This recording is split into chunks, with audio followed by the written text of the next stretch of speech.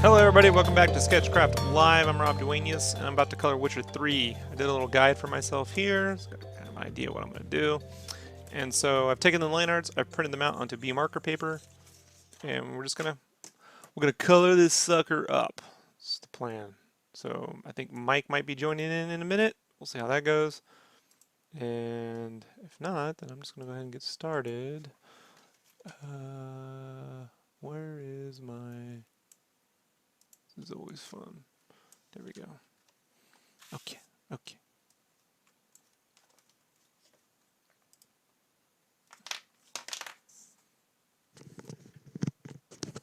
Let me open up the chat room.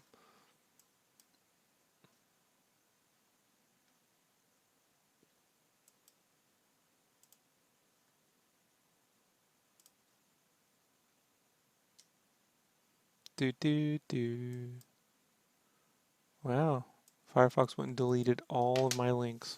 That's wonderful.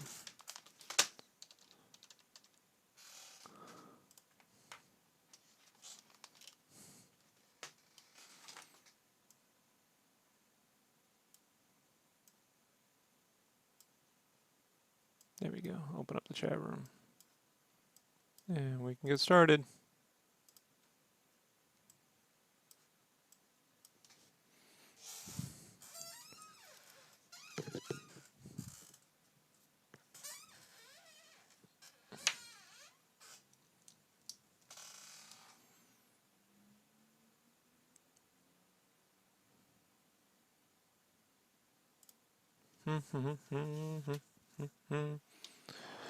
Alrighty, so I'm going to start off with skin tones here, YR00 and YR02.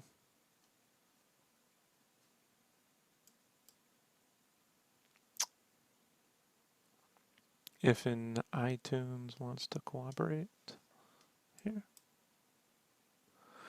Cooperation.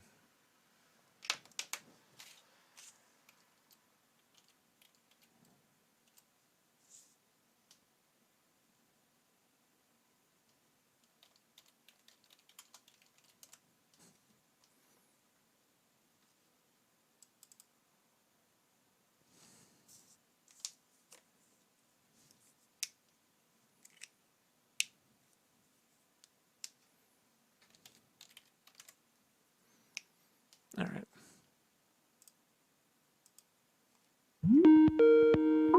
Check it out. Yo, Mike is on the line. Mike, what's up? Hey, we actually had requests for you. What? Yeah, you got a little fan base, dude. Oh, snap. Well, I knew that one guy found me on DeviantArt. Yeah, someone else, but yeah. Yeah, well, luckily after next week, I'll be far more available. Great, then we could talk all about Nintendo and Microsoft and Oh, yeah, I want to talk about Microsoft right now. They are the bane of my existence at this moment. So I don't want to get you in trouble, but I know like Mike works in software development, and I did want to talk to you about some question I had. So you've worked on apps before that like basically stream video and shit like that, right? That's what I'm working on right now. Right. So I want to bring this up. So I'm at a conundrum, right? I respect and love HBO. Love Game of Thrones, love John and Oliver, the whole bit. I have been forced, in my opinion, to, procure these shows in a, non-legal manner. Because they're fucking, one, I don't pay for cable. I'm not doing that. I don't believe in it. I don't watch enough TV. Don't care. I looked at the HBO Go app, and that is a big piece of fucking crap. Like, it just doesn't work. It doesn't remember the last thing I did. It crashed all the fucking time on the iPad, the Android phone I have now. I just signing up for it was a monumental pain in the ass, but I tried.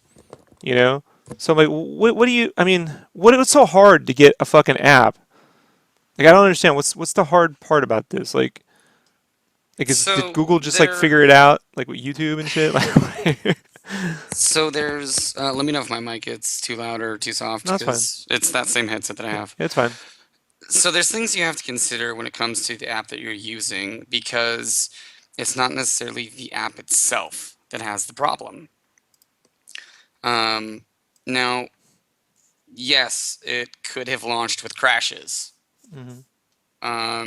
That is down to the QA standards of the company that made it. So HBO, I promise you, didn't make the app. They hired a company like my company Hmm. that has no name, no face, no name attached to the app. And maybe their code is just bad. Maybe the QA practices there are bad. Maybe HBO's standards for QA is bad. Yeah, But it's somehow, well, I mean, I know, but it's like what I'm saying is there's multiple areas where there can be a failure. You can't really like narrow it down when they're launching with but why is crashes. everyone like? Here's the other thing, right? So they're making a new Star Trek TV show. You know this, right? Yeah, have And you so, seen the ship? It looks like a pile of garbage. well, I don't know. So I'm not getting into all that right now. So anyhow, they're putting it. They're creating their own internet channel, Yeah, CBS CBS Online, for streaming. Yeah, so that if you sign up, you can get it sooner than everybody else, and they can make a dollar. and it's like, dude, how many fucking streaming apps are we going to need? You know what I mean? Like, who's gonna fucking? And it's on Netflix overseas. So, like, here's the thing. Collider. You know who Collider Video is? Mm-mm. So Collider Video is a YouTube channel. These guys have been around a long time. They're AMC Movie Talk. John Campia started it. They did Collider Video, and John, like, as of January, switched out his role there and went over and helped form Comic Con HQ, which is the official Comic Con channel. Like, they teamed up with Lionsgate, and they got a whole channel. Nathan Fillion's got shows on there, and with Alan Tudyk, and they got a whole show. And I'm like, they're like, you can sign up for free, up until Comic Con and give it a shot. And so I'm like, oh, I'll go check it out. Fucking crashed my computer. Their little stupid custom site, and it couldn't buffer video properly. Like, I'm just saying, the the the ability to make these apps that stream videos apparently is really difficult. Well, I've been working on a video streaming app for the last year and a half, and you're not wrong. Uh, but the reason, because you haven't used my product yet, right?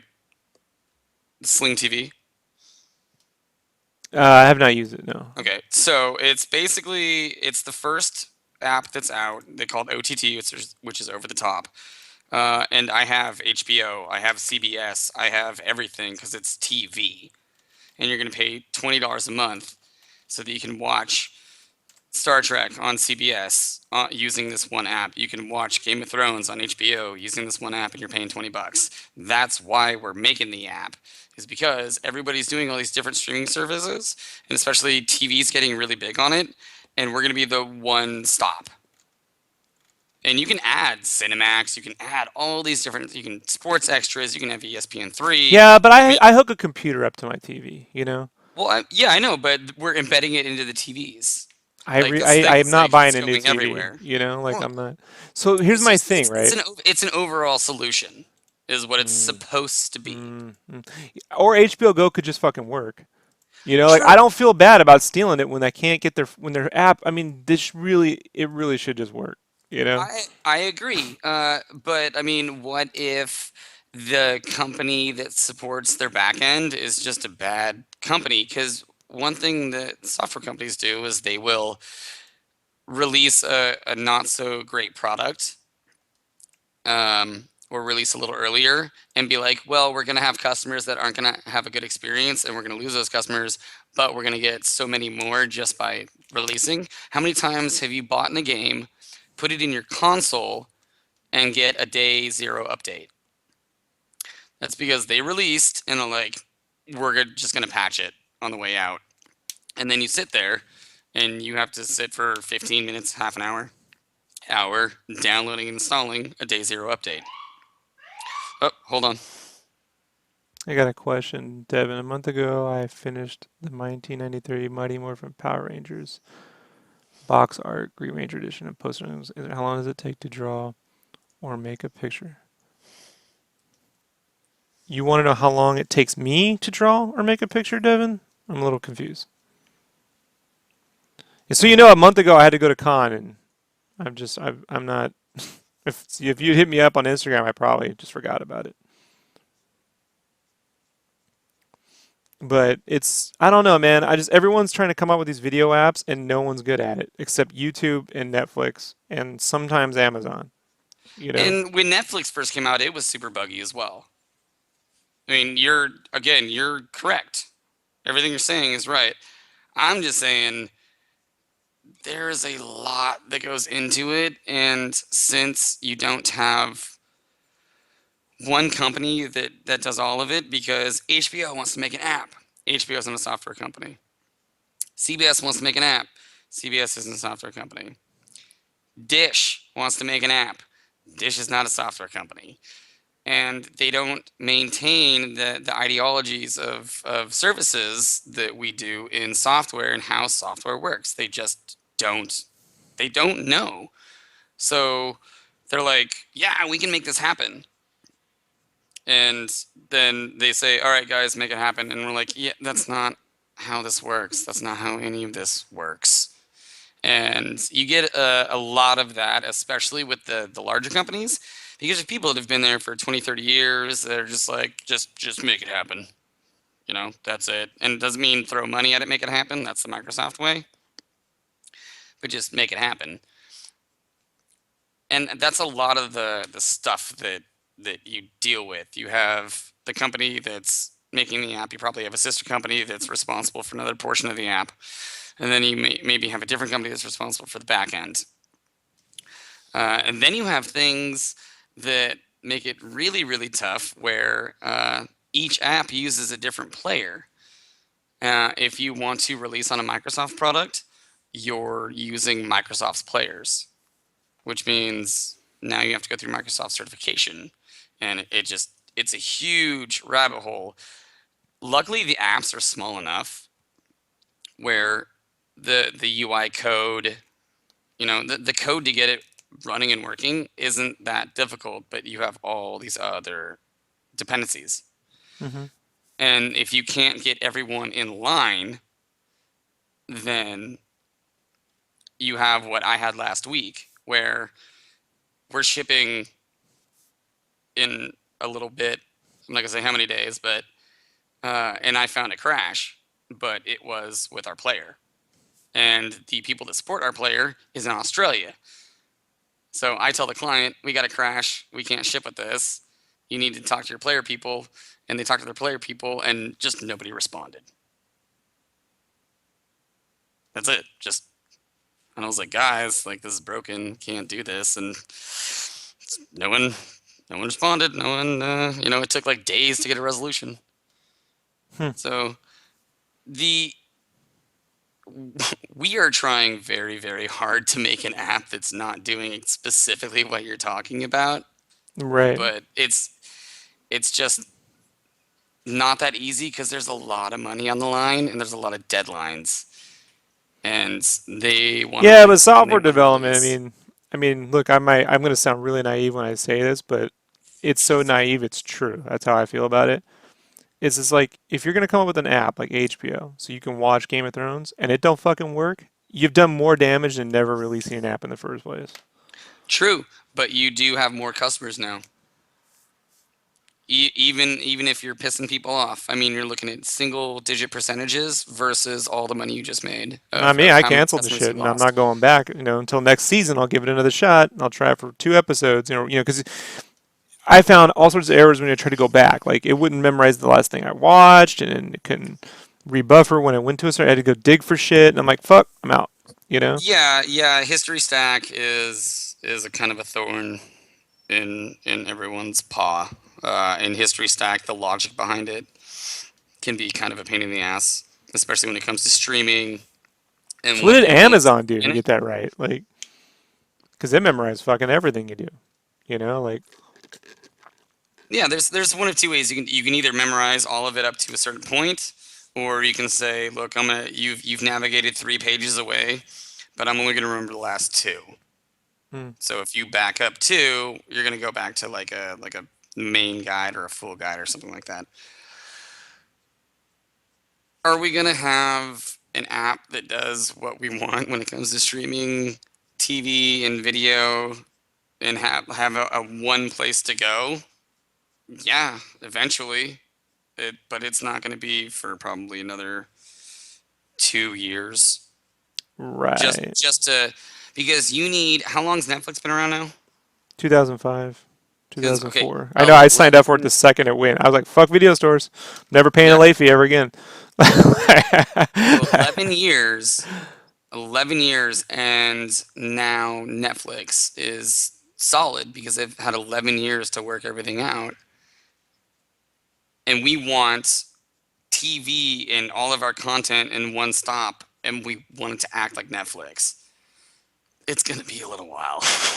I mean, I want exactly what you want, and everything you're saying about these So these what's apps. that's what I'm trying to figure out. Like I know you can't say like, you can't answer this definitively, but then what's CBS's game plan? Like because they're never gonna fucking be able to create a CBS network online that's gonna work right.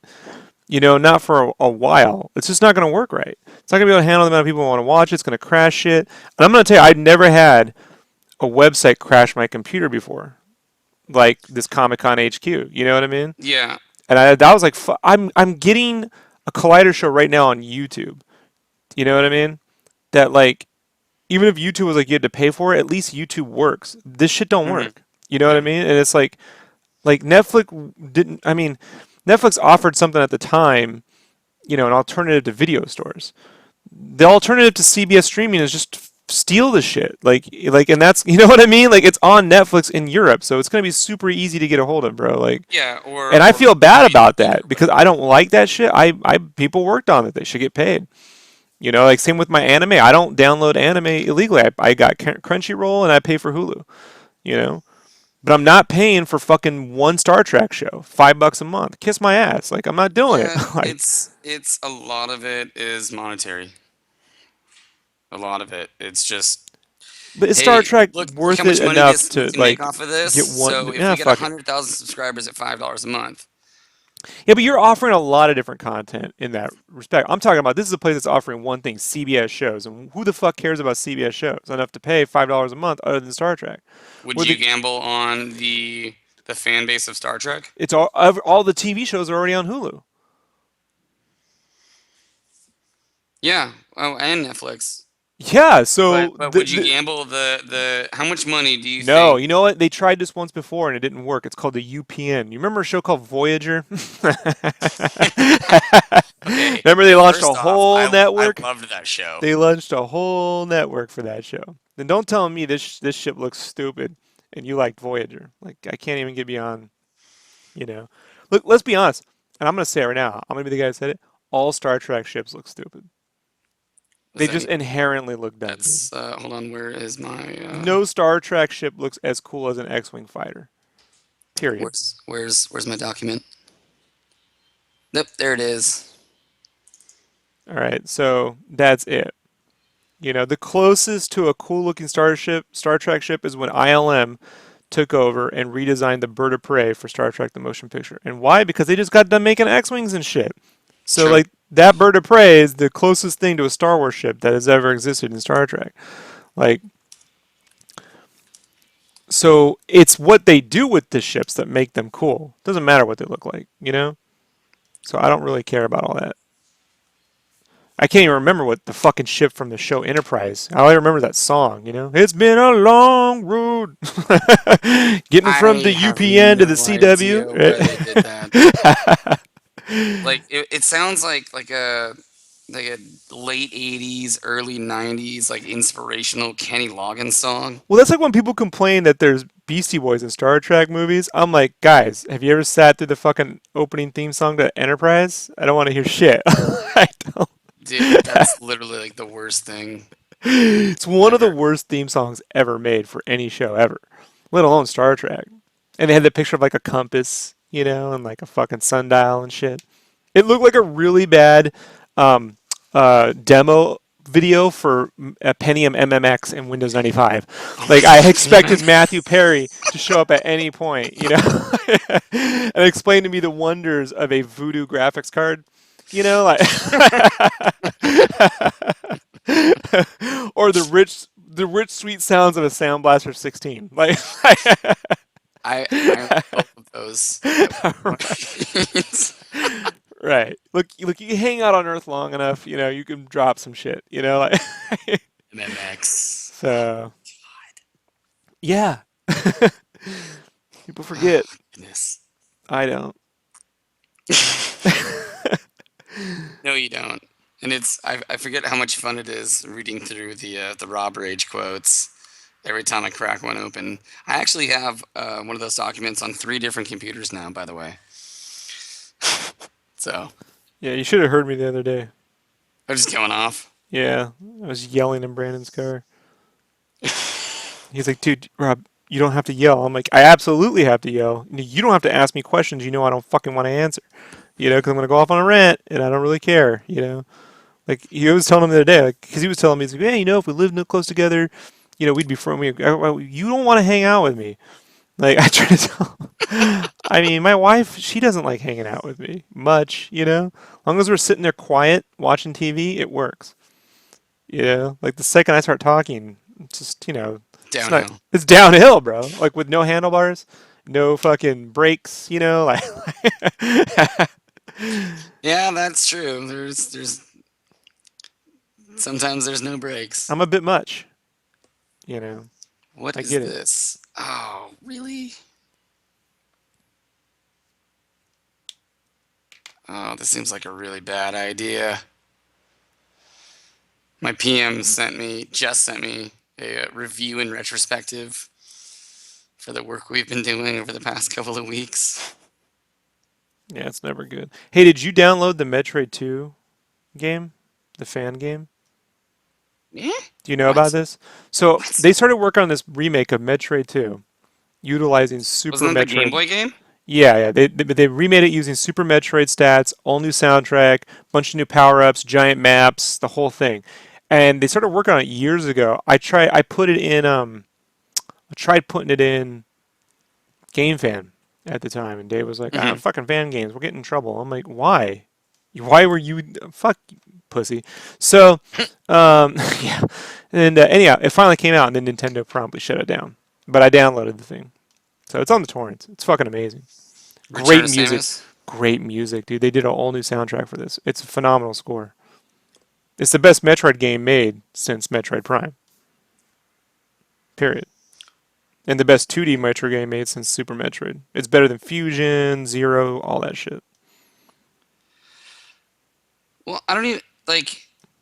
What's the point of shutting him down They have when to. alls you're going to do is be like, "Oh, definitely pirate this now." It's just it has nothing to do with them not wanting it on the internet. It has to do with the fact that they have to enforce their trademark or they can lose it because the way fucking trademark laws work. How many years is a trademark though? They're never losing their trademarks. They're going to keep going. Oh, what's the Disney's one that? Disney Disney's already pushed it out. We're never getting Mickey Mouse and Superman. Like it's just like Mickey Mouse, the original Mickey Mouse should already be in public domain. Like What, 15 yeah, years ago. what's the 75 years was initially. Initially it was like I think back in the day they said it was something way shorter, like it was like 2 years. Like and then they just, more money and then yeah. then it was 75 and then the Mickey Mouse thing hit. Now Superman, he's pushing 100, you know? But it's just never going to happen. Oh, yeah, because Metro's only 30. Okay, I'll keep that tab open. That's cool. This is something to look forward to, considering I'm taking some time off very soon. Yeah, but I mean, you're a fan of the series, so I mean, I showed it to my wife. She's like, "Oh my god, that's amazing!" So Dude, it's pretty good, I perlered Samus' ship. It was 10,000 beads. right? It was like 3.5 feet long. it's a fantastic game, and it defined quite a bit of our gaming history. Wasn't it the first side-scrolling platformer that could go left and right? No, Mario, you can go left and right. The Not the original first Mario one. Brothers. No, you Mario, can only go right. Mario Brothers, you The very first one. can go left and right. Well, it was single No, screen, but you can move around it. no. Super Mario Brothers one. I'm not talking about the. I know, well, not the one you're talking about. Super Mario Brothers one. You can only go right. So I think Metroid was the first one that you could actually go left and right. Somebody correct me. I don't know about that. I'm sure there's something on ColecoVision or Commodore 64 that predates that, bro. Like Commodore 64 is older than the NES, Yeah. and you could add Adventure Construction set on there where you can make fucking whole RPGs and shit. So I don't know about that. That being said, I don't know if that. I mean, it's just a good, fun, cool game, you know. Oh So yeah, yeah, and it's that Nintendo big doesn't seem to know too. how to make anymore. Like Dude. I hate Fusion Force. I'm one of the guys that signed a petition, as stupid as that petition was, you know. And I knew it would do absolutely nothing, but you know, I think it shouldn't be called Fusion. I mean, it's like it's not even. It's just not Metroid, you know. Like it just isn't. I mean, look, and I like Metroid Pinball. I mean, you know. Well, Nintendo's kind of going the route of Square Enix, where they're just taking these IPs that they have and just beating them to death because that's all they've got. And instead of innovation, we're Well, that's just not true. They getting. made Splatoon, you know, and Well, that's yeah, a good Sony's game, made a dude. couple of good Splatoon's a games here dope and there game, dude. too, So, but but this Federation Force should just be called something new. And look, they made that Steam game, you know, that was going to be like this tactics battle game, but it was all comic book. It was weird, you know, like so. I don't think they should be trying to interpret American comic books. I don't think that ever works out very well. You know, giant fucking bada boom fonts and shit. So I don't, you know, put a big thick black outline around everything. So, yeah, that was a weird game. That all being said, they just when it comes to Metroid Prime, they keep trying to find a way to engage the Japanese audience with Metroid, and it's mostly an American and European series. And so I'm like, why don't they just embrace the fact that it's not a big Japanese seller, you know? Like, last I checked, makes the sense. populations of Europe and America exceed that of Japan. So what the fuck does it matter? Like, you know, it's not like they'd be losing money if it only sold here and there.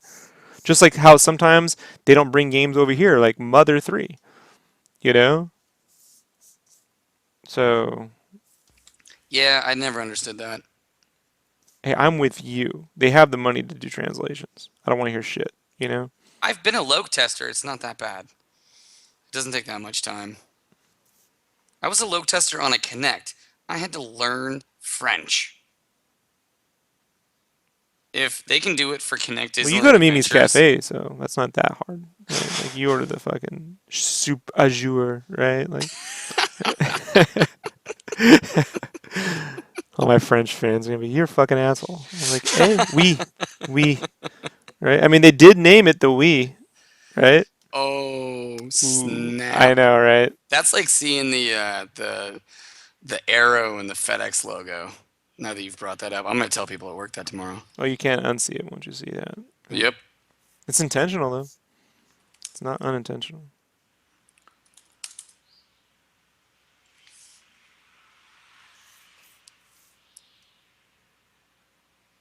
There is no way to search for this. I don't know. Okay, so I heard that Metroid was the first Nintendo game side scroller that went left and right. Probably. I just looked. I'd have to search for a while to try and confirm it. I'm sure there was games beforehand that was side scrolling platformers that went left to right, but I think Metroid was the first Nintendo game to do it. Well, there you go. Well, now it's the first Nintendo game from that I really don't give a shit about. Like, that's not true. Wii Music was. That was the first time Nintendo made a game I was like, that I never want to fucking play. Like when they were at E3, all acting like morons on stage with their stupid little fake band. I was like, this is really sad. Oh, how the mighty have fallen. You know? I felt bad for Miyamoto. I'm like, this poor guy. Is this what he's gonna go out on? Is it? Does it all? This Is it? Is this it? What if he dies right now and this is it? Like we don't get anything else. Wii Music. We're gonna cash in on that DDR that on the Guitar Hero craze 4 years too late. And like fucking make what? I could pretend to be in an orchestra or a really. You know what it is? It's the high school band simulator game. Where everyone is really can't play. insane. Yeah, everyone really. Like you ever hear the high school band try to play like Star Wars and it's way off, right? Like, you know.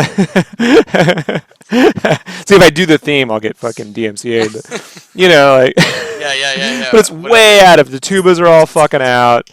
You know, it's completely wrong. But they tried. They're doing the best they can. Oh man, memories, dude. You gotta bring that shit up. So glad I never did that. I'm a big dork, but that I never did. I did in fifth grade, but People were like, "You read comics?" I'm like, "Yeah, but in my room. I'm not in front of an entire stadium. I'm not oh, making a moron of myself in front of the whole school." speaking of comics, I totally forgot to tell you. I went to. We were donating a bunch of stuff because we were cleaning after we moved. We were getting rid of a bunch of stuff, so we were donating it to Goodwill down the street. And so we went in. We're like, let's grab. We needed some kitchen stuff, and I was like, oh, I'm gonna go see if there's a Java book over in the computer section. So I walk over, and there's a stand with all these comic books. So naturally, I looked over, and I was like, hey, that's Gen 13 number 2. Oh, nice. And then I look, and I was like, wait, that's Gen 13. And then I look, and the whole rack's covered in Gen 13. Was it all the Janet Jackson covers with her cupping of boobs and stuff? No, Because they did 13 covers for issue one. um, I I bought 1 through 36 Oh, cool! for We got a like whole lot. $14. I Nice. got all of them now. Yeah, on decent paper quality. You know. Yeah, and they're in fantastic shape Right. because I loved that series when it came out, but like someone's entire collection was there. I felt really bad, but I was like, I'm buying them Well, anyways. someone traded him in. Traded them or yeah, donated them or something. Something happened, but yeah, so I got all of them. And Mara's like, "What are you gonna do with those?" I was like, Well, you'll "Nothing." read them up until Terry Dodson started drawing, and then you can stop. Yeah, that's the last one I bought. When they all started to look like Adam Hughes art, I'm like, I'm out. You Oh know, yeah, that's the don't last one I bought. don't really care. I even like the Cars Maglia issue, even though they didn't really look. He might have done the Deviate. I think I might have thinking of Deviate, but I know like Ramos did a few of those issues, which were fine, and the Jim Lee issue is pretty dope too. I think it was issue 25. But, yeah, I was super happy about that. Oh come on.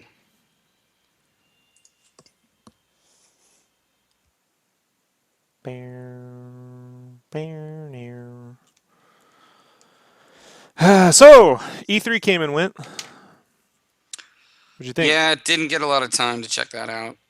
Did you see anything? No, dude, I've been like, You didn't even see the Zelda stuff? I watched some videos afterwards Dabba the videos. that like it's really big. It's really That's what they said. Like the map's really big. it's just big. Well, I mean, that was the gist of it. Like, I don't You see the know. little gifs of like a little Link running around with the stick of fire, lighting everything up. It's I just, hilarious. I mean, it's gonna be a little while before I buy any consoles. You already have a Wii though, right? They had a Wii U. I got one at work, Right. and we may or may not buy. You know, the new. If they release Smash for the new one, then we'll buy It's going to be one. on the new one. Oh yeah. Oh, I can already tell you, it's in development. That much I do know. Then I can promise you, my company will expense buying the next gen Wii so that we can play Smash because we play Smash every Yeah. single day.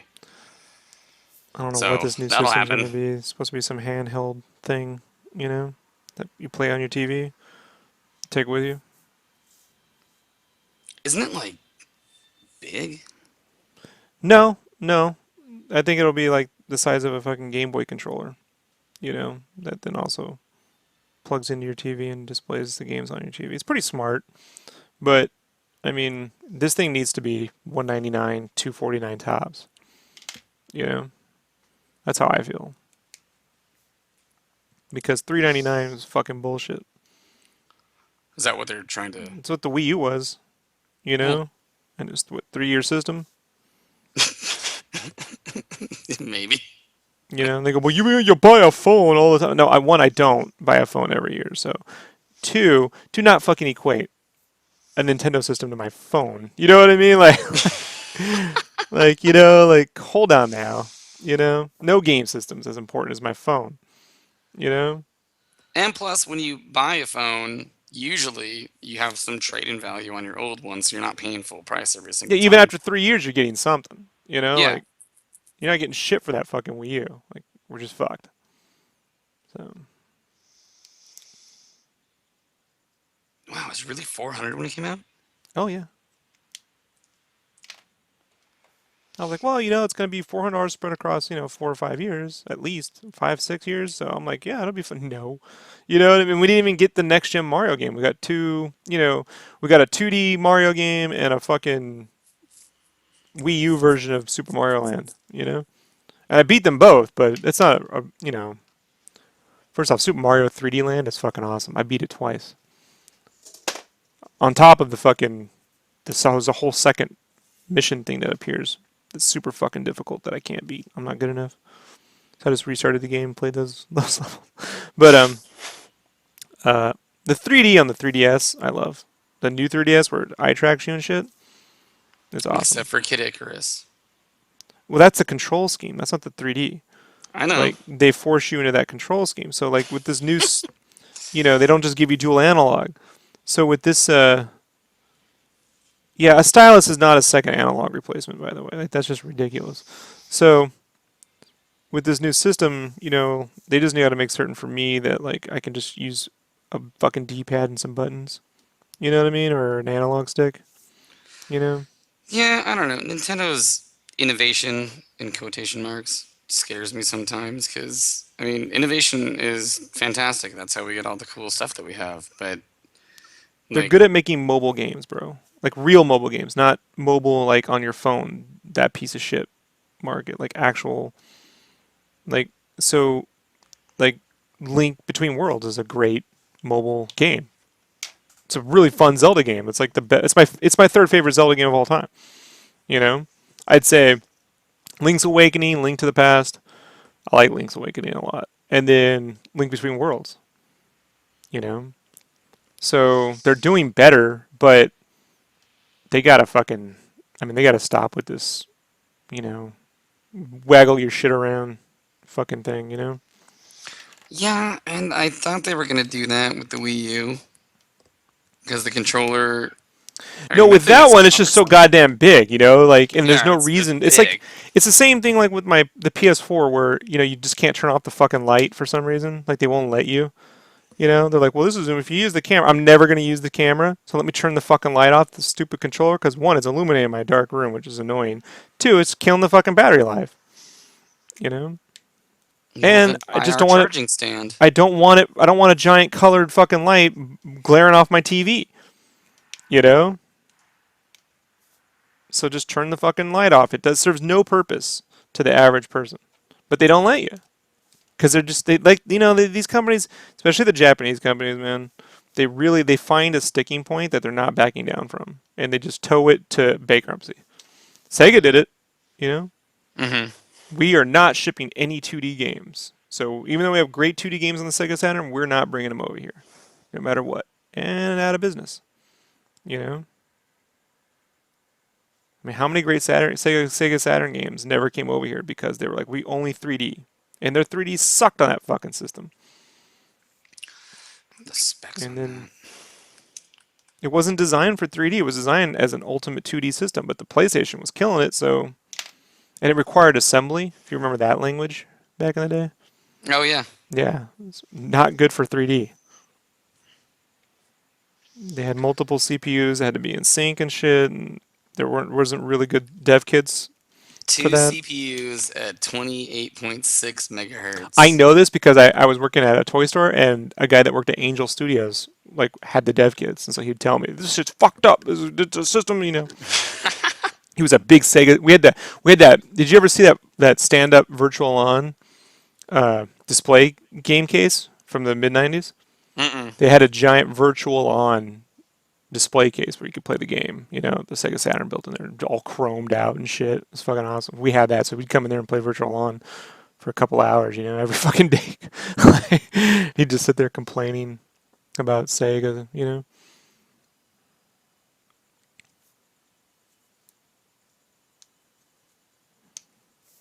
Huh. Yeah, I unfortunately never ever got my hands on a Saturn. No. No, Great 2D system, man.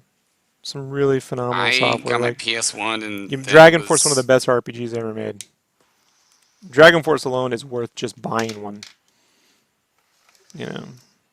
But I mean, at the time, like if you love Capcom, that was the way to play Capcom games. You know, Oh yeah, there you go. flawless.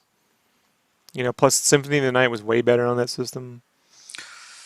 You know, the sound chip. I mean, it was really good for 2D. You know, and I was Well, I mean, still doing. depending on the GPU, yeah, pushing sprites, I mean, it's not that intensive. I was doing a lot of competitive Capcom gaming at the time. What you would call an e-sport. It was arcade sports at the time. So I could make it in the top 50 at like the golf land tournaments and shit, but I was never that. I mean, it was like talking like in the 40s, 40. Like I wasn't never that great, you know.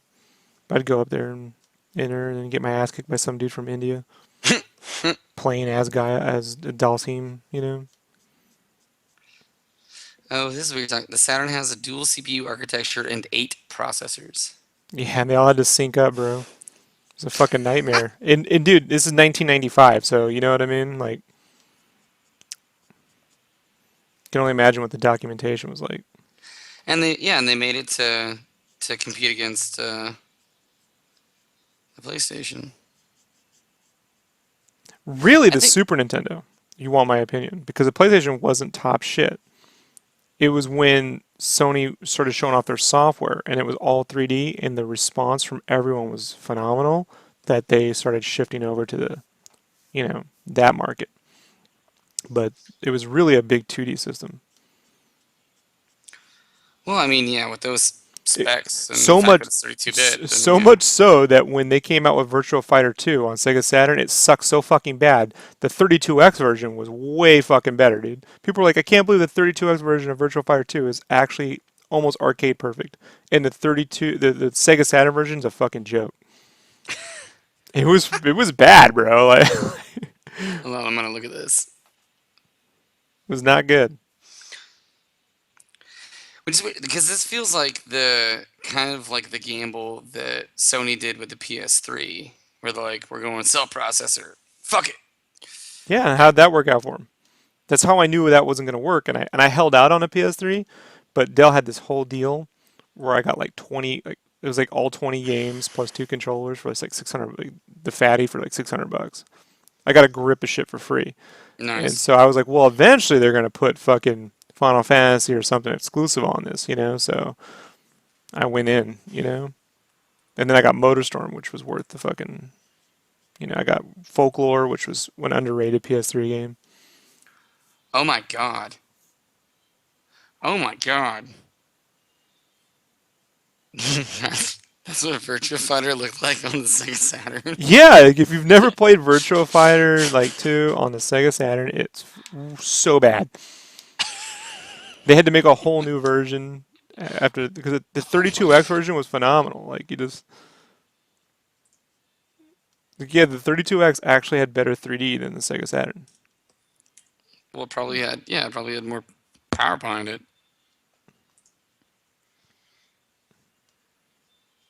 Virtual Racing was way better on the 32X. Because, I mean, at that point, you're just essentially doing multi-threading on Right. different processors as opposed to just having it on the same chip. and multi-threading in 1994. 5. 4, 5, but yeah. November 22nd, 94, Japan. May Yeah, but 11th, here it didn't. 95 here. Yeah, it didn't come out here till 95. Yeah. So yeah, multi-thread. I mean, in 94, we didn't even have multi-threaded processors or GPUs for that matter. Yeah, the first Voodoo card didn't really hit till 96. We can thank Toshinden and shit for that. 3DFX. Yeah, 3DFX, man. Get myself a DX MMX 600 megahertz. What? Nice 64 megabytes of RAM. Just, it's all flooding back. It's coming back to me now, like a Celine Oh Dion man, song, right? 98 for the Voodoo 2. Right, Voodoo 2, yeah. And that was when they launched it alongside that fucking Obsidian. That was it. No, the guys Gearbox when they did that add-on for Half-Life 2, where you're in Well, Black they did Mesa. that, and they did Unreal Yeah, as well. They launched it like Black I Mesa was remember the when I big. oh wait, at the same time also released the budget priced Voodoo Banshee. Yeah, I had a Voodoo Banshee. I didn't buy my first PC until the GeForce came out. The GeForce is what blew me away. Near the Yeah. end of 98, released the Banshee. And I didn't have enough money to buy a PC until 2000 when I actually paid for my first PC. I got it with the GeForce, 32 megabytes of video RAM. Yeah. Oh yeah. 512 megabytes of RAM, dude. You know how fucking I was zooming. Oh yeah, People were like, you "You have could even use all that RAM. 512? What are you using that for?" I'm like, "Word." I got Word open. I was writing scripts and shit. Like, it's true. Because I didn't have a Wacom, so I couldn't use Photoshop. I had Photoshop, but I couldn't do much with it. I didn't realize that Dreamcast was based off of Oh yeah, that's an the Voodoo NVIDIA system. backbone. That's an NVIDIA. That's actually an Xbox Zero.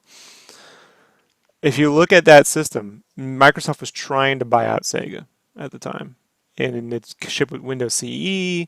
And you look at all the things it did. Look at the controller. Look at the design of it, and then look at what Microsoft did with Xbox, and there you go. Yeah, makes sense. Totally makes sense. Yeah, Devin, hit me up, email me or something, because I don't remember any of that shit. I will answer your questions. If not, we're just gonna sit and shoot the breeze. I'm just coloring Witcher 3, dude. I am doing boring technical stuff. Tons of little fucking straps and belts on an 8.5 by 11. It's just coloring with the tips of these fucking Copic markers. It's looking pretty good. I pop over every once in a while. You gotta get that. There's some layering that has to be done with this. Oh, I would imagine. Um,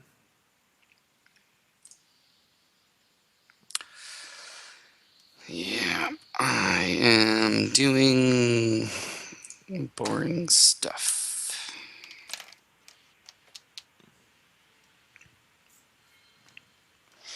Did you ever play Unreal? yeah. I'm not a freak first-person shooter guy. I went like, going Me around and either, but killing it people came was with my video card like once. So. my kind of like running around and shooting things were light gun games. I loved House of Dead. House of Dead 1, House of Dead 2, you Yeah. know, all those light gun games I really liked. Especially in the arcade, you grab like 2 of them and fucking go to town. I even like I would wear a backpack and strap it up just, to make me feel like I was really doing something, like weight it with some water or some soda or some shit. All your friends call you dual wheel Duenas? No, they don't call me dual wheel Duenas, but Duenas. So, you know, we just sit there. Yeah, that was my favorite thing to do. Go to the bowling alley, order a bucket of nachos. Oh God. Yeah. I never do that now, but when you're young, as much as La Salsa as I can put on the top, that fucker. Just bring on the La Salsa. Keep Oh pouring. man. Keep pouring. Keep pouring. Oh, that's right. Sorry, still have the Voodoo, the 3D interactive wiki up, and I forgot it was called a Diamond Monster 3D Yeah, the card. Diamond Monster card. That was the first one. Yeah, that was the end of '96. Yeah.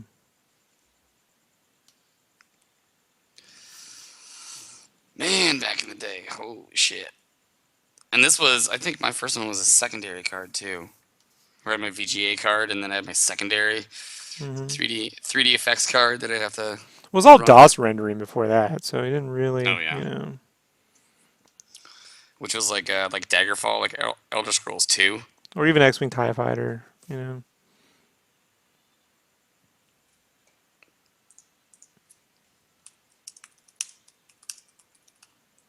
all Gorod shaded polygons and shit. No kind of like lighting or anything.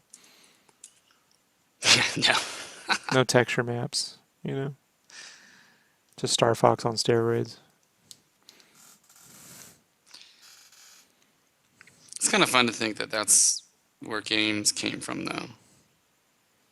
Like we can look back and be like, "Oh, good lord, that's Okay. terrible looking." But if we didn't have it, we wouldn't have what we have now. I mean, that's where VR is right now.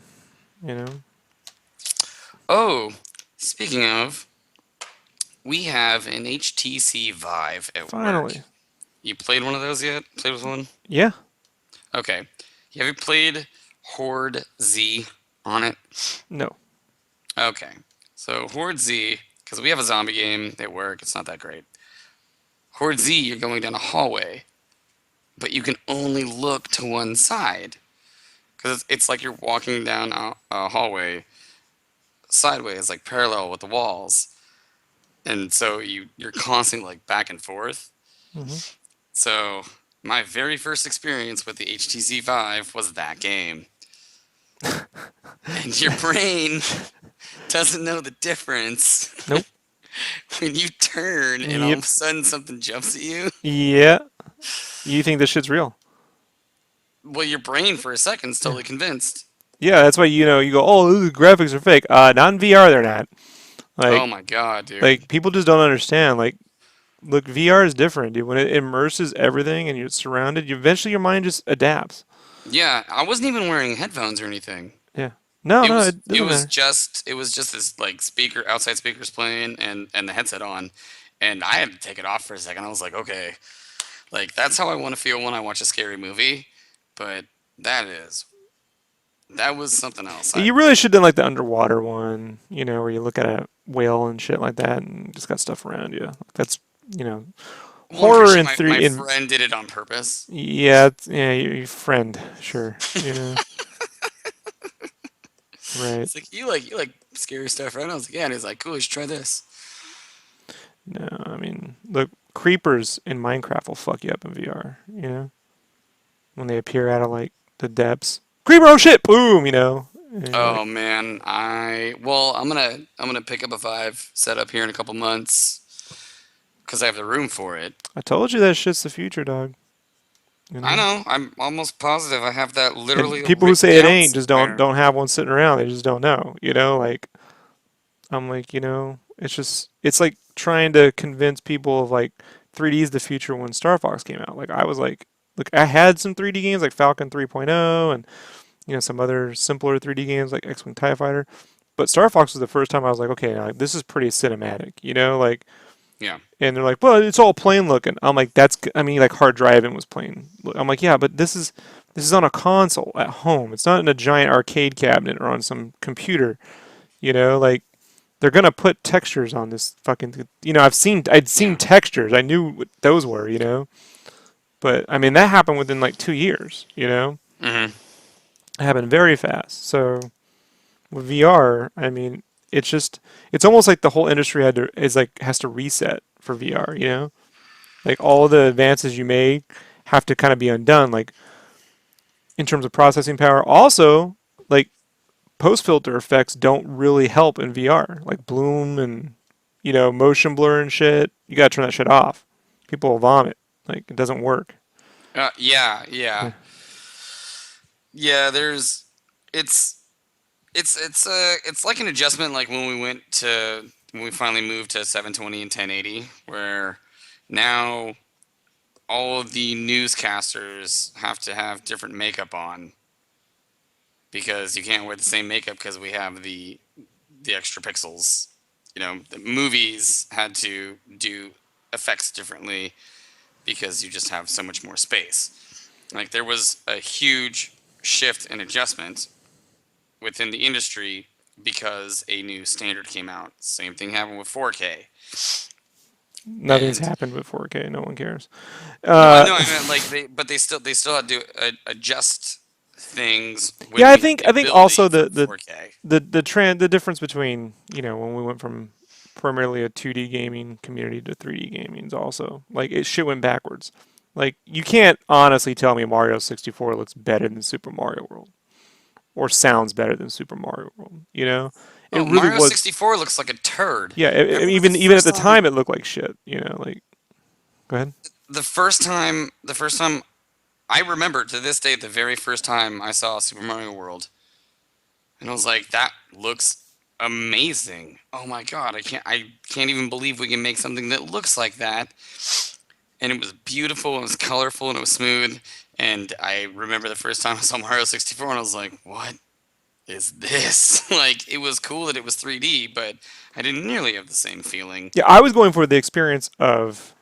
I was excited because of the experience of being able to traverse a three-dimensional world and Yeah. explore, and that's the same feeling I get from, and that's my same wants and desires. To get real stupid. With VR, it's about exploration and immersion. It's not about at this point. But I mean, in 20 years, it's not going to take 20 years for VR to look really phenomenal. You No, know, even no. even to play did you already see they already set up? Someone was showing off one of these developers was showing off their little get up, so you can set it up in a game so you walk in certain patterns, and you will always, even though in the game you're traversing 300, you can traverse wherever you want, but you set up certain walking patterns so you'll never run into the edges of your walls. Yeah. So you don't have to worry about being confined to one room. Like that's what the holodeck is. It just creates these certain patterns of moving. Hmm. So they gotta they have to. It's like the whole industry needs to reset. And Yeah, start because thinking. now it's going to be a new set of rules because it's good enough where VR, augmented reality, and virtual reality will be adopted. I mean, You imagine playing tactics in fucking VR where you can just be on the field, like looking next to your chocobo, and then you can zoom out, and now you're God mode where you're just looking at and you're moving your pieces around, or you can go, okay, I got these guys, you're over here, and I'm gonna put my fucking little magician dudes over here, my little mogs are going over there. Vivi, you get your fucking ass over here, and yeah, then and you that's can, going to happen. yeah, when That's that going to happens, people are happen. like, I want that shit, and that's when esports are gonna look like an e-sport. Not gonna be guys Hmm. with headphones on PCs. You're just gonna see them in game. You Yeah, know, yeah. like, oh shit, and then in VR, imagine you can see through their eyes. Holy shit, I'm fucking, I'm this dude. Like, this is what Oh, it's like. gamer. Oh, gamer. Yeah, Gamer's coming. yeah. Yeah, I'm excited for it. My company bought a Vive, a HoloLens, and I think we're getting an Oculus because we're trying to hit that corner of the market. Like Microsoft just released yesterday, like, hey, augmented reality, where you can have your HoloLens on and you have 360 degrees of windows and everything that you can control, like Minority Report, basically, Mm-hmm. just not on the screen. I mean, honestly, I've been waiting for augmented reality for a while, ever since in 2001 Siemens released the fact that they made a flexible, transparent OLED screen. And I was like, cool, Windows. Cover Windows and cover everything and mirrors and everything with it. And just augment all your stuff. Put it on the front of your fridge so you can look at your fridge and see what's in there. But now they're saying put a headset on and walk around. Which I'm not, I don't know. The HoloLens is, Yeah, they'll get thinner and thinner. You yeah, know, and it'll just be like fucking you buy Oakley's. You know, and you'd be like, well, who's gonna wear it? I'm like, man, people go through fashion changes. There was one time we all wore top hats because that was the fucking fashion. And now when you're like If I put on a pair of stylish glasses and I fucking instead of the iPhone, I'll just get eyeglasses. And now when I put these on, I can see fucking a whole nother universe on top of shit. You know, Yep. you're not gonna want to be left out. I mean, people go, "Oh, I don't care." You don't care, right? And go look at Pokemon Go, man. You know what I mean? Like, come on. Pokemon Everyone's Go's they are. you see a bunch of people doing some shit, you're gonna feel left out. You're gonna want to be a part of it. That's just human nature. Just like no Yeah. one was gonna walk around with a giant hot cell phone in their fucking pocket. You know, sure, right. You know, you're gonna have to play your class. You're gonna want to play Clash of Kings and Hearthstone wherever the fuck you want. So, Somebody made a meme. It was it's two pictures. The top picture is a guy holding a tablet, a small tablet, but a tablet. hmm No, no, it's actually it's a larger phone.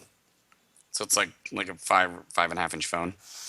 And the bottom picture is a guy holding like the Zach Morris phone. oh yeah, they're And on from the top it Saved by says the Bell. one day this will look as stupid as this. Right. So a guy holding a bigger phone will look as dumb as Zach Morris phone, which I totally agree with. Yeah, that isn't too far away. You know, like No. because I already think it's stupid.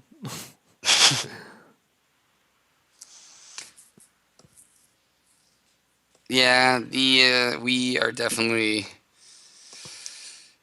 heading towards a augmented reality, virtual reality. Well, eventually, look, it's Gabe Newell said the reason why they even invested in the Vive and they didn't say get into mobile gaming is mobile tablets and phones are those types of games are based on battery life. Hmm. Like phones are a product of battery life. Like the batteries fit this way, so you make a screen and then you get this thing. He's like, eventually that's gonna, we're gonna stop using those kind of batteries. We'll have different kinds of batteries. Like that's just like common sense. Long term. He's like, but when you think about, he's like, when you think about navigating three-dimensional spaces, the idea of projecting an image into someone's mind will be no different than a MAC address. He's like, and we'll have that technology soon enough. So the Oh idea of yeah. building tools to navigate three-dimensional spaces, regardless of technology, once it's in your mind, those tools transfer over, you know, to that kind of VR. That's their whole goal. That's why they built a room that you walked around because that isn't because they're like, we'll do something different than Oculus. It's because their goal is to corner the market, and the way they made Steam is to corner the market on navigating virtual space in your mind. True sword art online shit. Like that's their end goal. Everything they're doing now is, I mean, that's straight from Gabe Newell. I He's, played the interview for my he's wife, like, and she's like, "Oh literally, my, guys, we want to make Sword Art Online. that's it." My wife's like, "Fucking, that's sword art." I'm like, "Yeah, that's what they're working toward." Period. Without the we all die and get murdered component of sword art, but like that is the whole point. But you know how people think because they don't see it immediately now. They go, "Well, it's nice, it's fucking limited graphics and it hardware." I'm like, "Okay, okay." You know, Remember how expensive VCRs were in the '80s? Remember that shit? Yeah, but I mean, even with the limited graphics, the people that haven't tried it don't understand the immersion. They don't understand the tricks that your mind plays on you. Yeah. Or It they're just it they want to be that guy who's like fuck, like when people are like fuck those Pokemon Go players, and I'm like, oh, you just want to be that guy, Like I get it. Like yeah, I don't. It's not my some people game, do but that. I'm not gonna be like screw that whole genre of gaming. Like long as people aren't being nickel and dime for nothing, they can play the game and they want to buy some shit. Then there you go. I mean, that is a form of augmented reality. Yep. Yeah.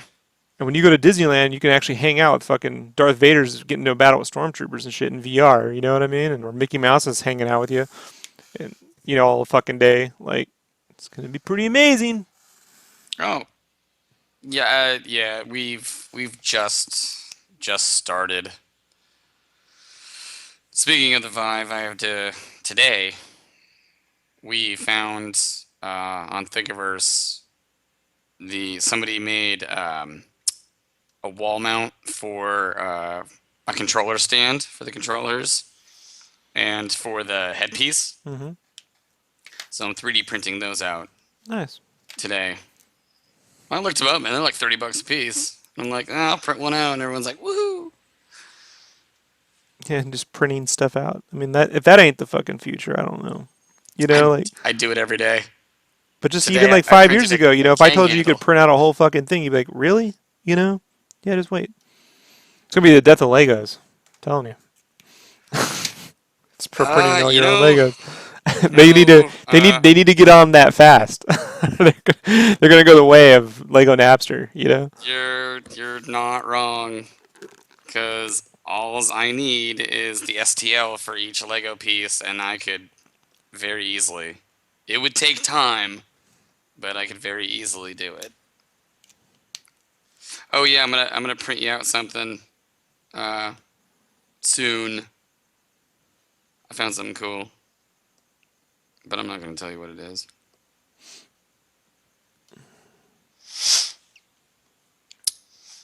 But yeah, we it's it's definitely fun being on the bleeding edge of technology because we're a small software company and we're kind of forcing ourselves to be there. Hmm. It's very interesting. It's very, very interesting.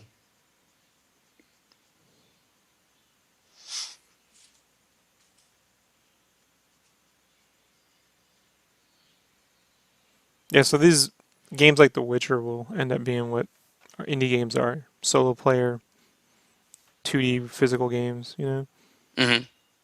and this shit will just move to VR. I know fans go, "Oh, I'm never gonna play that." Sure, yeah, sure. Just like no one's gonna sit around watching people play video games. Sure.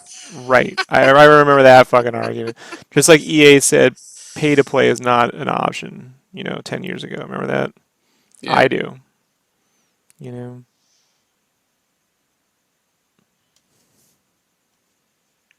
you've been playing No Man's Sky? I honestly, I've been coming home and playing 1 to 2 hours of Final Fantasy 12 Nice. to just sit down and On emulation decompress. or in. Oh no no, I've got my 80 gig Fat Boy PS3. I pulled out my Final Fantasy box. I grabbed my It looks good non in collector's emulation though, dude. edition. Oh yeah, no, I mean The it's up this those textures upres so nicely, dude. Like yeah, the texture but work in that game is phenomenal. yeah, that's why I can't wait for the HD version. Um, but yeah, I pulled out my non collector's edition 12 that I had because I for some reason bought both of them, and I was like, fuck this, we're going old school. Let's do this. And yeah, because we've been so busy for. Well, that's the score I play whenever I play any fantasy game, right? Like even The Witcher 3. Is the 12 score? Yeah, it's not overly dramatic. It blends in really nice. There's I mix it with that, and is an Oblivion when Oblivion was Oblivion right before Skyrim. They made a Remember mod. Oblivion? They made a music pack mod that had these cool ambient little music things that are nice, Hmm. and so I mix it with that. I run it through iTunes on my speakers anytime I play a fantasy game that's open world. Like, so was Skyrim, now it's Witcher 3. But yeah, I play Final. Anytime I'm playing an RPG, like even now, like with Tactics, I'll probably just put in Final Fantasy 12s. How You does it know, not just always get stuck in your head? I look ask Brandon. Like when I went to his house, every time I go there, I'd put on one movie, Rounders. I just, what are you gonna do? I'm just starting it over. And he's like, "Are you really?" I'm like, "Yeah, for real." Look, that's how my mind works. I'm just leaving Rounders on for the Sounds next. a good movie. It just has a tempo that never demands I work too quickly. Like when artists try to like turn on the music and speed shit up in their mind, to me that's like really you're gonna end up making something bad. Like you're gonna make a mistake, you But if know. you stay consistent, So you need to just be consistent and don't get started 10 hours too late, you know. And so like I tend to put things on like some of the scores I listen to now, like There Came an Echo. Have you played that game? The score for it's phenomenal. no, you're just gonna have to make me a list of cool shit to check out when I Yeah, actually have free time it's a next great week. it's a great soundtrack. It's Bandcamp, you know. It's indie guys, but it's pretty dope.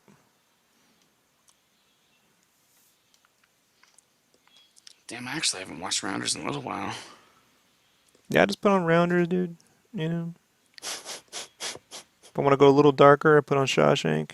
You know, it's very uplifting, but there is there is male rape, so you got to deal with that.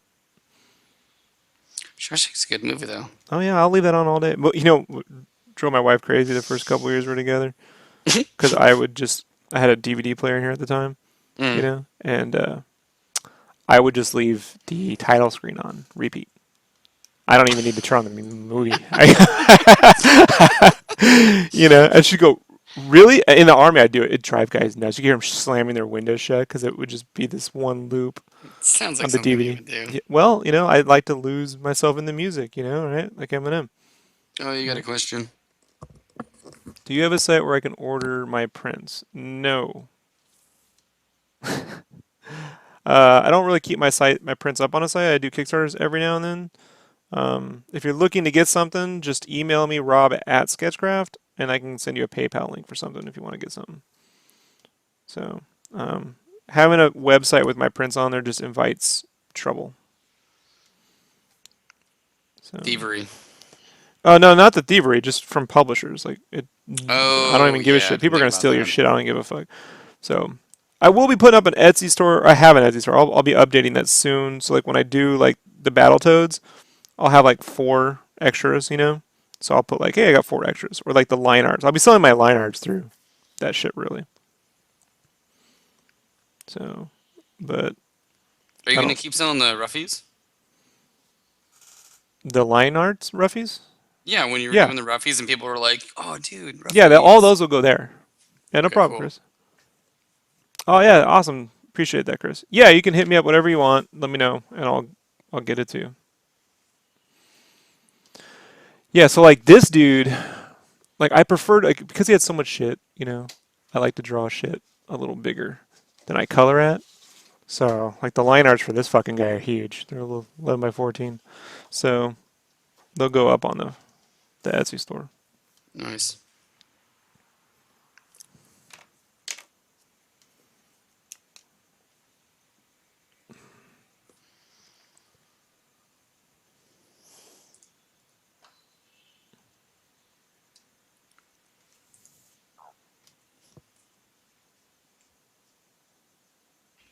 BRB. Hmm.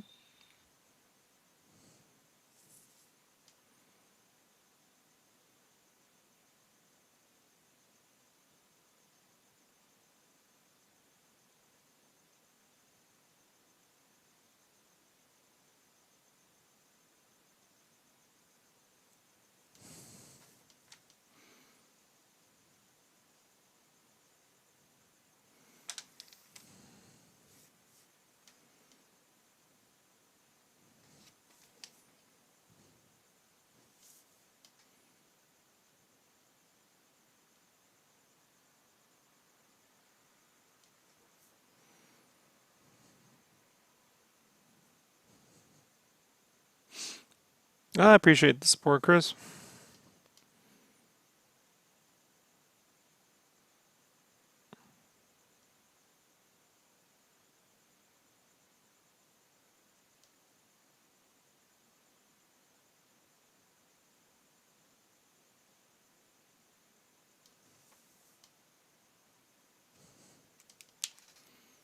May have made those chainmails a little too light. I'm going to have to draw them back in, which I don't want to do, but can I do?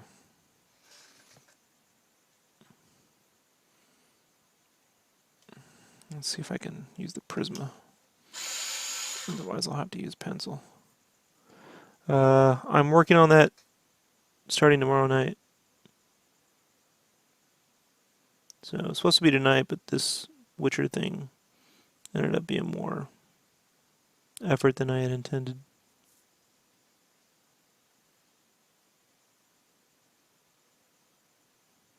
So I just got the line arts for the Battletoads and the Rick and Morty done. And tomorrow I'll be working on. It's gonna probably take me 4 or 5 days to get the line arts for the Final Fantasy VII complete.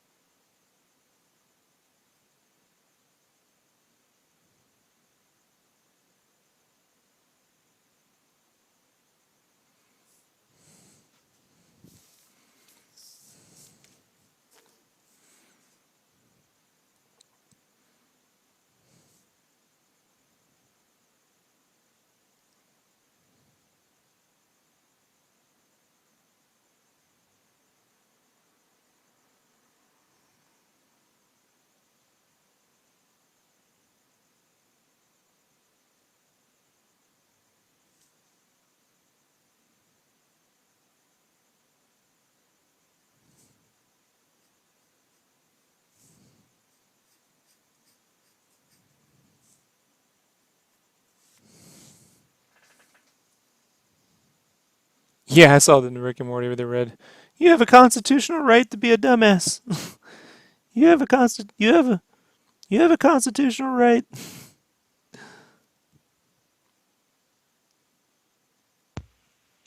Okay, you're a little too good at Morty. You have a constitutional right to be a dumbass. You have." I know I can do the cracked voice thing. It's like the one thing I can do, the impersonation thing. It The used to cracked be voice and okay. the stammer. Well, yeah, it wasn't just Rick and like Morty. It was like when you go to like Disneyland, the hillbilly, like the yawn too, that like y'all just need to get yourselves like that, Yeah. yeah, or the nerd on The Simpsons, you know, Um. Oh, there's like a little nerd kid. what was his name? Yeah, I'm sorry, I don't watch The Simpsons. it's been a long Ralph. time. Ralphie. Ralph. I can't. No, no, no. There was like it was one of those random kids. Oh, They'll just not appear. the weird one No, that no, likes no, Lisa. no. Like when my wife and I were going car shopping a couple years ago, we went to this Honda dealership, and no problem, Chris. We went to this Honda dealership, and this kid, he was a kid, was there, driving us around, and he goes, have you considered procreation? Like, and so I looked at him. I'm like, well, not right now, like, Just immediately start laughing. have you considered procreation? Oh my god. I'm like, what you mean now? And he's like, well, no, no. I mean, like, I'm like, if we go to the drive-in and she buys me some KFC and I bring a bottle of Boone's, Oh no. one thing leads to another. Oh my god. My wife was trying not to die laughing that day. Like, Is that why you guys end up going to the Mazda dealership yeah, afterwards? like let's not deal with the Honda. Hey, look, honey, a Mazda dealership. Oh, Chris is coming my way.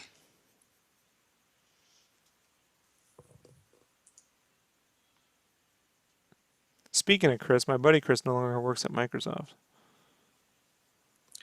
Did he quit or did Yeah, they he took a job fishing.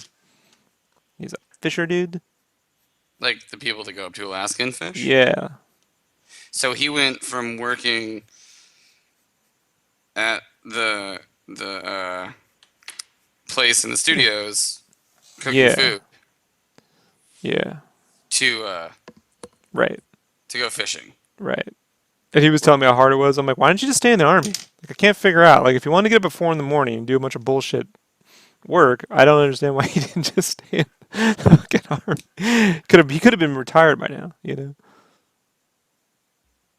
That seems like a sudden career change. Oh Like, no, he used to talk about how he did it when he was younger. I'm like, but you're like 50 now, like, so, you know. so now he's gonna be an old greenhorn. I don't know, man. I try not to make fun of a guy when he's already in a shitty situation. Well, I But was it not working out there, or what was going fuck, on? I thought he I was think he there just for did it. years. I don't know, man. The guy's going through like a midlife crisis. I don't think he's thinking it through. You know. Why doesn't he just go swimming? No, I don't know. Okay, well, I mean, hope hope he's okay up there. It's a pretty dangerous job. Oh no, no, he already had pneumonia. He called me from the helicopter once. I had to get What flown the in. fuck? Yeah, so it's not gonna go well. It's a tough Oh, job. all right, man. Well, all the best, buddy. Yeah, so no pool and golf at his place anymore. So, Yeah, because he was right in the middle of it, man. yeah. Right over there by Bellevue. I used to go to that range all the time.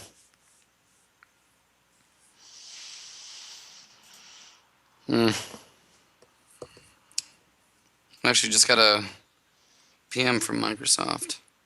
Stop talking about our cooks. They really are listening to everything.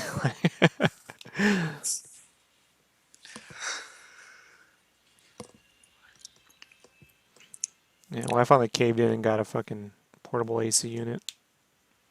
Oh, we borrowed one. No, I just bought the fucking thing. I was like, I can't take it no more. You do the sweatshop, I've the been doing it swelter forever, house. dude. Just I know. That's what I'm talking about. It's like I the finally was like, sauna, I can't do it steam anymore. room.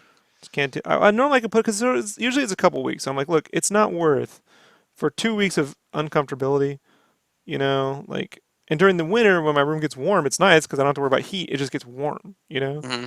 Yeah, but during the summer it's like 105 in there. Uh, I've the place I've lived before was worse. Like it was 107. I clocked 117 degrees in that room when I was drawing when I was in college.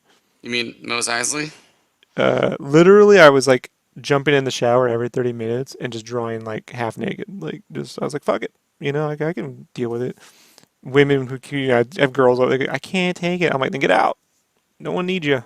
Like it's ruthless. It's ruthless. Can't sweat, you can't hang. What's up? Yeah.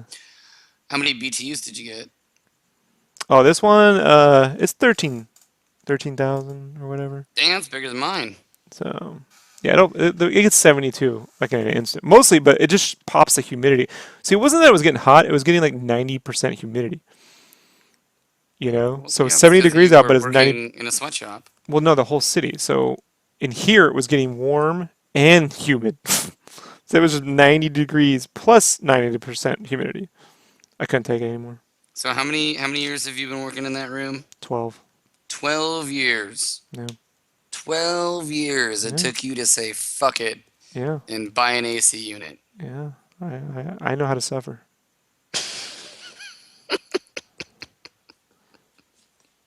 Dude, I moved to Seattle. Paid my student loans off though.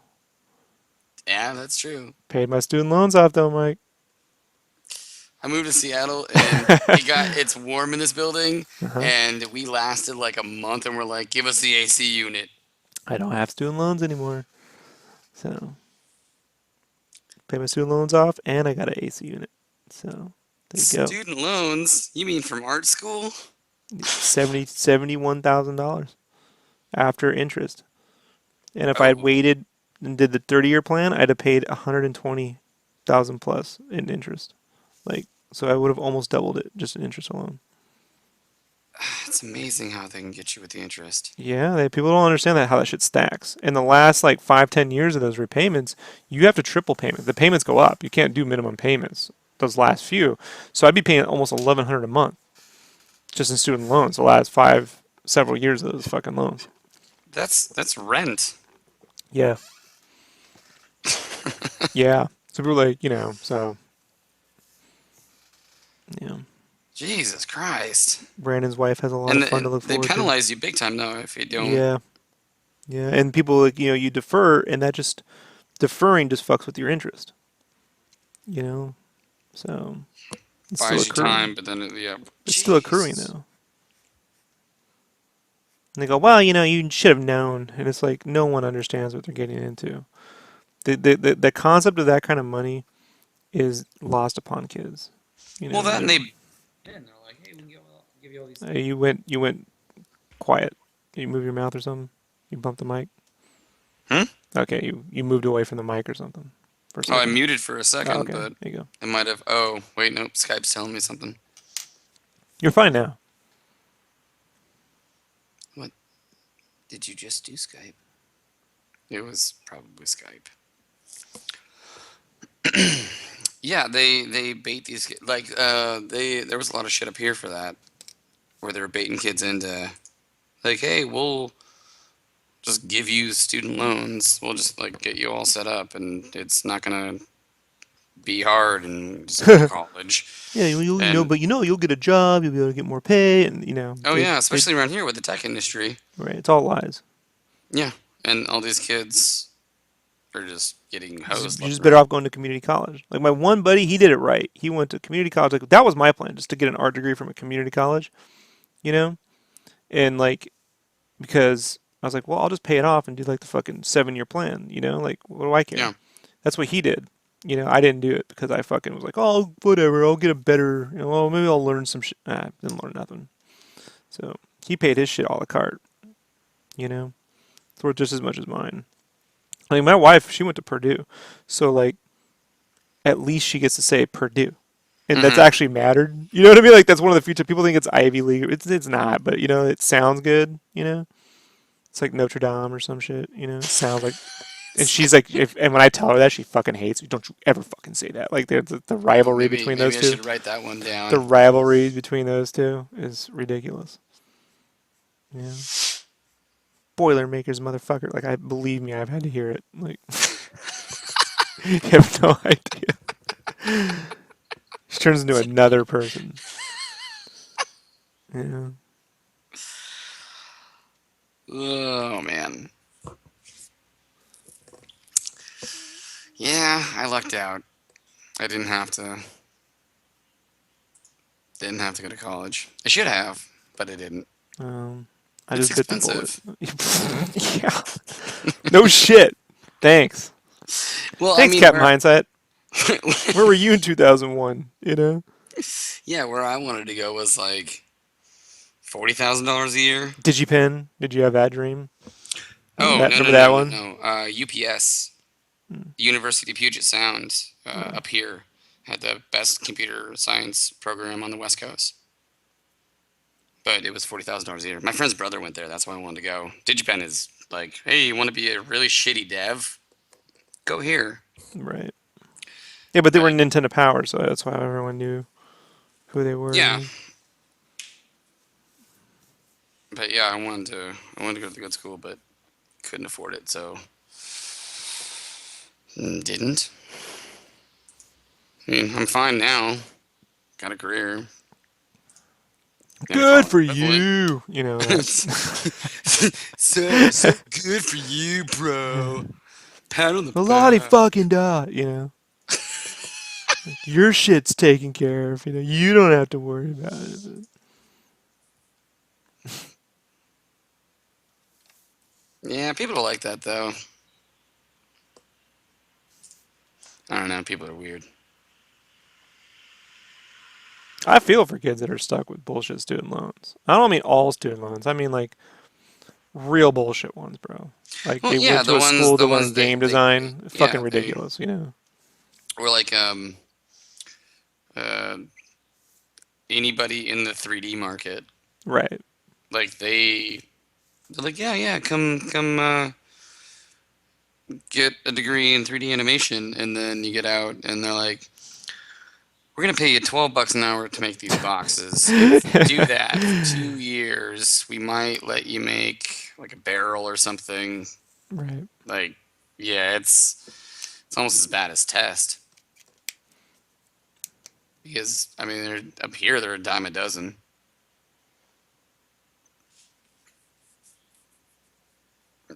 Microsoft just went through they switched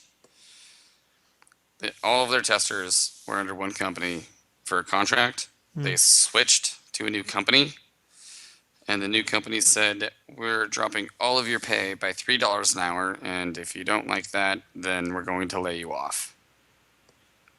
And then they laid a shitload of people off because they were paying more for the position. Like, it just gotten to a point where instead of making 11.50 an hour, they're paying 14, which was actually pretty good for people because it was starting out in the industry. And then they went, now we're gonna pay you 11. And yeah, shit canned a whole bunch of people and everybody that would stay, because now that there's no more A dash, there's only V dash. You don't have a contract end, so you can kind of you can secure your job. And yeah, that just happened across the board in test at Microsoft because $3 an hour.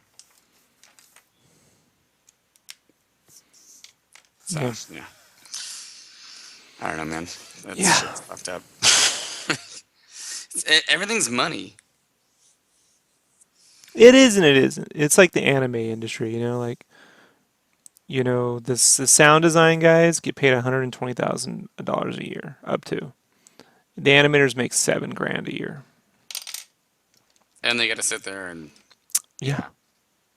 And oh, there's no anime without the animators. You actually um, don't need the fucking sound. Killing Joke. What about it? Did you go see it in theaters? God no. Why I'm not? not a fan of the story. First off, you know. But I mean, you can see Batman animation in the theaters. I don't really care for the DC animated movies. Oh, I said it.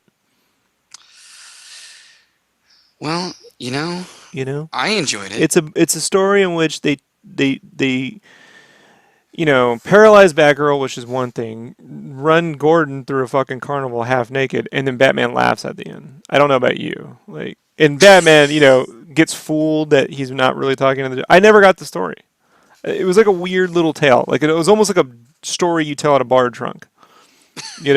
Which if you know Alan Moore, kind of makes sense. So it wasn't, and I love Alan Moore stories. It's just not. That was never my cup of tea. And then when it got a shitload of crap on the internet, I was like, well, don't care. If they had debuted a new Batman Beyond animation or something, I'd have checked it out. But man, I'm watching Food Wars. I give a fuck less. I got ReZero, Food Wars. I got a million fucking anime, to watch at this point. American animation ain't doing shit for me. Berserk, the Iron Fortress fucking thing I still gotta watch. You know? I'm waiting till Food Wars is done to watch it. Don't. Just watch it. I There's don't so have much of time it. right now. There's so much. You're not gonna have time. You're gonna have any more time to watch 100 episodes. Watch it during dinner. You eat, don't you? Yeah, except for it's subtitled, so I look down to cut my food, and I look up and I miss So something. cut all your food up first, and then put the just, food right just underneath your mouth and just fucking eat and prep the watch. fucking plate. Because you're gonna get hungry watching Food Wars anyway. You're gonna want Oh food. no, that's what we did for the whole first season. Is we would make dinner and sit down and watch Food Wars, and I would But you can't like even call this a second season. It just continues. Like the show doesn't. It just it's one long fucking thing, dude. It doesn't even. It just doesn't stop. but they did not release episodes for a little while, didn't they? Yeah, they had to go and make more. But what I'm trying to say is, story wise, it just keeps going. It's okay. Yeah, Yeah. I should watch it before I eat. Just watch it and then go make dinner. But I mean, like I said, man, I watch all my anime in subtitles while I eat. So Yeah, I'm assuming, like you just said, you prep your food and then like yeah, touch the plate to your chin and then and just shovel. and shovel. Yeah, while I fucking, it's gotta get done somehow, bro. Can't miss the subtitles. You know. But I'd rather make time for that before the fucking Killing Joke. I've seen great Batman animation. I grew Yeah, up with well, that it was animated fun to cartoon. watch one in the It theater. sucks now. All I don't right. like them now. They lack shadows and atmosphere, and the storytelling is nowhere near as good as it used to be. I just don't like them now. Like I get why people like them. I don't like them. You know? I understand why you don't or why you Yeah, like it. I just don't like it. yeah. It's not for me. I need stories in which, these things don't take place in the universe. There's adaptations of comics. Poorly like added. Like they added, fuck 32 minutes of preposition story. They should have added 30 minutes after. What happens next? Like does Batman start laughing and then he just murders the Joker? Like what? Something's got to happen. Like it's fucking ridiculous. Well, if he's the Batman from the new movie, then absolutely. Well, that gets into a whole nother problem with world building and everything else. So I got a whole thing I got to do on that soon. But Oh yeah. well, it's just and spoilers for Suicide Squad, folks. So if you don't want to hear it, get out of here. Mute now. But it's just like they just don't sit down with index cards and write down here's all our main characters across the universe that we're using. And I mean, all they got to do is spend a week in a room, and be like, okay, so here's the big A-level shit: Batman, Superman, Robin, Joker, all the main, probably like 3 dozen main characters, right? At the most, 2 dozen probably. And it's like all they had to do was be like, okay, so like Batman's gonna put Harley in jail, but Joker got away. Okay, so maybe when Batman put Harley in jail, then Joker decided to fucking kidnap Robin and end up killing him. But that doesn't exist in the movie universe. Like that's not how it happened. Matter of fact, we Hmm. still don't know how it happened. You know what I mean? Like and then she just has no goals, no motivation. We don't know what world this takes place in. You don't know what cities these things take. Like what's the point of Gotham and Metropolis being right next to one another when you can't tell the difference between either city when you're in it. Like I don't know what the fuck is what. They all look like the same city to me. You know, Seriously? they all look like the same city. Like it really should be like a more comic book stylized universe where Gotham City is super Tim Burton-y, and Metropolis is super Art Deco. They're just the world building doesn't exist in these films. And I don't know why, because it really needs it.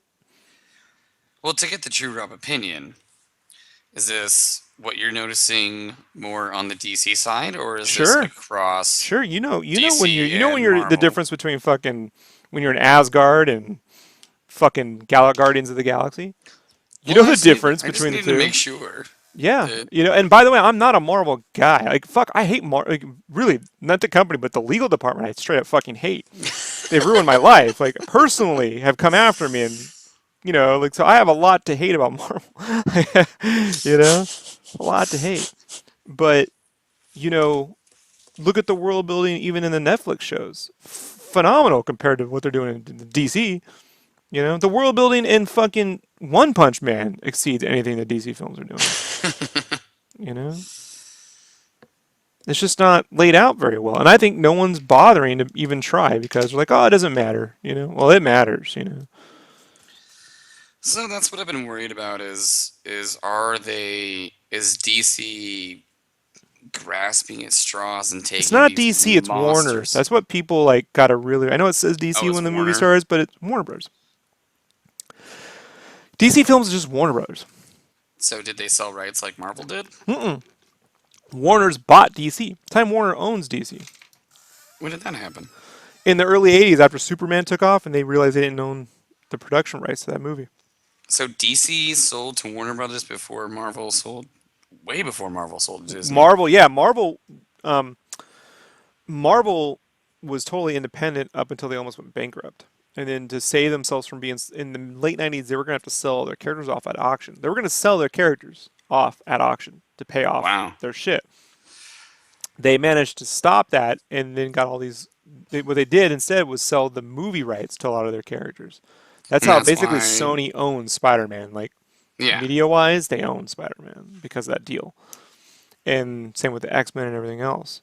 Hmm. And then they managed to get, Avi Arad actually secured Iron Man back from Universal, and then Marvel put that plan to make an Avengers movie using by doing 4 other movies before that, the Road to Avengers, and do their own movies because they weren't seeing anything from the movie shit when Spider-Man would be successful. They wouldn't see any of the Hmm. the profits from the licensing or the movie merchandise would go to Sony.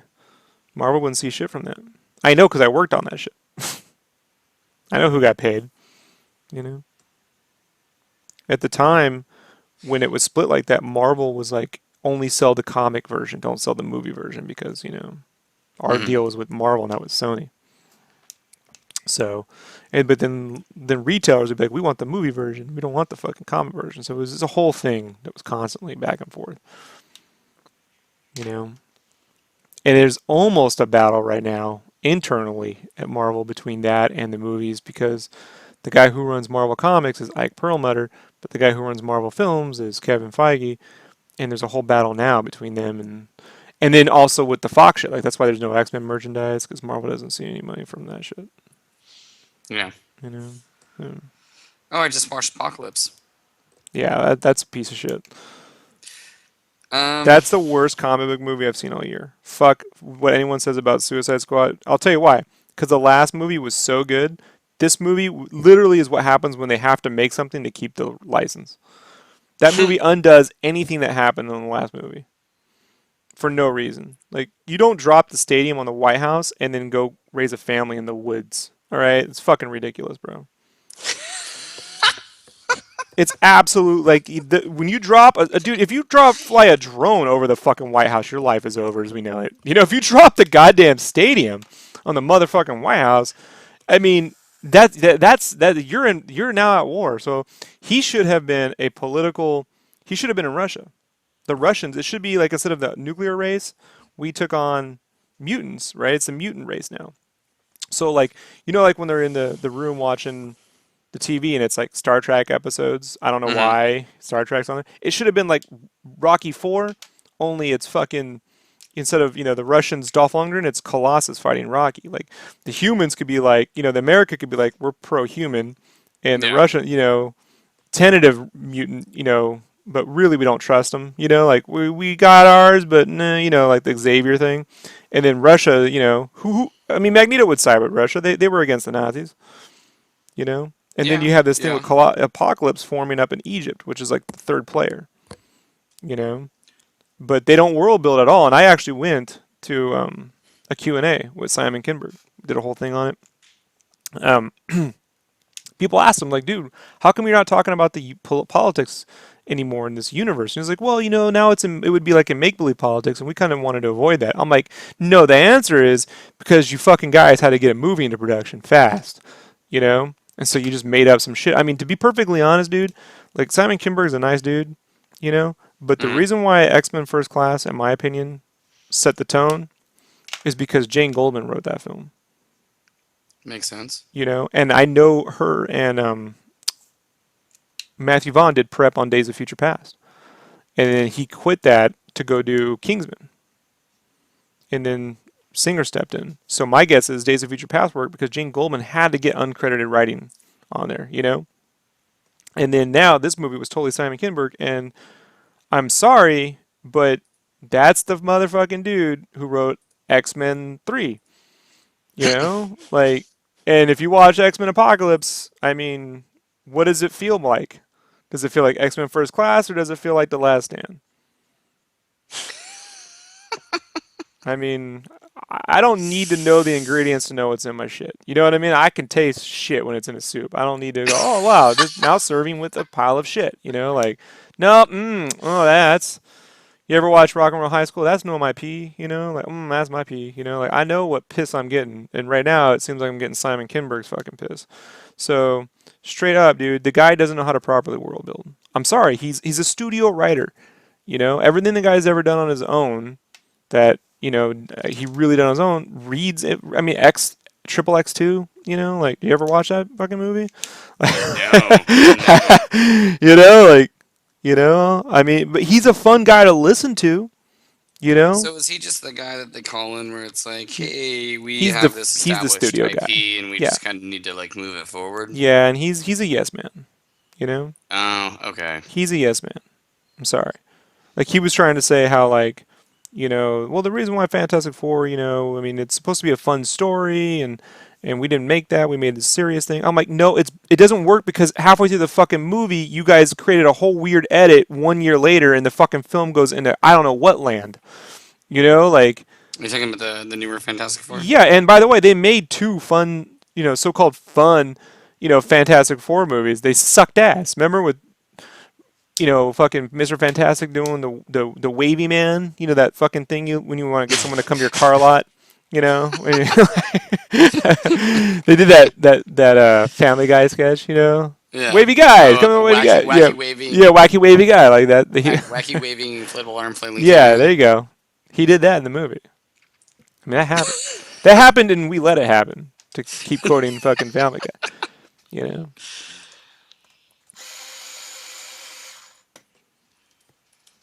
This is, Okay. Um. Oh, Luke Cage. Damn it. yeah, I'm looking forward to that. Well, they world build in those net. They have the time, dude. These movies don't have enough time, so it's like they got to pick their protagonists, get their goal, motivation, conflict. I keep rehashing this point, but these movies lack clear goals, clear motivation, and clear conflict. That's what lacks out of the movies. They're really at this point just a series of fucking events that happen because that looks cool, and that ain't enough.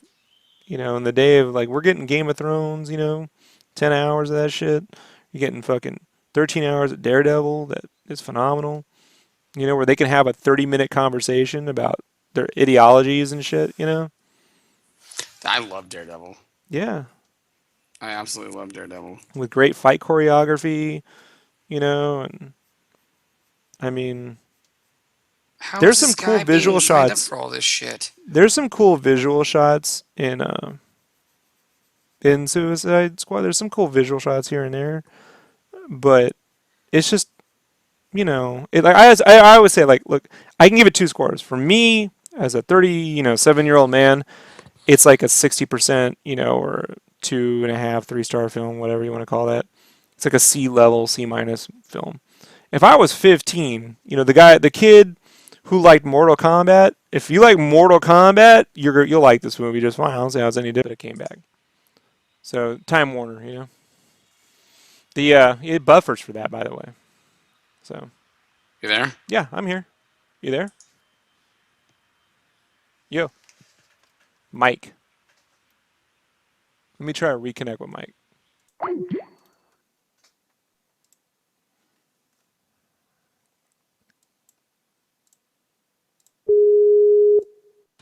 Hey, can you hear me now? What the hell just happened? I can hear you just fine. Oh, the internet. That's Time Warner. Like they reset their shit in the middle of the night sometimes. So, So your entire internet just oh dropped yeah, out? across two computers, so I can always tell if it's just my computer or the whole network. Oh, So Jesus. yeah, dude, Time Warner sucks, bro. They're not as bad as Comcast, but they're pretty fucking bad. Um, well, oh, did you notice that my state is suing Comcast? Yeah, yeah. Well, you We, can't even get out of them, dude. They're worse than the gym. Like, well, I spent 3 hours going through all the terms and agreements stuff that you sign. hmm Last time when I was really doing, like, I was adjusting a plan or something like that, and I found like 6 loopholes. So there are things that you can do, but you have to spend a lot of time reading their stuff. But I lucked out because when I moved into the city, guess what they have in the city? Hmm. Gigabit. Oh, right. Well, Cox Cable. No, Yeah, it's not Gigabit Cox. is what Cox has, so same. Yeah. Cox. Okay, so Cox up here Yeah, it's Cascade Link, $80 a month, yeah. But you and don't have a choice here. They don't let you choose. that's so The weird. city is like cut up, so you have no choice. The only option I have is if I Wasn't go there with Dish, which is not going to get me better. competition agreement or something like that? They bro, dude. Whatever it is, we don't benefit because No. put it this way, the disparity is fucking horrendous, dude. Like with Cox Cable, for the same price I'm paying now, you can get 300 megabytes like upload. I get fucking 30, What are they charging you? like 70 something, $80 a month. I pay 80 for Yeah, gigabit, yeah.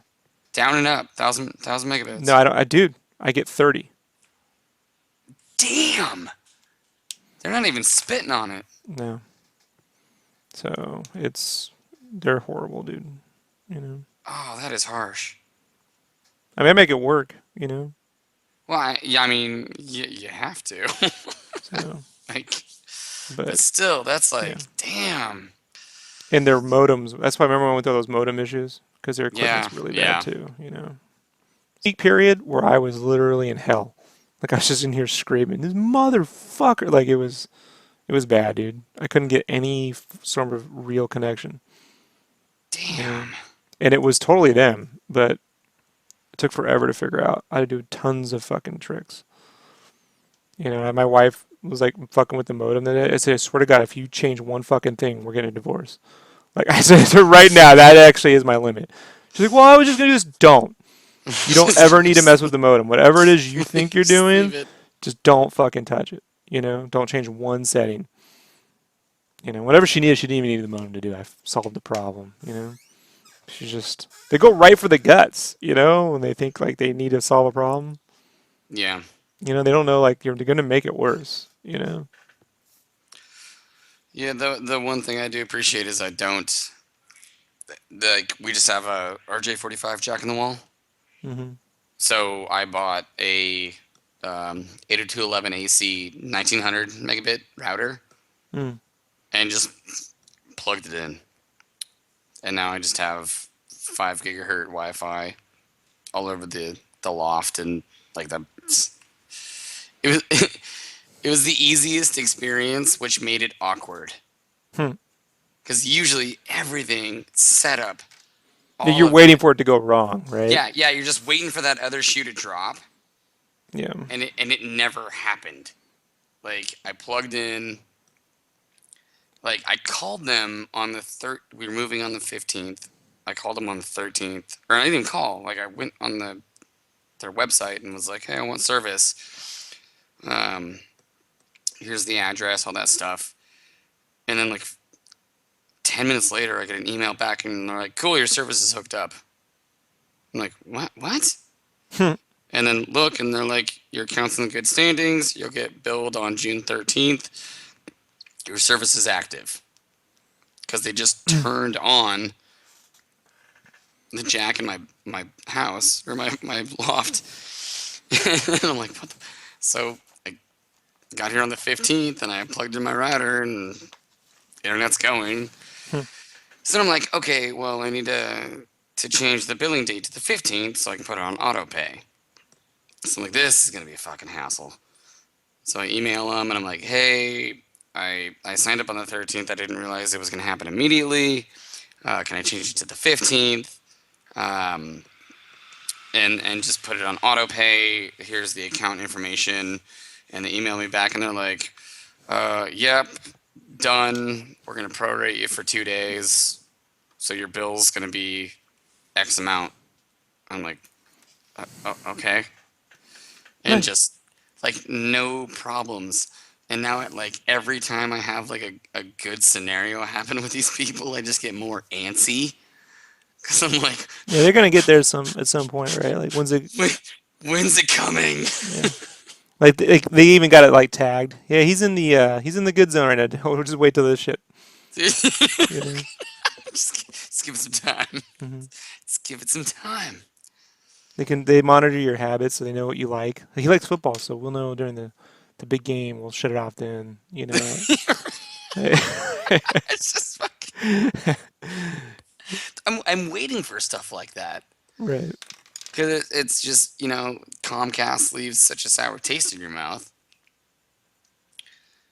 that Well, it's evil you what they do, man. You know. it is. I mean, that's why we're suing them for what was it, like misrepresentative practices or something like that. Like Yeah, but they have so much money, dude. I mean, what are you gonna sue them? I mean, they're they're one of the they could two sue big. for $1 billion. And it's not gonna hurt them, bro. You know. This is just not. Oh, no one gets a Cancun bonuses this year. Oh my god. You know, like Right. like what damage is that really gonna? Yeah, You 100 know. million on Yeah, Comcast. what is $100 million to them? Like you can't even make a Suicide Squad for that kind of money. You know, can't. If you can't make Com a superhero movie, you're not suing for enough. maybe you can maybe you can say. Yeah, Okay, no, that one's going in the books. That one's definitely going in the books. you know, they just get you to think it's a lot of money because you're like a normal person. You know. Yeah.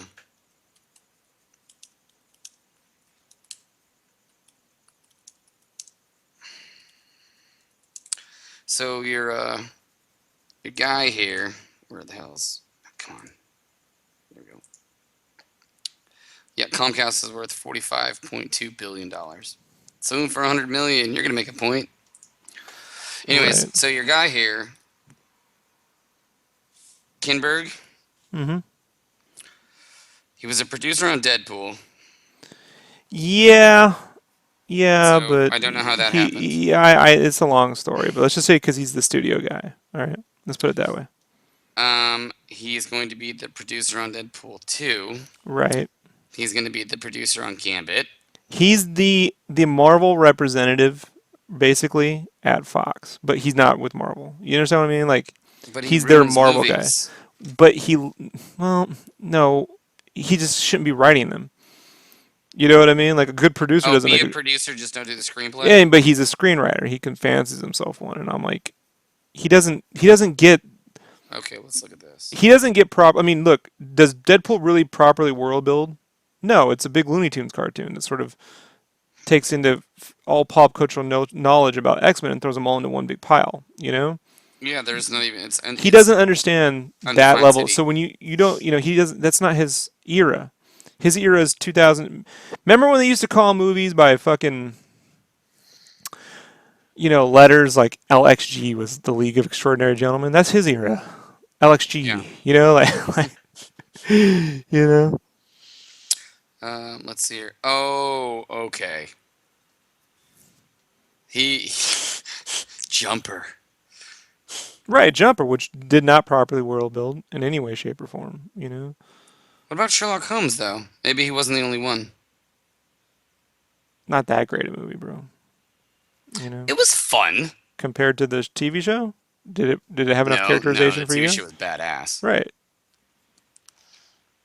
So, okay, so he's producing a lot of Marvel stuff, but he's Yeah. not Well, he's their writing. Marvel producer guy, in house, Okay. and he works with like the some of the Star Wars shit too, like with Rebels and whatever too. I just don't want him writing screenplays, man. You know. Oh, after I looking think at he's a this great. list, Look, he was really nice to fucking Kyle was there. Kyle in the right there. Kyle in the forum in the little chat room. He went with me because he lives up in LA. He's a cinematographer. So like he, I think he's great to listen to. But at the end of the fucking day, like he sidesteps a lot of questions, and it's not a place to like harass screenwriters those Q&As.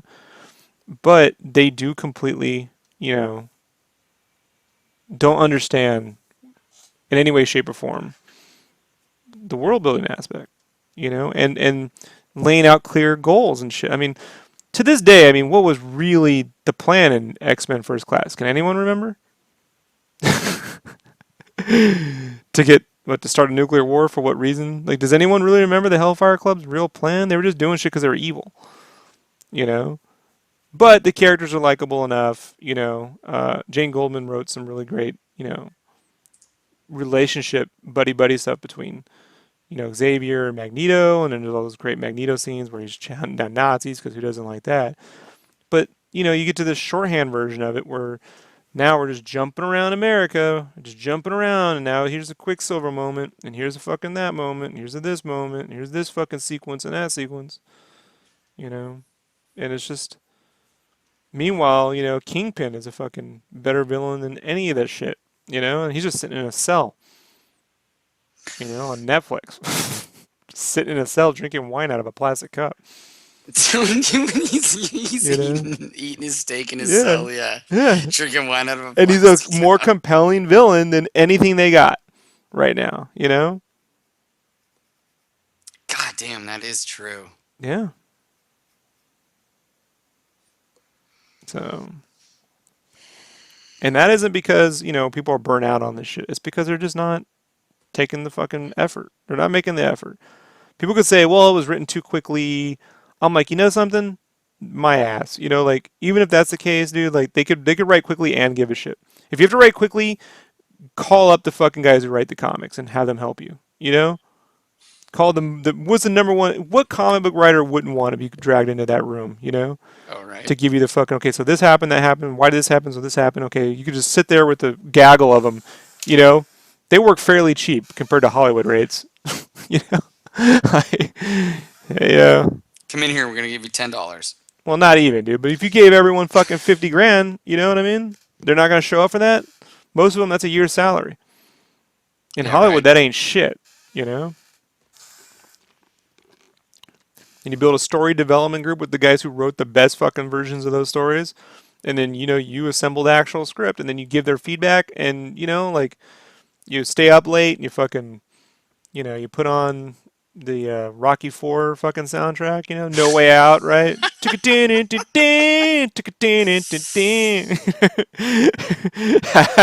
Oh man. you know, you shadow box along the wall like in Creed, like you're fucking actually boxing Creed, just like Michael B. Jordan does. Love that movie. You know, and you get the shit So, done, but that's not their goal, well, bro. yeah, but I mean, like, if that's That's all a not possibility, which they totally could do, why that do well, they're they not because that's not the choose? system. The system is what like, I'm not in the system, so I can't tell you exactly what the specifics are. But I've been following this for quite a long time, and the net result is you're getting a studio made studio, right? Which really means a bunch of people who don't know what the fuck they're talking about. Probably even the director. Look, no offense, I like Bryan Singer, I like his movies, but he's never gotten X-Men. This is a guy who's fucked up Cyclops in 4 films now. Like 5 films maybe. I mean, Cyclops. Even in this movie, I was like, finally, we'll get a young Cyclops, and we can make a good Cyclops. Nope, this movie still sucks with Cyclops. You know.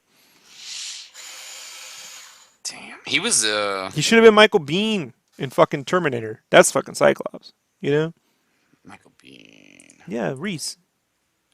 The future's not set, Gene. You know. Yeah, but he looks like shit now. No, I'm not saying now. I'm saying that Oh. character type. Reese from Terminator. That's Cyclops. The soldier who'll go to yeah. the ends of the earth to get the fucking job done. Like he's the team leader. Like he's not Cyclops. Not a little. He's not crying. And then listening to fucking Backstreet Boys and shit. Remember that? That happened, and we let it happen. Every time someone says X2 is the best X-Men film, I got to remind you there's a sequence in which everyone listens to Backstreet Boys in Cyclops' car. People omit that. They just forget it happened.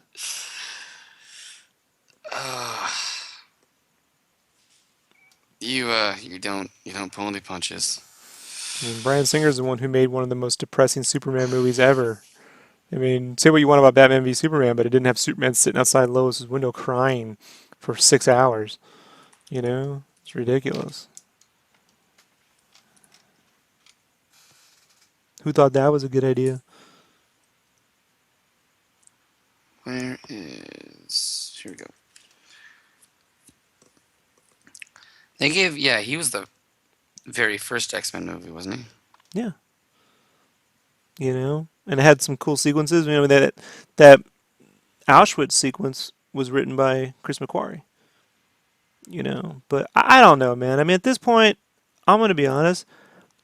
My feeling on it is I'm getting to the age now where I just don't care. There's so much good TV out there that if they fucking make a bunch of horrible movies, what do I care? It doesn't matter because we got good TV. Yeah, I'm being entertained quite well, dude, with the TV. So that's fucking on them, I'll show up for my Star Wars movies so long as those are still fun, and when they're not, I'll stop going. Yeah. And they're the ones who spent billions of dollars. They could all go, if it all comes tumbling down, then they can only blame themselves. Don't be like, fans didn't support us. Fucking motherfucker, fans are the only ones supporting them at this point. Mm-hmm. I mean, fans are trying. Fans want to support them so much, like they're chewing each other alive to support them. You're not a real fucking DC fan. Fuck you, I'm not a real DC fan. I went and saw Batman and Robin knowing how bad it was going to be because I saw the preview at Comic-Con. Just so I could rate it. I told you that story. I was going to say, should we tell the story again? The Batman and Robin story, dude. We have 8 people here. We have 8 people here. It's a good story. So I grew up, I'm in San Diego. I grew up going to Comic-Con. And Batman, ever since, the Tim Burton version, was like my Star Wars moment at the theaters, right? Because I was too young. I mean, I saw Jedi when I was a kid, but I wasn't old enough to go to Empire or, the first Star Wars movie. So, but the Batman movie, the Tim Burton Batman movie was huge. Like, that was like the fucking coolest shit ever. Batman's killing people. He looks fucking badass. He's got cool cars. It's not campy. And so every time Batman came out, when Batman Returns came out, I went, and it didn't matter if it wasn't that as good as the first one. It was like, it's fucking amazing. There's nothing else like it. So Batman Forever comes out, and everyone took a collective, huh. Like, like, I like this part, but this other shit is weird and goofy, but, new director, everyone kind of let it go. So I was like, well, I mean, it's more comic booky, but we were getting, the animated series and shit, so it didn't matter as much. So I'm walking around Comic-Con, 1996, and I see this guy walk by with a pin, and it was the Nightwing symbol with the Batman logo. It's all red. I'm like, what the fuck? Where'd you get that? And he's like, oh, that's the new Batman movie. I'm like, what? They're like, they're giving them over there. If you go over there, you can get on this panel. They're going to show all the stuff. I'm like, fucking amazing. So, I get the pin, I go on the panel, and they start off by showing some reel of the Batmobile from Batman Forever, but it was shot. It must have been demo footage, they never planned on using anywhere. Yeah. But they shot it on like one of the actual Pinewood streets. It looked just like the streets from Tim Burton shot with like a handheld gritty camera, but it was the Batman Forever card. So I thought at the time, oh, they're going to go back to more of the grittiness of the Burton movies, you know? And then they get to the concept art, right? And it's snow bunnies and it's fucking just the oh god, dude. The people in the crowd just went silent. Like it was just like, oh, no one had any hands up for questions. So like at this panel, I managed to get in my one question. I was like, well, will Tim Burton at least come back for this? Because it was not looking good, dude. And they went, yeah. And then people were like, oh man, fuck, at least we're gonna get Tim Burton back because that Batman Forever score is horrible. It's so bad they never use it in the marketing for the the Joel Schumacher films. By the way, if you look at every trailer for the Joel Schumacher films, it's always the Danny Elfman score. So, Oh, yeah, of course. anyhow, so they said yeah, and then they stopped themselves and went, oh no, wait, no, he'll be on Space Jam because they had the Space Jam panel right after us, and then everyone was like, oh shit, one guy threw his hat down. So I was like, this is gonna go really bad. This movie, like, even if you like Batman Forever, there's no way this movie is gonna go well. I mean, you could tell by the concept art. I mean, if you know anything about Mr. Freeze, he doesn't have half-naked snow bunnies running around his fucking lair. He's supposed to be a tortured guy. His wife, is frozen and shit. And so, yeah. So fast forward a few months, and the special editions come out one after another. If people remember, the special editions came out one every month. You know, New Hope, Empire, and Jedi. So I went to go see Jedi. As I'm walking out this theater, this guy goes, "Hey, you want to see a movie for free?" And I'm like, my buddy Richard, who was with me, who was my childhood friend growing up. He's been on the podcast before, guys. You can go listen to him and on the Star Wars. He did a 3-hour Star Wars cast. He's with me. And they're like, hey, you want to see a movie? And he goes, no. And I'm like, wait, hold on. Because I'm like, hold on now. What movie? And he's like, it's Batman and Robin. And I'm like, we gonna get to rate that? And he's like, yeah, it's a screening. We got to get there early. I'm like, fuck. And then my friend Richard goes, hell no, because he was there with me at that panel. I'm like, no, we'll take it. So I'm like, dude. He's like, what do you want to sit through that? I'm like, first off, no one knows what's coming because everyone I knew liked Batman Forever. Like my dad liked it. The normal people, none of them had complaints. They all thought it was fun. Normies. Yeah, the normal people thought it was a fun movie. They thought Tommy Lee Jones was cool, which we all know that was not good. Say what you want about that movie. That Two-Face is horrendous. But everyone liked everyone else, and no one, everyone liked George Clooney at the time because of ER and shit. So I'm like, this is gonna go horribly wrong, and we get to rate it, so we might as well go. So we go down to Horton Plaza. It's right here. It's a big open air mall in downtown San Diego. We show up this thing. The fucking line is forever long. We got there way early, but the line went out the street. They had to turn people away. This was the fucking ideal crowd. I'm telling you, people were rooting and clapping. We can't wait. They're like, are you ready for this? Like, are you not entertained? And so they go, okay, so the movie's unfinished. It's not the final edit. I actually saw 30 minutes more of Batman and Robin than you've all seen. Like, it's and the opening credits weren't finished. It even had the opening credits were the Batman Forever credits. They even said Val Kilmer, even though he's not in the movie and shit. They just temp credits. Yeah. So they preface all that. They go, here you go. So this comes up and people are cheering. They're all happy. Within like 5 minutes, I mean, it just got quiet. I mean, like by the time, I mean, when I remember the first, like, you could feel the shift in the room. This is like a packed theater, right? Yeah, this is packed. And you could feel this shift in the room when George Clooney is in the car and Commissioner Gordon appears and he goes, there's a new villain in town, Mr. Freeze. And you can hear this like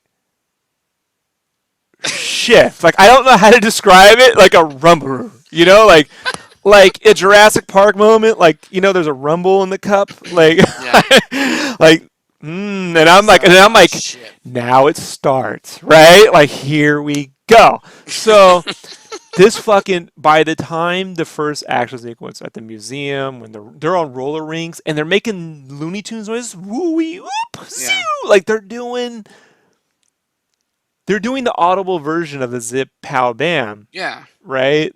Which you just, people just started walking out, right? And I started clapping, like, yeah, like I was, I was like, I love it, like it was the best, dude. Like anytime there was a bad joke, like when When he whips Rob, out the bat card. we went to the back hall. I'm like, woo! Visa! Like, I was just. So everyone in front of you was like, this asshole. I'm being a total ass, you know. I was and if you knew me when I was a kid, dude, if anybody, I mean, people will tell you, I mean, say what you want about me now, I was a real asshole. So, I mean, I'm not anywhere near what I used to be. So, I was ruining it. I mean, I couldn't say I was ruining it for people, but I was ruining definitely the execs. Like there's these guys in suit, they weren't having a good time. So as people made out, I'm like, can I have your thing? So I'd get their piece of paper. I was collecting all their reviews. And I sat in that theater for as long as I could till they escorted me out, filling out everyone's reviews for them. You know, and so I walk out and I'm like, this movie's gonna take. Like I was so happy that because I was afraid people were gonna buy into it and we were gonna be stuck with this, you Hmm. know, but it went so horribly wrong that I was so happy. And there was these guys in these suits, and you could tell they were worried. Like you could just see the panic, you know. And I'm like, "This, you guys are fucked." Like I was like, I went that fucking movie. I shit you not, all my life, folks. I swear to God, I pointed to the stand, and the stand was just a cardboard cutout, a slab of metal, and this metal. It's probably one of the worst fucking movie props. You know what they call those? Just promo pieces in a theater. Yeah, One yeah, of the the big worst I've ever ones. seen. It was just a big metal thing that said Titanic. I'm like, the fucking boat movie is gonna kick your fucking ass. Like, Boat movie. yeah, that boat movie where we all know how it ends. Like, we were that was the big joke at the time. We all know how that shit ends. You know, ha ha ha. I had no idea. You know, like I was just being a dick. But that being You said, weren't wrong. no, I wasn't wrong, right? But I was clapping and laughing, and, you know, just knee slapping. Like Everyone else is I gave just a like hooah. I not did the. I mean, saying I think at anything, one point I walking did. out. Well, I don't want to cut you off, but at one point I know I did the scent of a woman because it was when Chris O'Donnell. I'm like hooah! Like I did that shit. Like you know, like it's one of the like I've told this before, and I go, you know, if I had a DeLorean and I could go back in time, I would go back to that night, get into that theater, and just watch me at my finest hour. just Like, just watch. yeah, just watch myself, proud of myself. You know, like I would love to see, you know, I 18-year-old Rob just fucking. oh I yeah I'd go back to that It was fun, dude. just to watch just trolling an entire theater. And so is Suicide Squad Batman and Robin? No, but it's got one. It's definitely Batman Forever with a better budget. You know what I mean? It's somewhere between Batman Forever and Mortal Kombat One. So it's got one foot in that fucking stepping stone. I mean, they can course correct. I think people forget how bad Iron Man 2 was. Like we were talking, I was talking to Kyle the other night, and he was like, you know, it'd be great to see Sam Rockwell in a Marvel movie. I'm like, he was in a Marvel movie. He goes, which one? I'm like, Iron Man 2. It's like, oh, forget about that movie. We've all just because Avengers was so good, people delete Iron Man 2 from their memory. But you know, they can course correct this shit. You know, like, but we're They not gonna can. know. How do you feel about the flow though? I mean, let's do my favorite thing. And I know it doesn't mean everything, but it means something. Don't reboot the universe. Like, someone's saying now, like the big thing on the internet is you got to reboot that movie universe. No, just like Star Trek, you just move on. You know, you don't reboot the fucking universe every time you have it because you're gonna make a bad movie, statistically speaking. You don't reboot. I mean, that's what comics do every five Mm. years, right? We'll just reboot the whole universe because all these stories suck now. Like that isn't how you do it. You know, you just start writing good stories. People will forget. You know, I mean, I can prove it in Hollywood, right? It's called Fast and the Furious. Those movies were really tanking until they started making them heist films and shit. No one remembers Tokyo Drift. Right? You know, and really, you could say, like 4, 5, and 6 are their own thing, but they figured it out. You know, for that audience. Now, Hmm. the comic book audience, half of them don't like Fast and Furious. They go, "Oh, I fucking hate that shit." I'm like, yeah, but you like they figured out their audience and how to make it for their audience. You know, And now it's a multi-billion-dollar franchise. And so number three was a fucking turd. yeah, and this is way easier to do than that. I mean, there's plenty of great comic book stories to pull from, but they got to start doing that. You know, they got to like mix comic book stories, like what Marvel's doing. They take a bit of this sequence, a bit of that, from that universe, and then plug in their own cinematic universe continuity into it, and it works out. But I don't know if that kind of like Hollywood doesn't really run like that typically. Like that's like TV, you know. Yeah. So I don't know if Fox can do that. I mean, can Fox? I mean, let's be honest, man. They haven't made a fucking Alien film since Aliens 2. You know, like really, you know, like a good one. They just got finished filming on Covenant. I don't know if it's Fox, but Yeah, and say what you want about Prometheus, like here's my way into that because I'm like, yeah, you know, I mean, it's not a smart movie, but I had some fun because the 3D was pretty good. But like, you know, Ridley's told the story many times that Alien One was just a remake of that House on the Haunted Hill or whatever. Like, it's hmm a haunted house movie, right? yeah. So, given that it's a haunted house movie, I treat Prometheus like him making a Jason movie. Like, if you think of Prometheus as instead of being a creepy haunted house movie, it's a teen slasher film where all the scientists are camp counselors and all their motivations make total sense. They have sex, they get murdered, they make stupid decisions, they're stuck at a camp, right? Some weird planet that looks kind of pretty, it's got waterfalls everywhere, and they get murdered, stupidly by a giant fucking, Whatever it is. monster. Yeah, it really is. It's, like a big, it's not as smart as Cabin in the Woods, but that's essentially what we're talking about, you know. But as a big science fiction, smart, you know, sort of film, it completely falls apart. And who knows if they'll. I don't really trust. Everyone's like, "Well, The Martian was good." I'm like, "Yeah, and Drew Goddard wrote it." So if Drew Goddard, is gonna fucking put together an Alien script, I'll read it. But I don't know who's writing Covenant. It's not Drew Goddard, so I don't got any hope for that. Yeah. I don't know. I know they cast some chick that was gonna be Ripley's mom. Like that's a bad idea. You know. Yeah. Who's asking for that? It would I be don't know. so I'm great if so Ripley's like, mom were in one of cause these I'm a movies. huge fan of the Alien franchise. I am too. Like they are awesome defining movies for when they were created, I'm a huge and Sigourney Weaver fan. You know, yeah, and just like I don't know, I just really don't want a bunch of continuing mediocre. movies to fail because then we're just not gonna get them anymore. I mean, it'll look pretty. It'll be cool Oh, to look it'll at. look amazing, Yeah, but yeah. well, we got a year to wait, and then we're doing Alien 5 or whatever. They're the new one that they're I don't they're know. I don't. I ignoring. don't know what they're actually doing with that. They're yeah they're When they're they're doing shooting, 3 and Resurrection. yeah, they're like, well, we'll just ignore Alien 3, and I'm like, look, I don't know if that'll actually get made. You know, when they start, Blomkamp? yeah, when they actually start, well, he needs to work on, not writing his own movies right now. Like, Well, Sigourney Weaver keeps sending out updates. good, but actors don't get movies made, dude. You know what I No, mean? I know. So, But so what? You know, I you just, know. I I mean, think just, about it this way: we're gonna get, we're act. This is true. We're gonna get Terry Gilliam's Don Quixote movie before that fucking Alien film, and that's saying something. Like if you know the history of that, go watch Lost in La Mancha. You know how long he's been trying to make that fucking movie.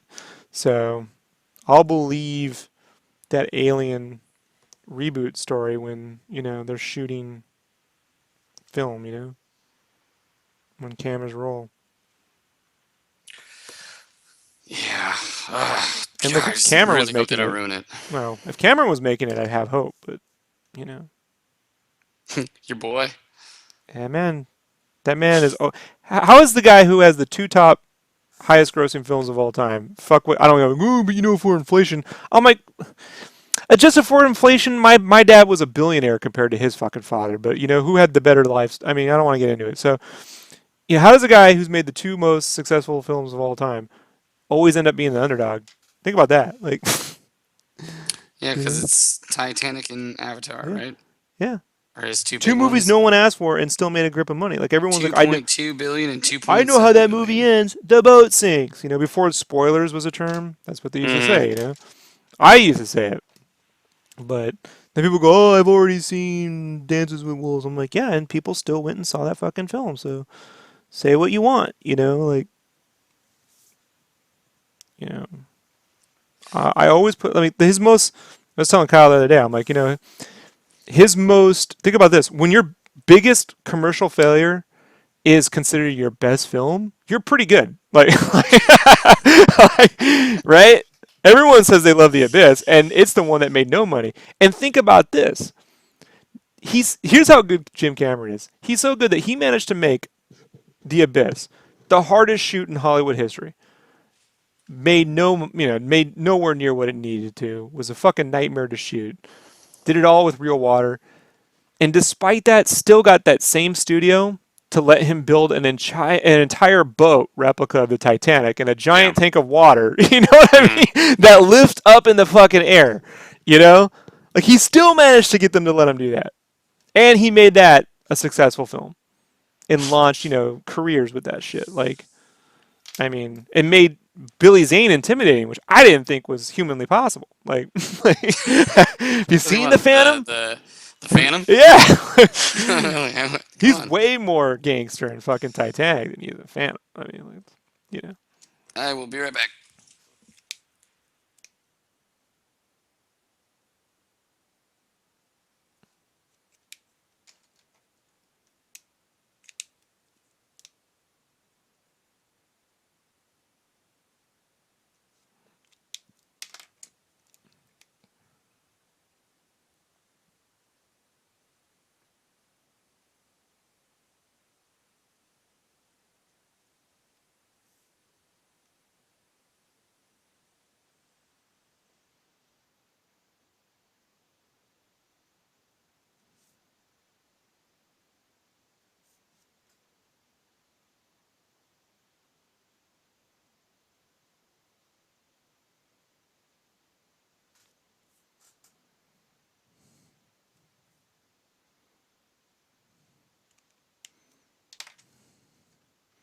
There's just so many little fucking pieces of gear on this fucking piece.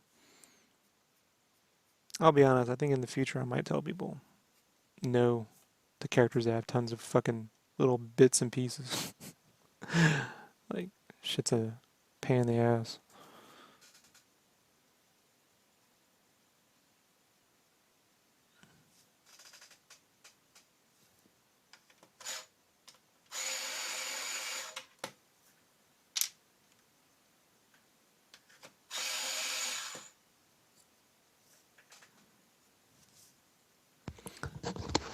Okay, I'm back.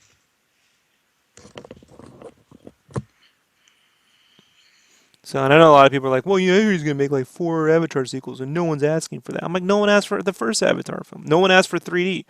No one asked for Titanic. I would be very careful as a creative person if you started focusing what you work on next based on what you think people want. You know?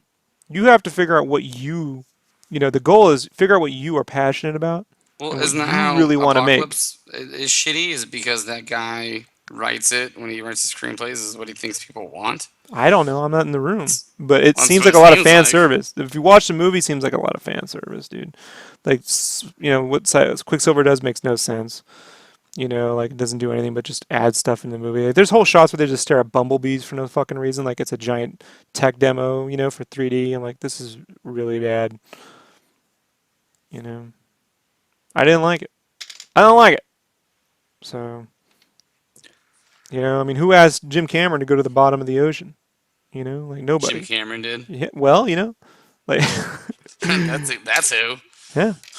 Gotta have some. I don't know, man. I can look past. I mean, I don't have any bias. I think the guy's cool. But even if I didn't like him, you gotta.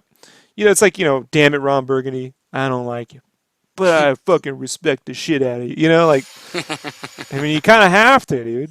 You know, unless you just want to be a hating troll, which is an option in life. I mean, a lot of people do that, but I mean, $5 billion is $5 billion. Yeah, and you didn't have to Like, pay a license for any of that shit. You just made it up. proved a point. And everyone goes, I want more original shit. And then when they say, they go, that's not an original story. I'm like, there's no such thing as an original story. Like, are you kidding me? We're way past that. What's Harry? I mean, what about Harry Potter? I'm like, I saw a movie when I was a kid called Harriet, the World's Worst Witch on TV with Tim Curry on HBO. That shit was Harry Potter. That's probably where she got the motivation too. No offense, bro. Go watch Harriet, the worst witch or whatever. Like I was like, they're in a school and they're playing. They got a whole broomstick fucking games and shit. Like, Like it's all there. you know, like it doesn't. I mean, it's not originality. It's interesting. You make the story interesting, make you care, and there you go. I mean, if fuck, bro. I mean, what's new about football? Every fucking season they throw the goddamn ball and catch the fucking ball. Like they invent new rules every fucking season to make it. Like, there's Easier new and or rules. I mean, like harder. you don't just throw a fucking Truckzilla comes in there to spice it up. Like I mean, I'd probably start watching if that happened. But So then what was I mean, I know you did the trailer review on Ghostbusters and it flopped hard. it didn't flop, but it wasn't the success they wanted it to be. It's got a $144 million budget and thus far it's made $180 million. Yeah, but I think worldwide they were probably expecting a little bit more. I would say their bigger problem is merchandise. I'm pretty certain the merchandise didn't do anything. Same with Batman v Superman and Suicide Squad. Are Joker shirts gonna sell? Yeah. Are Batman shirts gonna sell? Yeah. But are Suicide Squad and Batman v Superman Joker and Batman shirts? No, they're not gonna sell. And those are Oh, yeah. the So a lot of the actual the merchandise. So if they're reacting, they're not reacting because it only made 800 million. They're going to be reacting because the merchandise. I know for a fact. I mean, anything with Lex Luthor, on it is not selling. Like I guarantee it. dude, that was the Just weird, right? I couldn't do it. I couldn't do it because when we finally sat down and watched Batman v Superman, I was like, I gotta take this seriously. Like, I Well, was it's like, not the no, I'm gonna performance. talk to Rob. It's not the performance. It's just like it just did he need to be the reason why they fought? Like did he have to, like No, that's what I'm saying. It's like I was had to pay attention to everything and just fucking like I was like, he's gonna bring up shit that I'm not gonna think about. So I had to like, I don't know. It's weird when you talk to you. You always bring up things that no one would ever think about, and then you go, oh yeah, that makes perfect sense. So when I know I'm gonna talk to you about a movie, I'm like, I gotta get this right. And still, like you just said, like, is he the reason they gotta fight? That I thought that was kind of no, their ideologies is why they should just naturally clash as they did in the comic. At the time it was because Superman was the only superhero allowed to work and he worked for the government. That was the deal they made. So Batman couldn't exist now because those ideologies cannot coexist. And so they needed something more like that. I think in the review I said they needed to basically do what's crazy. Zack Snyder already did this with Watchmen. He used the credit sequence to set up the universe, right? So he should have used that again, so that in the beginning of the movie, and folks, I hear they're doing this now at Justice League, so I'm not reiterating that like I came up with it. Go re-listen to my review so you can see I was talking about this before that was a thing. And I'm like, they could have shown Wonder Woman in like the 30s with the Justice Society, hmm and the rise of like the golden age of superheroes, and then during McCarthyism or whatever, you know what I mean? Like they all had to like go away, you know? And yeah. so then the crime of Vietnam, Kennedy, the crime of Vietnam and fucking the 80s and all that shit like got really bad, so then Batman's parents were killed because there's no more mass vigilantes, right? So he becomes Batman. He becomes like the anti-hero. Like in the golden age where all these happy dudes, and he becomes the anti-hero. And then he ends up trying to build, then Robin gets killed, which pushes him into retiring, you know? So then like Superman shows up and then, he's dealing with the fact that, you know, he he can't, how's he going to fight that, right? And then like now the universe can, the whole planet could get killed, and he's got a lot of internal issues. And then on top of that, when Wonder Woman shows back up, he could be like, you fucking quit. Like you people like abandoned humanity. Like my parents died because you motherfuckers like like there's just no world building. There's nothing there. It just sort of I hate him because some friends of mine died during that attack. Like it's Batman is more than that. I mean he's Yeah, it felt contrived. yeah. It didn't make the case. Didn't make the case. you know, and they get paid a lot of money to sit in a room and figure this shit out, man. You know, that's how I feel. Like, and Yeah, I'm not. but they weren't interested in making the case. You know, that's really what it comes down to. They can say whatever they want, but that really wasn't their interest. No, You know. no, nope. The interest was that. So now the interest is put more jokes in. That'll solve the problem, and that will just like if there aren't character arcs and characters like how is Batman different at the end of Batman v Superman than he was at the beginning? At the beginning, at the end, he's like, "I'll do better." I don't know what that means. Oh, he didn't he didn't brand Luthor. Like that's how he changed. I don't know, man. Like Why was he branding people in the first place? man. I don't know because Zack Snyder thought it'd be cool. You know, like people go, well, Batman Also, wouldn't he kill. I'm like, thought well, he killed in the Batman Burton killing movies. people would be cool too. Well, he did in the Burton movies, and he didn't need an excuse. He was just killing people. Like people, Batman doesn't kill people. He did in the Burton movies. I mean, he threw that guy off the bell tower. You know, didn't even care.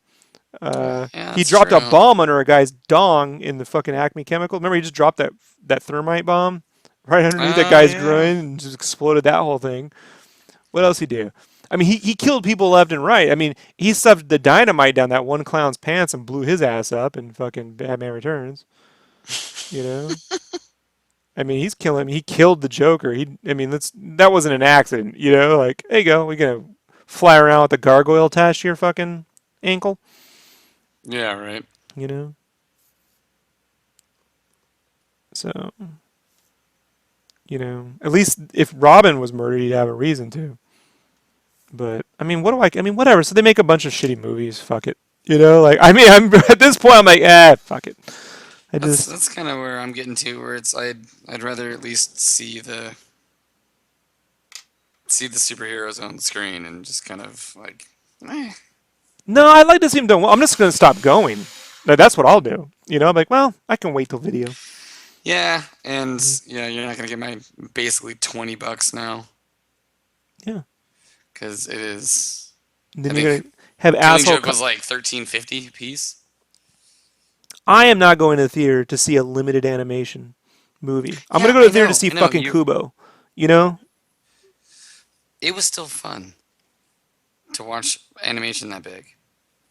I enjoyed it. great. I mean, if they did a marathon, like all 64 episodes of Full Metal, and I had to live in that theater for 9 days, you know, that'd be fun. Or Attack on Titan, that'd be a great crowd to go watch the premiere of Attack on Titan, season 2. That'd be dope. What's the word on that? The word is they're now not going to wait for the. I think their plan was to wait for the manga to be done, since that's not happening anytime soon. They're just going to venture forward. Are they So I gonna hope. ignore that Don't know. horrific Well, that fucking was that cartoon with and they're in school is just a parody.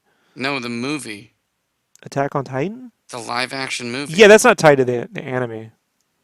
They're two Yeah, separate things. but it still sucks. Yeah, well, I mean, let's be honest, dude. Live action Japanese, special effects are not there yet. But I mean, they all right. No, I There just was no way that movie was gonna make it. Like, I know it was one of those things I went into with hope. I was like, well, please make how's our political system working for you? Like how, like hope. You know. no. I just it was one of those where it was like, don't screw this up. I Just don't. you gotta. Attack on Titan is not something I want to see in live action. Anyhow, I like the fact that it's animation. Well, I mean, I do too, but if I you're gonna don't. make it, at least It's make like it Street good. Fighter. I don't want Street Fighter in live you know. No, I no. don't. You know. Even when they cosplay well, I still want to animate it. You know. So I really really like animation. It just sucks that they get paid nothing to do it. I mean, it really is. I mean, when I say nothing, I mean 7,000 a year. You can beg for that. You Oh, know. you make way, way more panhandling. So I just think that's wrong. You know. I agree. But they got a lot of animators to pay, so Well, yeah, that's kind of the kind of thing, like with up here in testing and dev work, like just a dime a dozen. Yeah, which is why I'm here coloring fucking commissions. Now you know why you watch stuff on YouTube, guys. Yeah, I'm irrelevant. Oh, don't say that. That's what I was told. I like it. Nope, that one's going to the books too.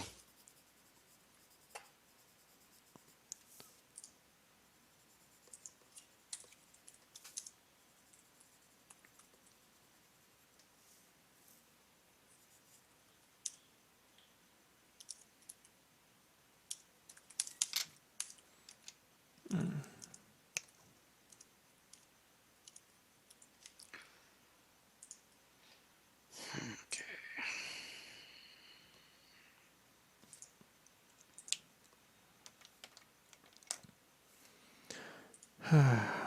Just shade this, and then we can work on the midsection.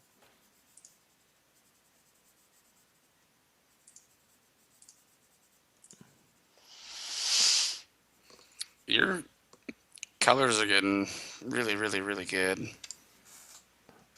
Science.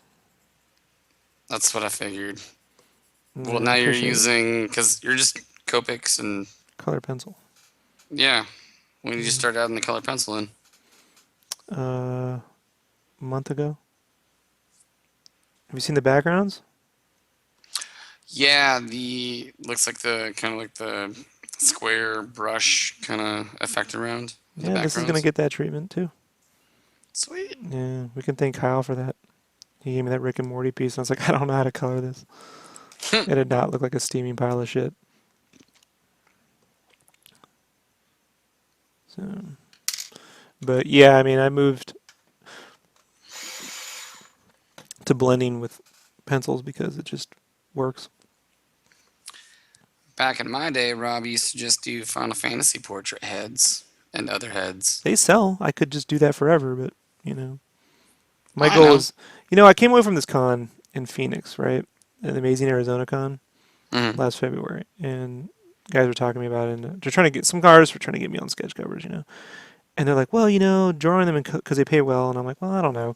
They're like, yeah, but you know, doing it with color is really difficult because the paper, you know, is uneven. And so I just sort of took it as a challenge to be like, you know, how can I like get this shit to look more painted and then get the backgrounds to work too? Like if those backgrounds are colored, I'll never have to worry about selling these things. Like so Hmm. that was my like bet with myself, you know. So I sat. I mean, I this is why some of the stretch goals have been taking a while because I sat here for a month trying to figure it out. I mean, it's 12 hours every day, Hmm. all day, every day. You know, trying to Yeah, but work I back don't and think forth. most people know that that's what you do. And I didn't stream any of it too, because how can I stream experiments, right? Like, I don't want them doing the wrong thing. So once it works out, then I'll make the video. I mean, I've made the videos, you know. What color pencils are these? These are polychromos, mostly. This right here is a poly. This right here is Prismacolor, but it's polychromos. Just because the leads don't break, they're nicer. And then I got my Copic markers down to 64 colors.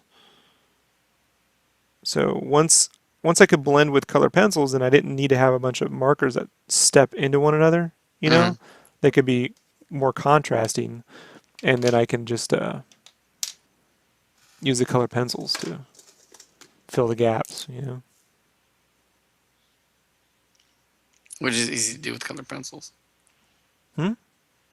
Oh, I just that's the last thing I worked with was color pencils, and the movement you have with those is far more than with the markers. Right. But to do a whole piece in color pencil, you'd kill your fucking knuckles. Like Oh, I know. I'm not doing that. I used to do that all the time. But when you get into shadows, you need a lot of saturated color, and the color pencils are semi-opaque, so you can do that. Wait till you see Saucy 2.0. Oh, snap. It's not done yet, dude. Like I've been working silhouettes and shadows into that. So in another few weeks, and then 2 or 3 more weeks, I'll be getting back to doing that. So I only have one more commission to do that is outstanding in terms of behind schedule. And once those are on schedule, then I can go back to that. But those are going to change too. Like a strong portion of those saucies will be silhouette. Well, whenever you do pit, go Oh, back it's to the coming. old, No. I don't old, ever go old, back. old dirty style. No, I don't go back. You'll want the new version, trust me. Trust me on that.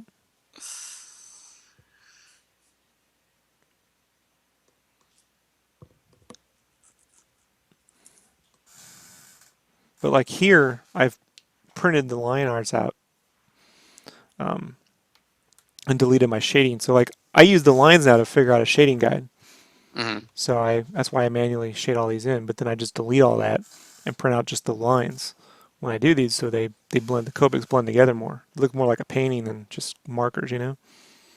And then I can Yeah, re-add the lines where I need to. So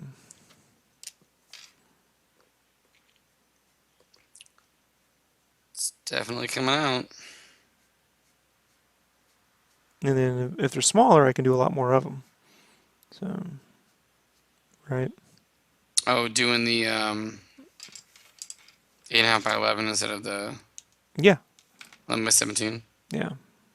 Which I'll offer for Kickstarters like only, but in between all that, I still need to do commissions. I need to do at least 6 a month, Yeah. or a maximum of 6 a month, really, to kind of keep everything sane. To replenish art supplies and shit. Yeah. So,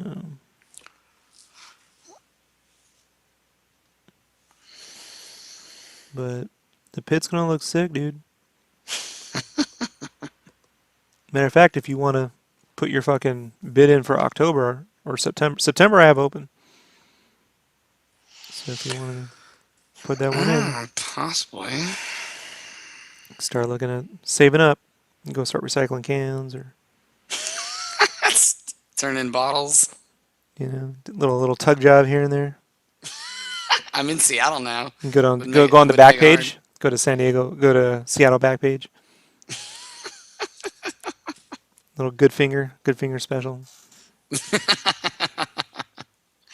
You just lie. I'm in town for a couple nights, folks. Yeah, that's it.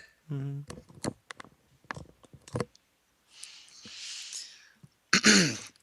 Well, just shoot me a text when you're gonna throw it up, and they can jump on. Yeah, it'll be the first week of September. I'll be like, I got them open Text me and I'll jump on. because I'm gonna plan that max out to coincide. Yeah. So, are you just gonna do that to just have the other one, or? It's gonna be painted right along with it. Yeah. Okay. So if you wanted to pick it up, you can, but that's up to you. But I'm gonna do it because if I don't, people are gonna be like, "You gotta do the max." Like I'll never hear the end of it. Oh, yeah, I know. Yeah, They, you're they right. go they go hand in hand. Then I'll probably just do both. So, Just so whatever, like make a mic tier, or I don't know however you want to do it. I don't know. I'll send you a link. Yeah, yeah. Just send me the link and I'll PayPal this stuff and Yeah. whatever. I don't care anymore. It's just however we have to do it. But I'm on schedule now, so that's nice. Everything but Game Cave. So as soon as these prints are done, then that'll get done much faster. Oh yeah, So on schedule. tomorrow I'll be working on Final Fantasy VII. Oh, you finally getting to that one? Yeah. Yeah, I got the Rick and Morty lines ink last night, which was a commission from that. But it's a commission, but I also need digitals because it will sell. Like I've Well, already yeah, been it's at Rick and con. Morty. Yeah, it's all those characters and shit. And I've already was at this con where people are like, "Can I want to buy the fucking final version?" I'm like, "It's not done yet." You know. Have you So posted it anywhere? yeah, the lines, the inks are on the Instagram and whatever. So I got a traditional art version for the Kickstarter for the commission, but I got to do a digital colored version as well. Because at cons, the digital colors sell more. It's the digital colors and the saucies sell at cons.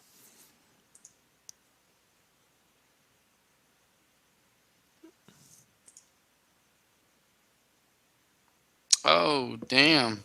Yeah, and there's actually a top panel too. It's an exterior shot of the house, so it's gonna be from Total Recall. You know, they all got the guns. And shit. Yeah, it's Kyle's favorite episode.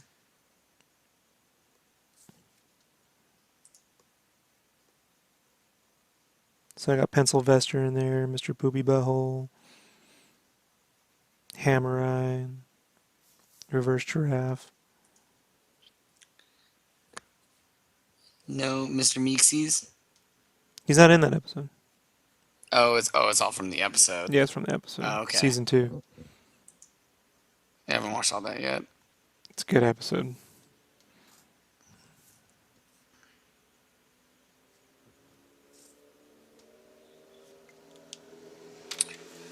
Oh, those Battletoads turned out nice. Were Oh, was the I'm assuming the Kill la Kill piece was a commission. yeah. Yeah, guess who lost her shit when she saw that? Well, you know, like I said, she can save up, but every month I'll have at least four to six slots open. So if she ever wanted to get a, I had to do the Well, pajama when you, pants. I had carte blanche to do whichever version. I'm like pajama pants. It's my favorite. I like the little bunny on her crotch. yeah, it's I'll tell you something else too. I didn't do it for this one, but I did figure out, and I have a test over here. I did figure out how to do man can show. You know when she goes to the Hallelujah and that background is colored, the Hallelujah with the blue and the green, oh yeah. and she goes Hallelujah. She crosses her arms. I figured out. I have a test of that background. So my wife was like, "Oh, did you do that one?" I said, "Nope, that's coming." You know, for her. Well, when you send me the link, we'll just probably both jump on it then. So Because the second I tell her, like, hey, Rob just opened up commissions right now, she's gonna be like, okay.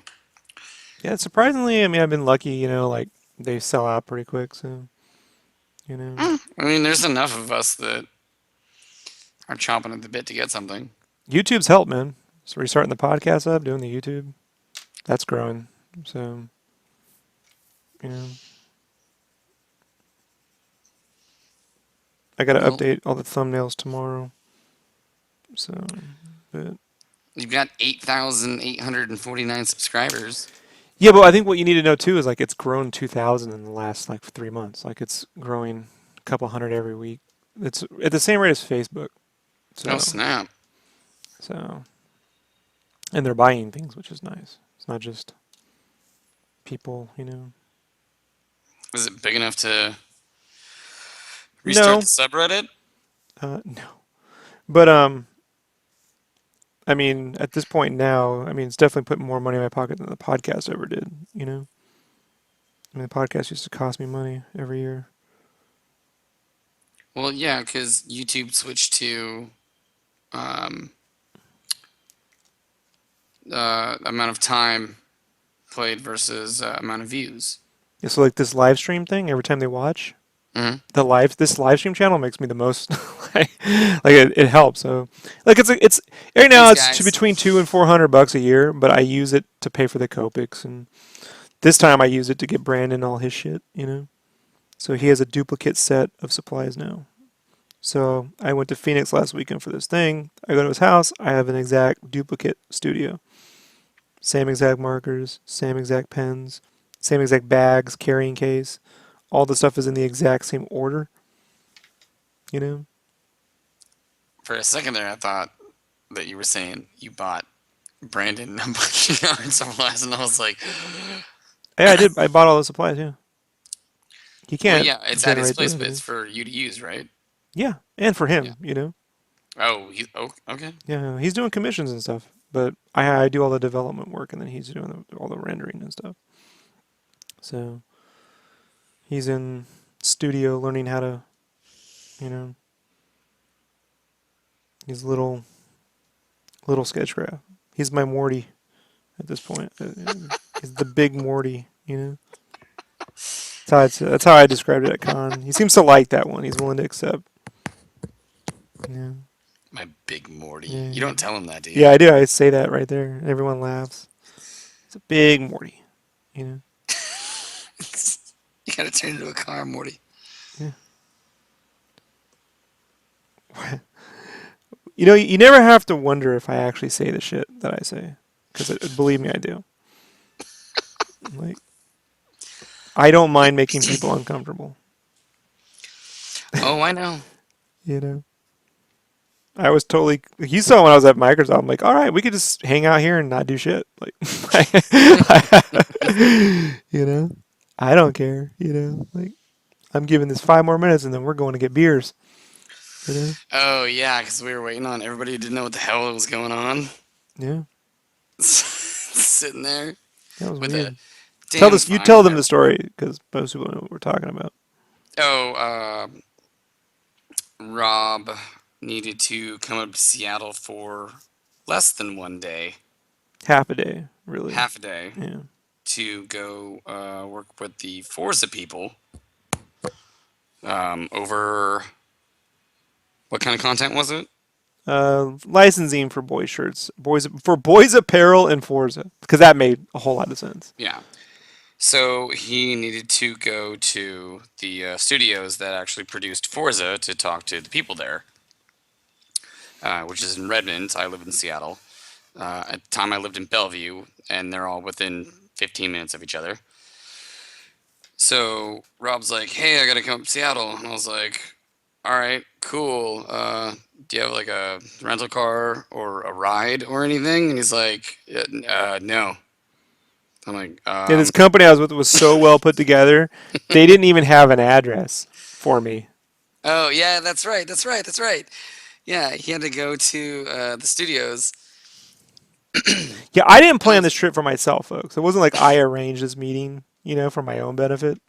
I was there to represent the company I was working with at the time. yeah, and they didn't have an address, and I was like, "Oh, I know right where that is." Yeah. So he got all of his flight arrangements, and then I just took the day off and picked him up at the airport because he had no rental car. Oh yeah, you He were had the fucking outstanding backer of the year, dude. he had nothing. Yeah. So I picked him up at the airport.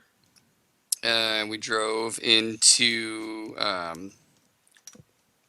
Kirkland, and we got breakfast, which was at Brown Bag. That was pretty legit breakfast. You had a giant omelet. Yes, yeah, that's all they have there is giant omelets Yeah. and other things. And then drove him over to the Forza Studios, and we got there, and nobody knew what was happening. Like we showed up, and Rob's like, "All right, I'm here for this meeting with this person." I'm like, okay. And Who are you? What's a yeah, like T-shirt? what's going on? And it took like what 15, 20 minutes we were sitting there. Yeah, I was literally 1 minute away from walking out. Like I was just trying to do my job, you know? Yeah. And, and then finally, like somebody comes and gets Rob, and I'm just sitting outside, bussing around on my phone. But you were only in there for 20, 30 minutes. You weren't in there for that long. Yeah, it was me, the two directors of the game, Yeah. and I guess their licensing chick or what the equivalent of that. So Yeah. So it was. pretty useless trip. And then they made me fly back that night. I didn't even get like to stay the night.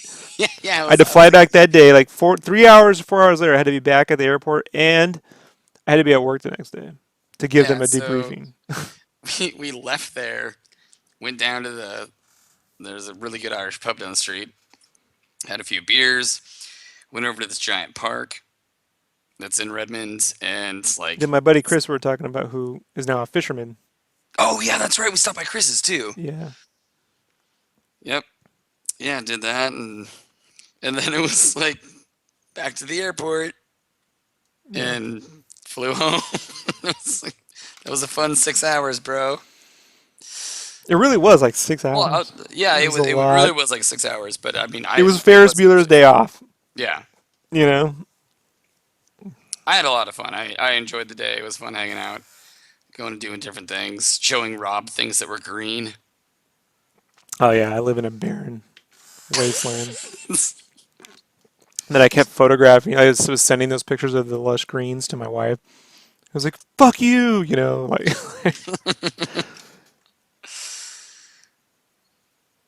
Yeah, we get each other to laugh on YouTube quite a bit, but get us next to each other and outlandish shit starts coming out. Like I can't remember what the joke was, but it was the tennis ball by itself on the side of the road Oh yeah, there's at the park. like like yeah, we were having fun cracking each other up all day. It was a good day though. It was really really fun. that company. Yeah, half an hour. Fly up to Seattle for half an hour. Did anything even ever come of that meeting? They're still trying to do stuff. No, I mean they put shirts out there. They did nothing. And now their next big plan, because they try to do shit with IGN, and I told them IGN isn't a game studio. They don't have anything, and that obviously didn't work out. And now their big plan is Halo. And I was laughing because I hear about it. And I'm like, guys, I was trying to tell, I was telling my friend who's still there, and he was laughing. I'm like, Halo doesn't exist for kids. That's 2007. Yeah, Like you so go to we're all adults Twitch, now. no one's playing fucking Halo, dude. No one gives a shit. No one bought Halo 5. No one gives a fuck. Like they're playing League of Legends. They're playing Overwatch. You guys, like, they're so. These guys out in New York, they just don't get it. You Or know? is that far behind? Yeah. Oh yeah. I couldn't get them at the time. I was trying to get them on the like Clucky Road. They're like, that's just Frogger. I'm like, don't fucking tell me I'm telling you it's fucking popular. You tell, oh fucking, like they're trying to like clown that it's not original. I'm like, that. Oh, hold on. Well, I mean, you keep talking, but What's original oh, about anything they're doing? never mind. They went the other way. Sorry, that's the song of my people. Oh no, I'm muting. Hold on.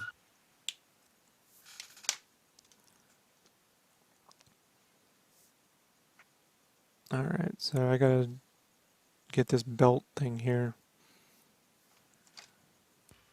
Okay, there we go.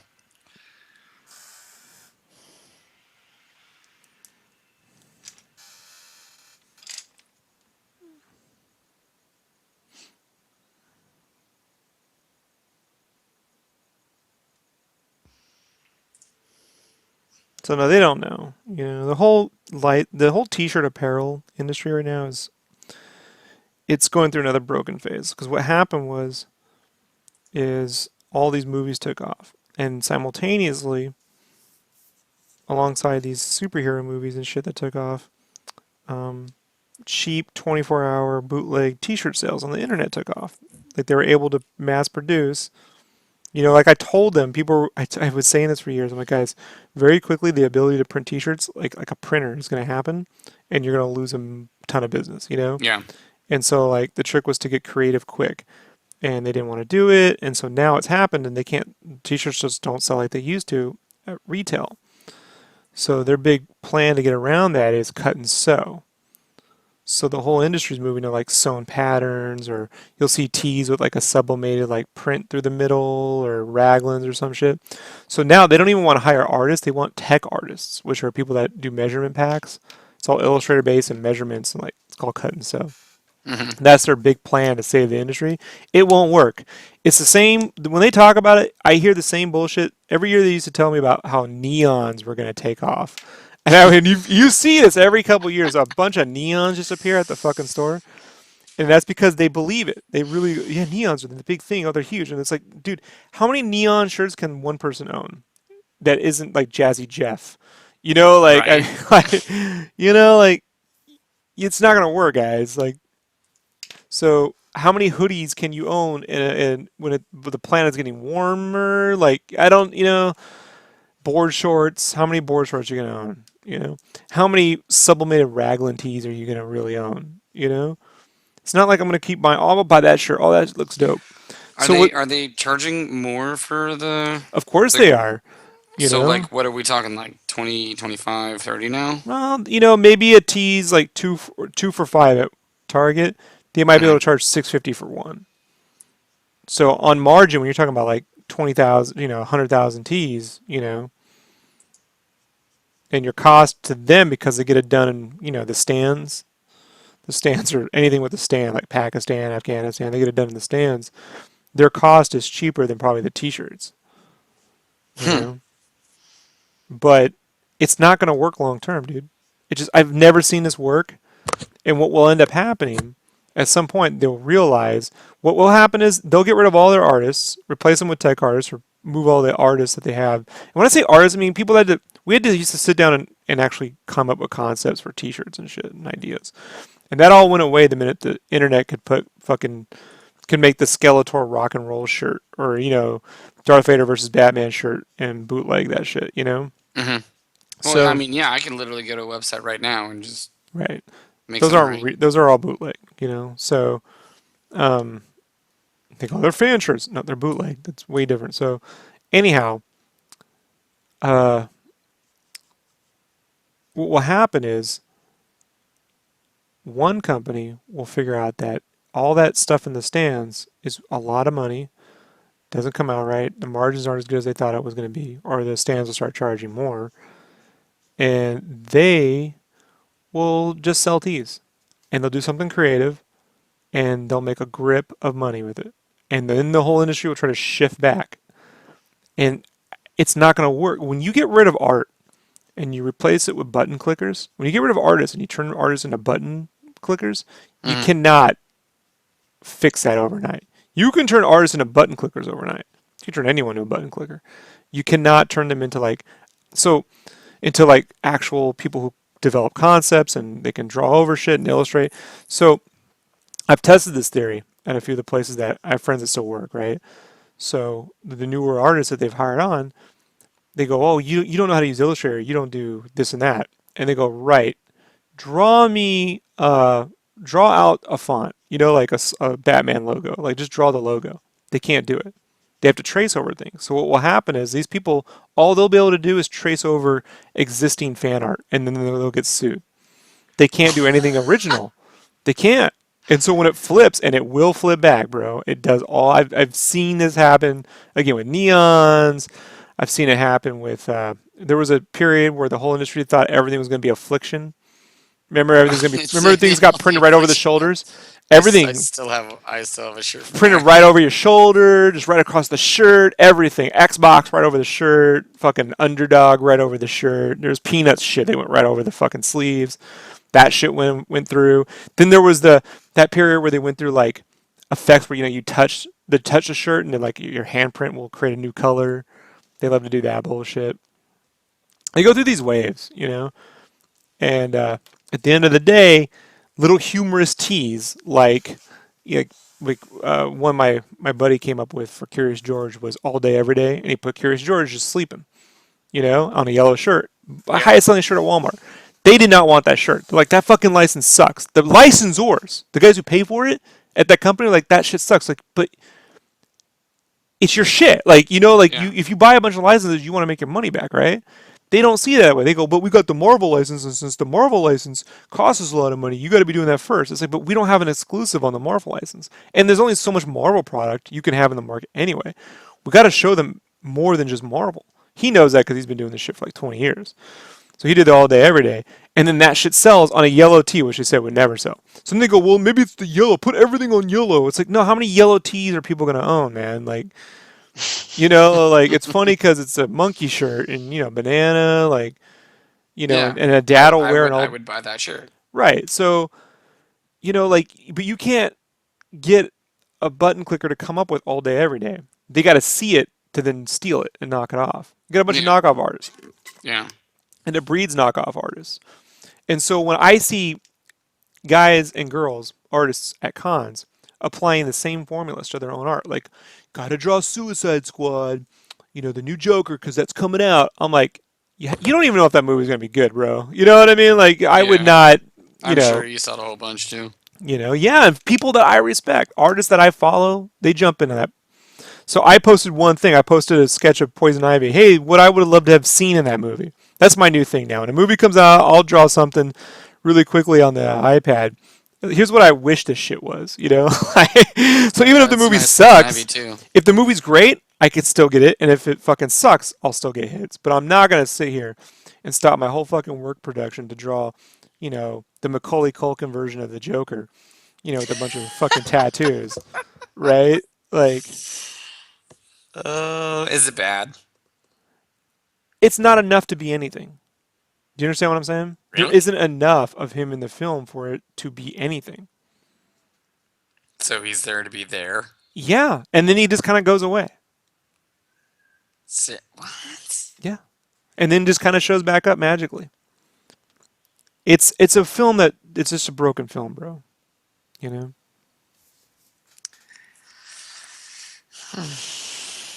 Okay. Yeah. Well, I mean, I'm gonna watch it anyways. Yeah, I mean, like, don't not watch it. Just don't pay $40 at the IMAX. If you're not that into it, like if you're like, I don't know, just wait and see it at some point. Yeah. I think the stereography was nice. Yeah. The technical aspect of that, if you're a fan of 3D, they did a good job. Like, way better than the stereography in like Batman v Superman. I did not think that was a very good conversion. But the work on this was really good. There's some shots I'm like, that's really effective. Just from like a horror standpoint, there's some really cool horror shots in the film that don't get used enough, but there are some cool effects that I'm like, oh, like that's pretty creepy. Like that's pretty cool. It's nice to know that they're taking those smaller aspects that they can use the 3D with and actually utilizing it more as opposed to like, oh, everything's in 3D. It's just going to be 3D. And Hey, surprisingly, dude, I didn't see enough of it to say, but I did see some of it. I saw some clips of the new Ghostbusters movie in 3D. Now, I'm not a big fan of it being a reboot. If it just been a continuation, that'd be one thing. I don't like the idea of them just saying Bill Murray never happened as a Ghostbuster. Venkman never happened. You know what I mean? I don't like that idea. yeah. But the stereography was interesting. They did some really cool shots where they kept the black border during the film, so ghosts would pop in front of it like in a comic book. Oh, okay. So as a 3D, you know, like view piece, it does some pretty cool stuff. Um, Still, I don't think it's a very funny film. I don't think the jokes go anywhere, and it sort of misses the mark on a lot of areas. But uh, I'm the guy that hated Ghostbusters too, so you know, because that actually took the Ghostbusters that I love and just turned them into fucking pansies. It was like the 3 Men and a Baby of Ghostbusters. Like that's what I said. I'm like, yeah, Man, baby. it was 3 Men and a Ghost Baby. Like that's what I came out like when I was a kid. Used to be a real asshole. Like I guess I still am, but like so you just get Steve Gutenberg and fucking the Cheers guy. Wait a second.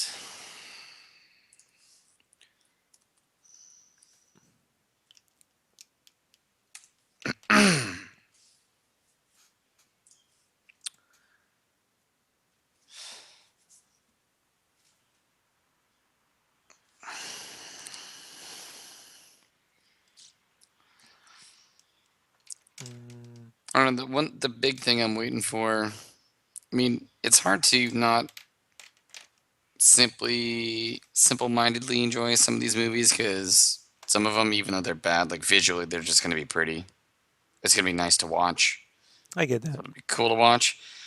But I'm just waiting for some original content, man. It comes out every year. I mean, they're dude. Have you seen Midnight Special? No. I'll say that was original, but it had no play in the theaters. They gave it no screen time. That's what I'm saying. Like, You know, I mean, do I I have to sit and really, like sit on specific indie forums or I I enjoyed mean, Cloverfield, but a lot of people are like, "Oh, I did." I'm like, that's what I loved about the movie. It was the kind of movie that when I was a kid I would have seen on cable and been like, "What the fuck was that?" Like, like I don't know what oh, that shit was. That was fucking cool. oh yeah, absolutely. So, uh, And then there's smaller films, you know. But in terms of major tentpole Hollywood action, I mean, you know, they can't all be the Lost World, right? Everyone hated Ghostbusters 2. It was made to resemble the real Ghostbusters cartoon movie as that had taken off. Yeah, I guess. I'm with you. I The didn't I game. know when I was a kid I came out of Ghostbusters 2 wishing I had seen Alien 3 and I knew the Alien 3 was not a good movie, you know. You know what? It's not that bad. It's not an alien. If it was like a TV show, it'd be one thing. But they killed your favorite character. They killed my favorite characters, you know? And then now you're stuck with, you know, a bunch of rapists. People go, they never made a bunch of villains of heroes before. I'm like, they did Dirty Hey, go watch Alien 3. That guy, I mean, that guy was a rapist. I rape women. Hmm. And Yeah. like, what are they trying to say with this? I could not figure that movie out. What is the moral? Just I because I'm it, bad it doesn't mean I was need to be no. killed by a dog alien. Like, I don't fucking know, man. Like, Yeah. I don't. The dog Yeah, alien. the dog alien. Remember, like it had dog powers Yeah. because it wasn't a dog. Who Yeah. cares? It's Like, a xenomorph. That's instead what of they a do. cat, you know, we're gonna have a dog, and then it's gonna merge with the dog and become a dog. A rival might be It funny. feels like what's his face? You know that it just they needed to push another one out, so they. I mean, at least it wasn't Resurrection. Well, that's not That even a movie. movie. That's like a French fan film. You Yeah, I know, know, but the one Sigourney that Weaver was swims, in it. the one that swims, where they decided to mix Alien with Jaws. We'll make them swim. And then we'll give her alien powers. You know, they needed to let it go. I think they need to let. I think they need to let it go. You know, Let it go. yeah. Look, they can make original shit. Look at Stranger Things, man. That was supposed. I mean, those guys were trying to make that It movie, and they couldn't do it. So and they couldn't make Stranger Things on with the studio, so they made it with Netflix. So there's shit to be made. They're just not. The big I know studios are. They want we're that Chinese money, the yeah. yen. Whatever the yuan. Sorry, the yuan. They got the yuan over there. Stranger Things was awesome. Yeah, don't spoil it. I haven't watched it yet. So Really, you I can't got do I got spoilers. sick. I got sick. I got sick. I Have you got not been sick. following the podcast? I got Couldn't watch Stranger real sick. Things. I went to see Finding Dory, and I came out with the fucking Zika virus. Like, I mean, it was fucking bad, dude. Why did you go see Finding Dory? Uh, my wife. Yeah. I All like right. Finding Nemo a lot, but I didn't really care for the I didn't have any interest in it, but she wanted to go see it. So, I gotta. It's either I'm stuck with that, or I have to go watch a fucking, one of those Jennifer Lawrence or those Nicholas Sparks films or some shit. So I gotta pick and choose my battles.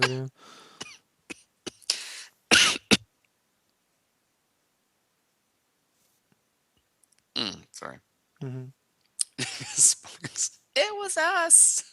Yeah, one of those fucking things. So,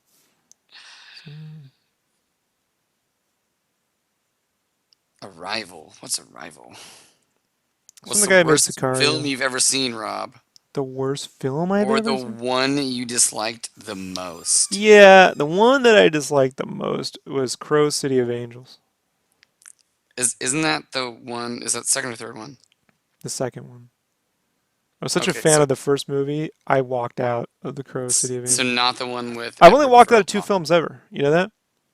Crow City of Angels and the Michael Bay produced Teenage Mutant Ninja Turtles, the one everyone liked. I walked out of that too. Just couldn't take it. Wasn't disgusted. I just like I've seen enough bad Turtles movies. I don't need to sit through another one. I'm going home. So, but the Crow City of Angels, I took a date.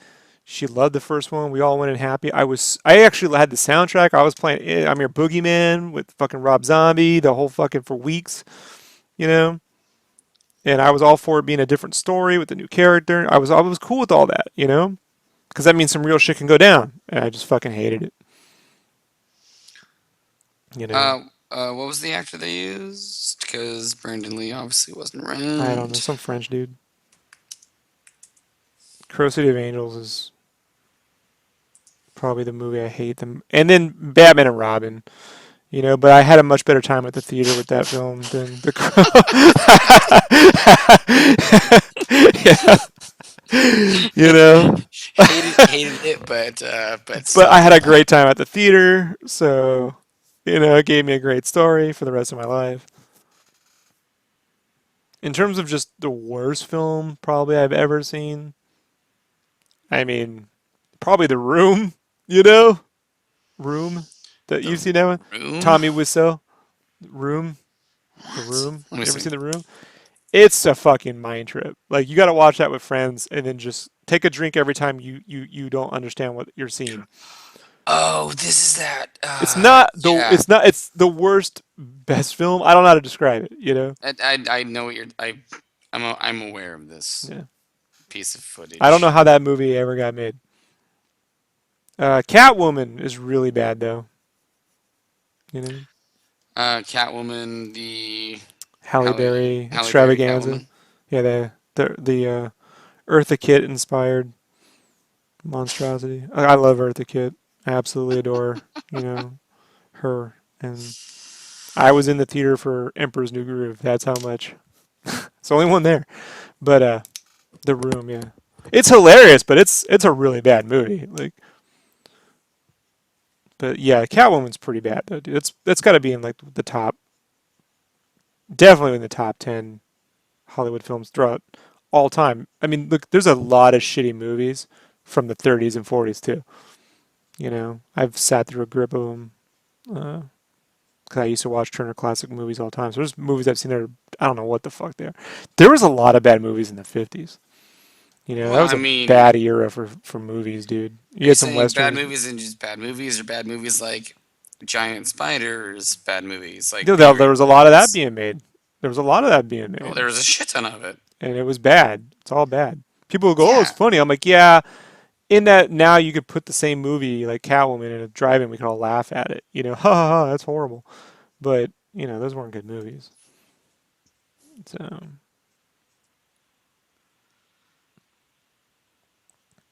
I can't even.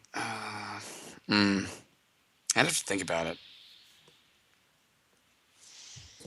but The Crow angered me. Crow 2, City of Angels angered me.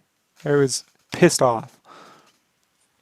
Well, I mean, again, that's a situation where they're just I the walked out of crow Iron did Man so 3. well. He walked out of Iron Man 3. Well, Iron Man 3, dude, made a joke out of its villain. Everyone was looking for a great villain. Everyone thought they were going to get a great villain, and it turned out to be kind of a joke, which is fine in any other thing but a movie. You know what I mean? Like they picked the wrong movie to do that in. Like if that were like an Ant-Man situation, it's just bad idea. You know, like bad idea. And then they gave him the kid, which no one was asking for a little kid. In an Iron Man movie. You know what this movie needs is a kid. You know? I know that because we're connected. Yeah. Again, this is for me. This is a situation where I'm like, I'm happy to get to see this stuff on screen. Like, I just kind of start if it gets Yeah, but bad. Iron Man 3 is motherfucking The Godfather compared to Catwoman or City of Angels, bro. I mean, City of Angels is Iggy Pop masturbating on in the first 15 minutes. I walked out. I can't take it no more, dude. I cannot sit here and watch Iggy Pop masturbating. I didn't sign up for that. You know? I don't even know Didn't what's going see on. didn't see Max Payne. I would Uh, never see Max Payne. Are you crazy? I played the game. That was bad enough. We figured out how to do bullet time. Congratulations. Good for you, Christian Bale. Like, okay, who cares? Came and went. They made a movie out of that. Couldn't believe it. Like, they're making a movie out of The Division with Jake Gyllenhaal. Like, he didn't learn his lesson from Prince of Persia. You know? And the press release starts off with the most highest selling 1 day game ever. I'm like, guys, this is a real shitty. This is just 28 days. You know what I mean? Like, there's no way this premise is like those game sales do not translate to movie tickets. One, two, no one fucking likes that game anymore. Like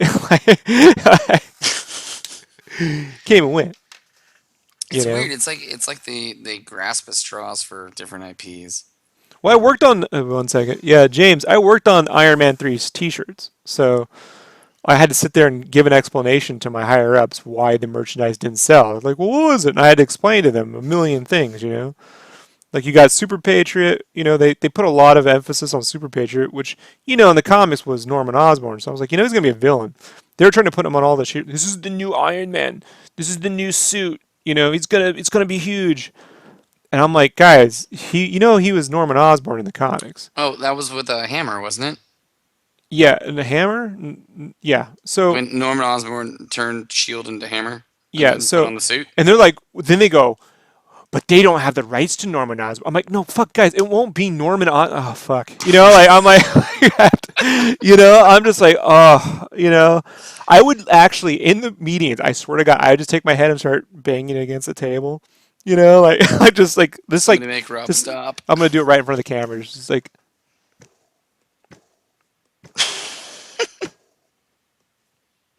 like I would just sit there doing that. That was because I'm like, guys, no, they'll get someone else. Okay, Iron Patriot. Super Patriot. Sorry, I'm a Savage Dragon fan.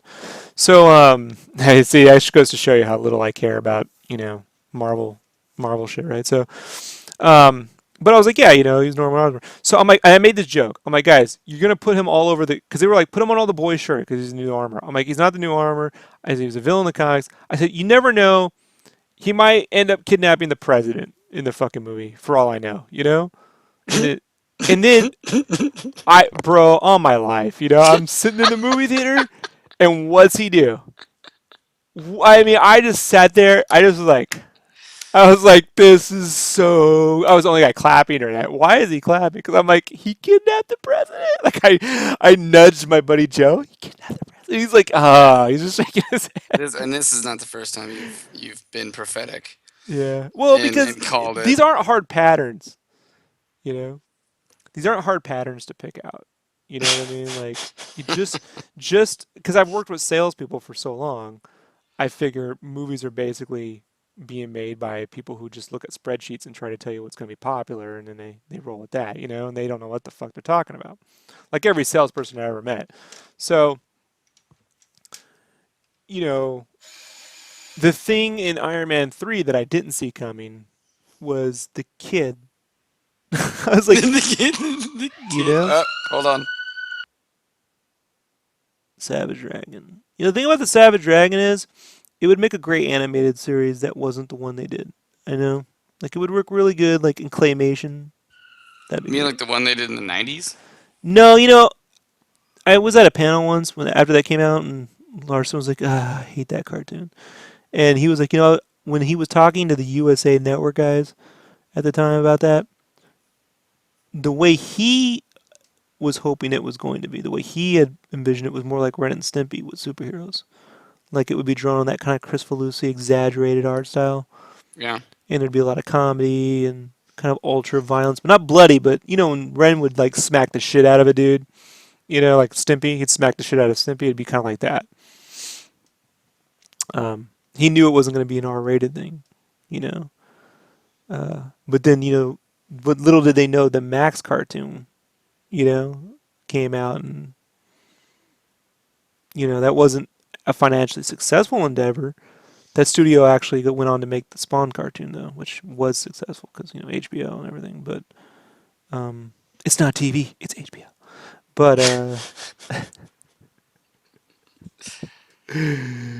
dun, dun, dun, dun. You know what? I get the fucking HBO '80s theme song mixed up with the Dallas theme song all the time. Remember, Seriously? yeah, remember they used to do that thing where they'd fly through the little model city and then they'd go up into space and you'd fly into the HBO logo and shit. Yeah. Yeah. I get it mixed up with the Dallas theme song and the Fraggle Rock theme song. Like somewhere between those two things is the HBO theme song. Dun, ticka, dun, ticka, dun, ticka, dun, ticka, dun, dun, dun, dun, dun, no, but that isn't it. Then I go dun, dun, dun, dun, dun, dun, dun, dun. No, that's not it. Like it's somewhere between those two. Like, you never know what journey you're gonna go on with me when we start chatting about what the worst movie ever. So, but hey, look, Iron Man 3 still made $1 billion worldwide, right? So Damn right it did. merchandise sold all right and so great, but luckily they never put the kid in the style guide, so we never knew that was going to happen. My daddy left me. Good. You know, my daddy Yes. was killed by the Winter Soldier. So spoilers. So 1.2 billion, sir. oh oh, you know. Oh I'm wow, sorry, critics it's one 79%, audience 79%. 1.2 million. You are incorrect, sir. Get I'm your sorry, you couldn't figures see me your holding my figures pinky up when straight. I Get your said that. figures straight. You are apparently not good with calculation. So ever since The Dark Knight, my wife hates it when I go to the boba store and some little Asian kid like counts back the change perfectly. I'm like, he's good with calculation. And she hates that. Like, it's so fucking racist. I'm like, how is that? I'm not saying he's predisposed to. I'm just admiring. He's actually counting back things. I'm just observing what I'm seeing here.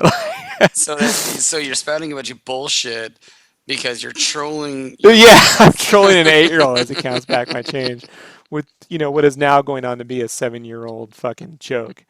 It wasn't intended to even be a joke, but there's something about that guy who's good with calculation in The Dark Knight. He repeats it 3 times, I think. After all, I'm good with calculation. I'm like, wow, fucking, you know that? I believe it. Especially, yeah. I'm still trying to think of the worst movie. I can think of movies I don't like, but the worst is kind of a title. What movie ever just enraged you? Like, that's the way you gotta go. I can't think of the worst movie ever made. The one that just, like, you know what? I'm out. I don't need this shit. You know? Yeah. I don't know, because when I see bad movies, I kind of like, when you're folding laundry No, my and wife does that. I'm not and you're allowed to. you I'm don't you actually, don't I'm fold not, laundry. I have no problem with it. Me She has either. ADD. She will not let me because I just shove everything in there. After the army, I don't fold shit. Scissors Okay, calls. what about when you're doing dishes? You know how you just kind of like go I'm into not a allowed to put away the space dishes. Like, where, oh, that space where you're not really there. You tune it out. well, yeah, I mean, you're doing your task, but you don't really need to think Like about when what I'm you're drawing. doing. You're just kind of doing it. Like when I'm So, like, Copicing a Witcher figure. yeah, like that. Um, I just kind of go into that zone, so I don't really. I'm like, I'm watching something. Doesn't really bother me any. Yeah, but you're not a hardcore cinephile. You know, No, like when I say that's like a really true. cinephile, like you gotta get angry over some shit. Yeah, You I know, mean, but like, I got angry over them ruining the Teenage Mutant Ninja Turtles. so glad this last movie tanked. So happy. Oh, did it? Yeah, it did not do well, bro, at all financially. And the merchandise I know has not sold because I have friends who work. And I'm like, yes, because I was afraid the merchandise would sell. And it didn't do All right, some how money in did the China. last one do bad? The merchandise sold. Kids bought a lot of that shit. But they spent more on this movie and they made less. But what I try to explain to like some of my licensing friends, I tried to explain to them that um, the kids who saw that movie are now too old to care. They're Yeah, not going to right. grow with it. The person who's still going to go back is like our age, and so those numbers will dwindle. And The they, first movie did 485 million with a 22% from critics and a yeah, 51%. but you gotta. The critical response does not translate to financial. I mean, the Transformers movies Yeah, have proven, okay. that doesn't mean anything. Well, I mean, obviously, Ghostbusters had a 73% from the critics and did shit, and then um, one of the movies that just came out that was supposed to do bad did really well. Like I don't know. None of that stuff makes I've said it sense. a million times, man. Like the Ghostbusters and the fucking Turtles, man. Those should just be Netflix shows. Ghostbusters is not a giant tentpole film that's going to bring in Marvel money. You know what I mean? That's not. It's never that. No, no, they're just taking advantage of a franchise. Yeah. But yeah, you're right. The first Turtles movie is the only good one. You know, there are parts of the CG cartoon I thought were interesting, but it was mostly Pokemon with turtles. So who cares? So it didn't do as well as the first one, But it costs but more, and they it spend a lot more on advertising. yeah, it's still almost No, no, well. They no. got a Movies hundred got. million over their budget. Remember, they lose 50% just to theaters. You know, so like you got to make 2 to 3 times your budget, But and they didn't even make two merchandise, times their budget. and merchandise, merchandise, merchandise, merchandise. It's the shirts are not selling. The toys are not selling. They're not. It's weird. Then The why'd they even cartoon make the second sells one? fairly well, huh? Like it's not like they had a huge amount of momentum on the Because first they one. somehow it the merchandise sold somehow. I don't know. You got me, dude. The first one only made 430 million. Kyle's like basically lost 100 million, and then there's a lot of leftover merchandise. Yeah, I don't really care, man. Did you see the Jonan Vasquez directed TMNT short he did for Comic Con? No. Watch that. That's the best Turtles thing made since the first Turtles movie. It's fucking awesome. It's 6 minutes long. It's brilliant. You know, then just make more of that.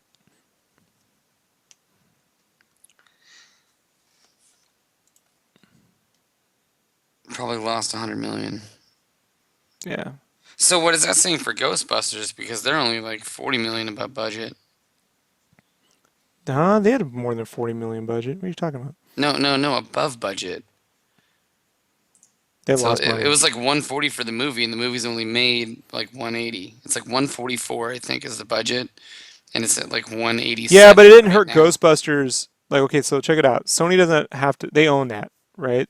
Hmm. So they aren't going to take the write down on female-driven Ghost. They didn't spend a lot of money on female-driven Ghostbusters merchandise. All the merchandise was based around that logo because that's the only thing that actually sells. The only thing that sells in Ghostbusters merchandise in terms of shirt is the logo Hmm. and the costume faux costume tees, right? So that movie didn't hurt the sale of Ghostbusters logo tees.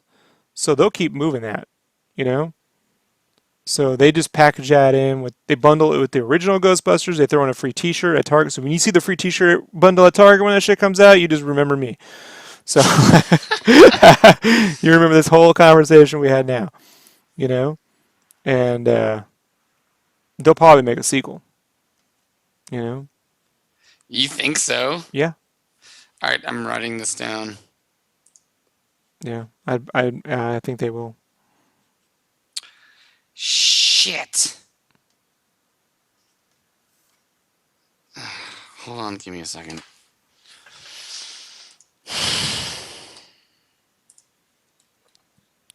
Yeah, but Cal, they'll make a lot more merchandise, dude. So they don't care. You know, it still has potential. What they'll do is they'll offset the cost of a sequel and spend less. So if they spend 180 million on this one, they'll spend 100 million on the next. You know,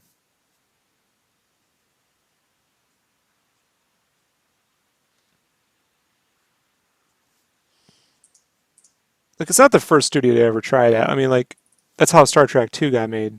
You know, leaner, meaner. So, but and that's why you started to see all those merchandising deals at the time, like this get the Star Trek cups at Taco Bell. Remember that shit? Or yeah, I don't know if you were old enough for that. But remember when you were sperm, you know, and the chick from the Mickey Mouse Club used to hawk fucking Star Trek cups?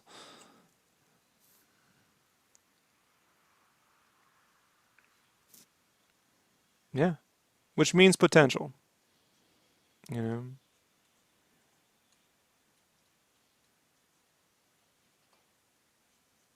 But I have a feeling with that movie, you haven't seen the last of it. You know, oh, they'll merge it with Men in Black or do some fucking thing, you know. So,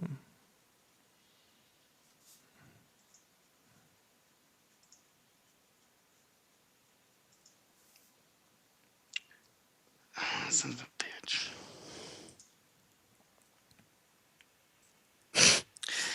Sorry, Rob. I crashed my app while I was trying to crash my app while I was talking to you.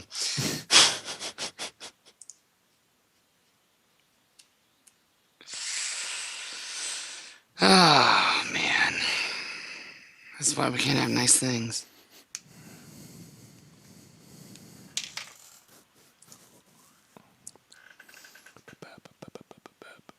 Let's get the boots. The boots. With the fur. Yeah, Carly's boots.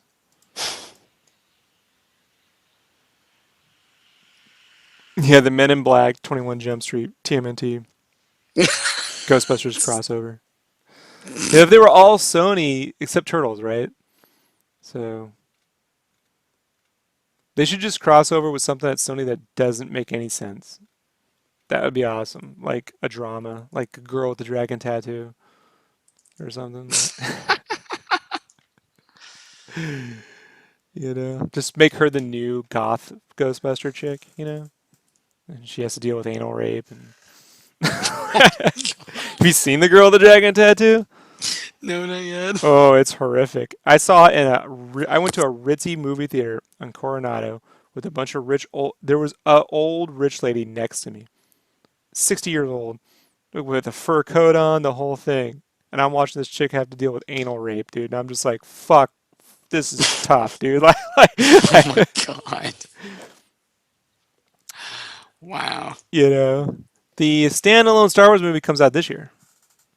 So it looks amazing in 3D. I've already Rogue seen One? the trailer. That first trailer for Rogue One, I saw that shit in 3D. It looked awesome. So, but I don't know if it's going to be a great movie. Who knows? Could be. It can't be worse than Attack of the Clones.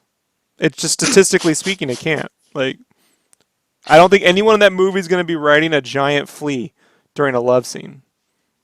A giant tick, when they're like, "Oh, you're so I love you so." Can you imagine if you were riding a giant flea and No. your girl was like, "Oh, that's the man I want to marry." Like that, and that you're taking that serious. Like, you know.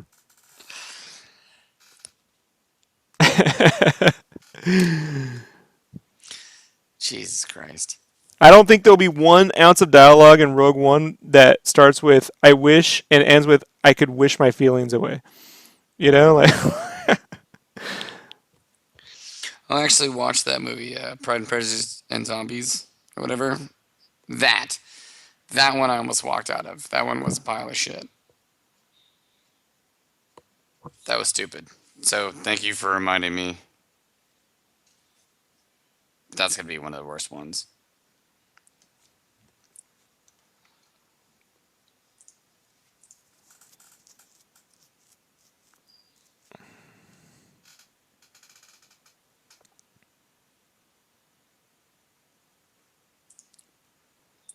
I'm just afraid, with Rogue One that there's no real character development. It's just a bunch of scenes. Like the problem with Godzilla is that the It could be protagonist should that. have been Bryan Cranston. It was some generic white guy. I don't know who the fuck he is. I can't remember his name. I vaguely remember, someone who looks like a cross between Jake Gyllenhaal and Ross from fucking Friends. But I don't know who that guy was. I think it was Wes Bentley, but I cannot confirm that. Something like that. Generic Hollywood white guy, you know. So, Wasn't Quicksilver in Godzilla? I don't know. The kid, the army kid in Godzilla was Quicksilver. You got me. Is that Quicksilver? Yeah, Quicksilver from the Marvel movies, not I don't Quicksilver know from who the you X-Men look. movies. I don't. Aaron Johnston? Kick-Ass. Kick-Ass? Yeah, No. he was in Godzilla. Well, that's not the main guy though. No, he's the kid that's... I don't remember. Let them fight. the Asian dude. Yeah. To-do. But at least when the fucking monsters fought, it was cool. No one in the theater was going, "This Aaron shit Taylor. sucks."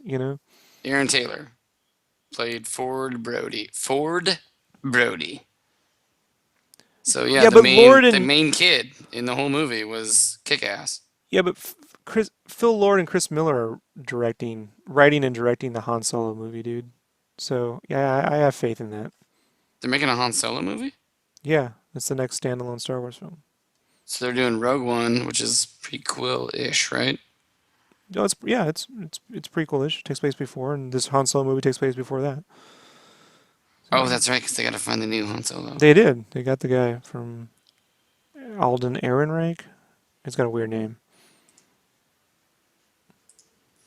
but It's Chris Lord, Chris Miller, Phil Lord. I cannot Miller and Lord, whatever. It's a fucking Lego movie, guys. You know they know their shit. Everything is awesome. Yeah, I definitely trust whatever they do. You know, They made a good movie out of Legos, and now I they're didn't like, think that we're was gonna do possible. Tetris. I wasn't going there going, this shit's gonna be amazing. I was like, well, we'll see. I was like, it's fucking awesome. Oh yeah, they knocked that one out of the park. Yeah. Well, my problem with the Godzilla movies is just a remake of Close Encounters of the Fifth Kind. I mean, it's Close Encounters of the Kaiju kind, right? Like, it's just, I mean, right down to the train, and then they go on, and then they have to meet up at a place, and he may as well have been having visions of the fucking kaiju the whole time, and they've been calling to him in his dreams, and he builds a fucking, he builds a replica of like Reptar and mashed potatoes and shit, like, like, someone needs to fucking do a fan edit of the Godzilla film where they replace it with Reptar from Rugrats. Just a big cartoon head. Just put Rugrats. Well, they're making Rise of the Rugrats or some shit. Like, the new Kong movie, so we're gonna get that, and they made him bigger, and then we're going to get another Godzilla movie, and then we're going to get a Kong versus Godzilla movie. I'm not the big kaiju guy. Like the kind of the only thing remotely related to that I ever was Pacific into, Rim, huh? No, Evangelion. Evangelion. Yeah. No, I hated Pacific Rim. Oh, me too. Yeah. If they made an Evangelion movie, You should go listen to the review I did with Brandon back in the day. It's up on the archive now. We have all the old podcasts are on the YouTube now. By the way, nice. they're all up in the playlist podcast archive. They're all there. So minus the video game stuff because I was like, I don't give a shit. So kept that off. But Yeah, I would watch Evangelion live action, except for if they try and go well, Weta tried to instrumentation at make the a end. live action. Hmm? Weta tried to make a live action Evangelion movie in the early 2000s. I Really? couldn't get it done. Yeah, they tried. There's concept art of it floating around. Well, it'd be easy nowadays. CG would be far less taxing. I hope that the Power Ranger movie is really bad. That's what I'm hoping. I'll go see that if it's really bad. Because I just want to laugh and clap while other people are in pain. I thought they were supposed to make it darker. Yeah, that will not work. Please do that. Make it darker. Swear to me. Make it darker and give them boob armor. Like, please. They have boob armor, dude. It's the best. Boob armor. Like I was saying, they should have giant cod armor too. Just like just let it stick right out there. You could hang your coat on it.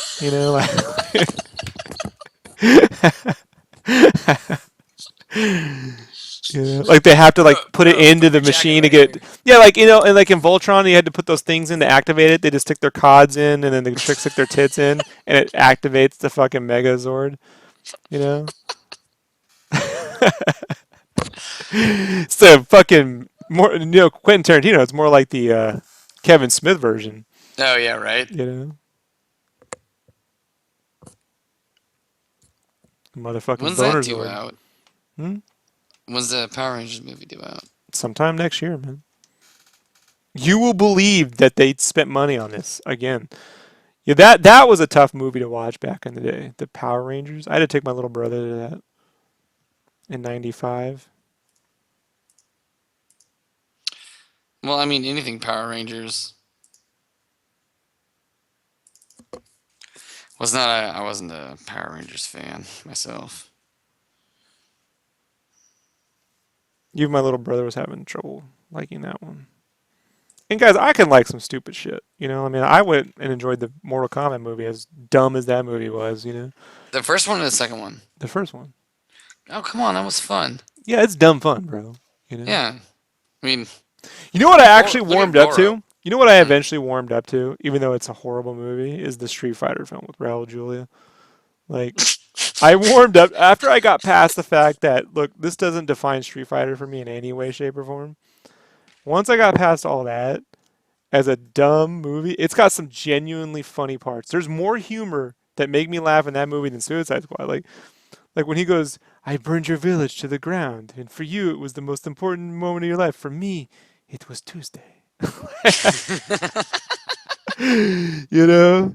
Like he pays everyone in fucking useless bison dollars and shit. I mean, it's so not Street Fighter, but it's fucking, No, but you somebody know. And then you said got it. Jean Everyone Claude says it's Van good. Damme who says, "I'll kick your ass so hard." Like, you gotta watch how he says that line. It's a work of fucking art. But DJ and Bison, those two guys are the best parts of that, and Raul Julia are the best parts of that movie, and they're fucking brilliant to watch.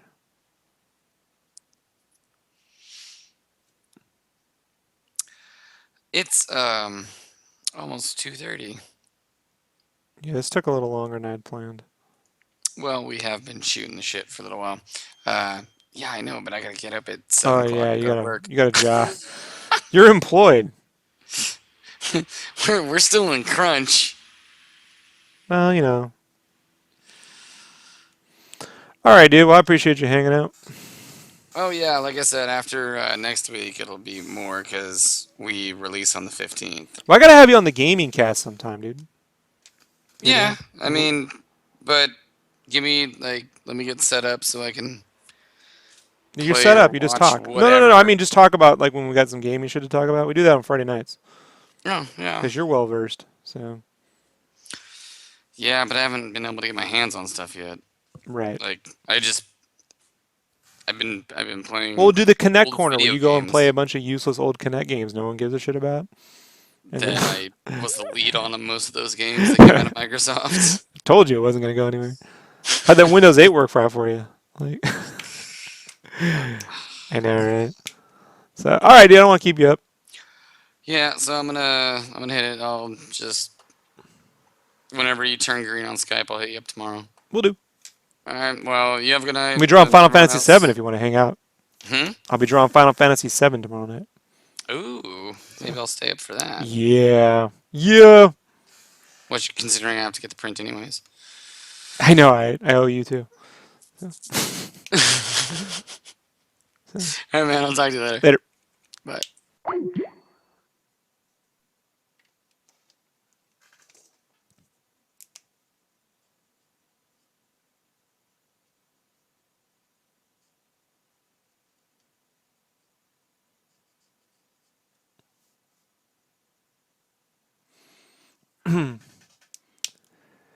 Nice chatting, James. Thanks for hanging out.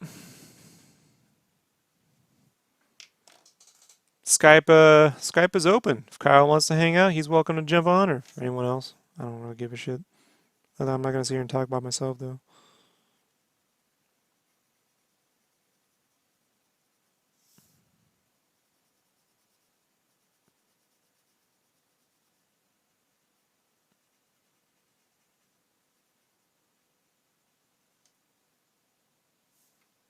But I'm finishing this fucking thing.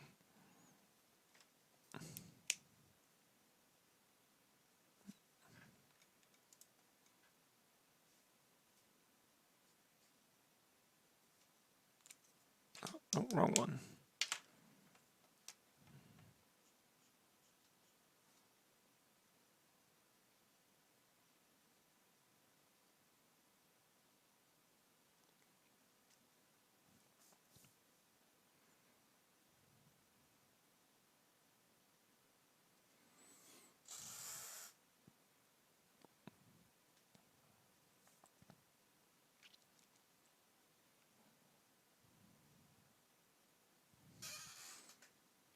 No problem. Then I'll just be here doing what I do.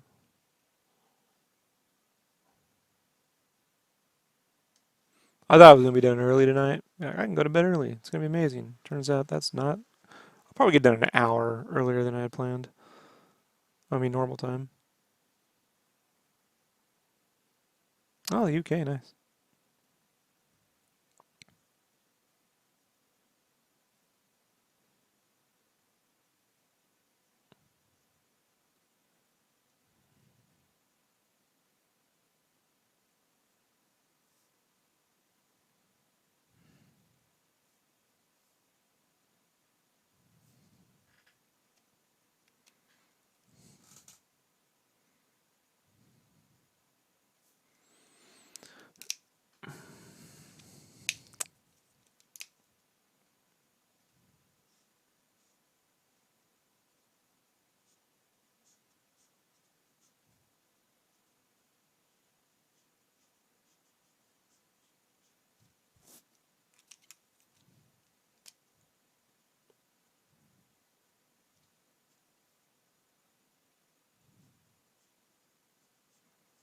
Mm-hmm.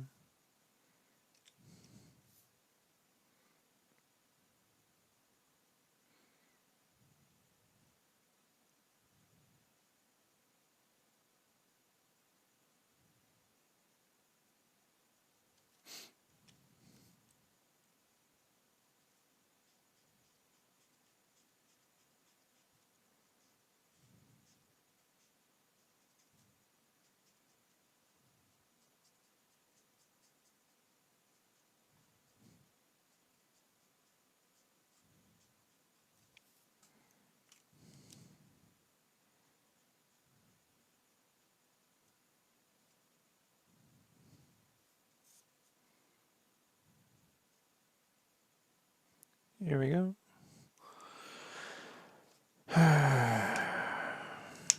Hmm.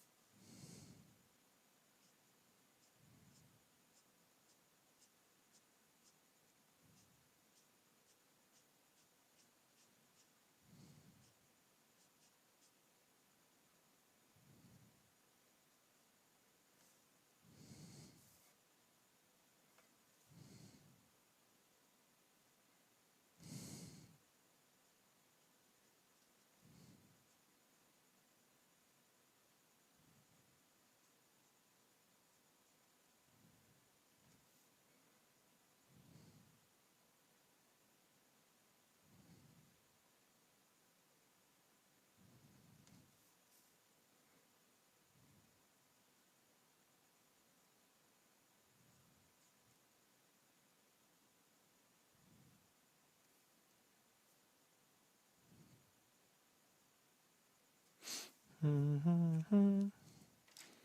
Mm-hmm.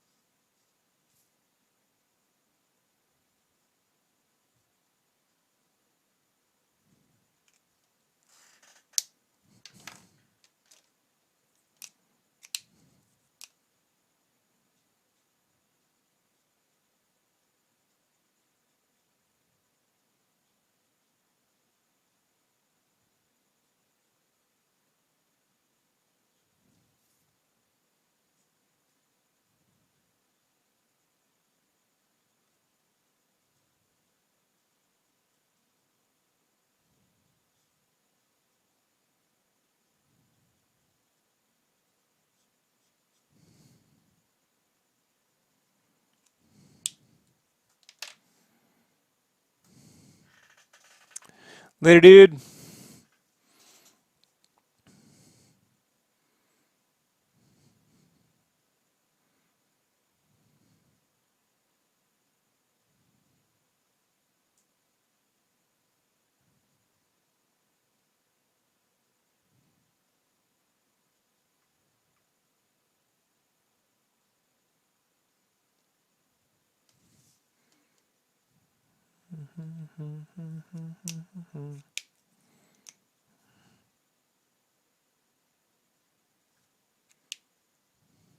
Nope. I need a W10 for this.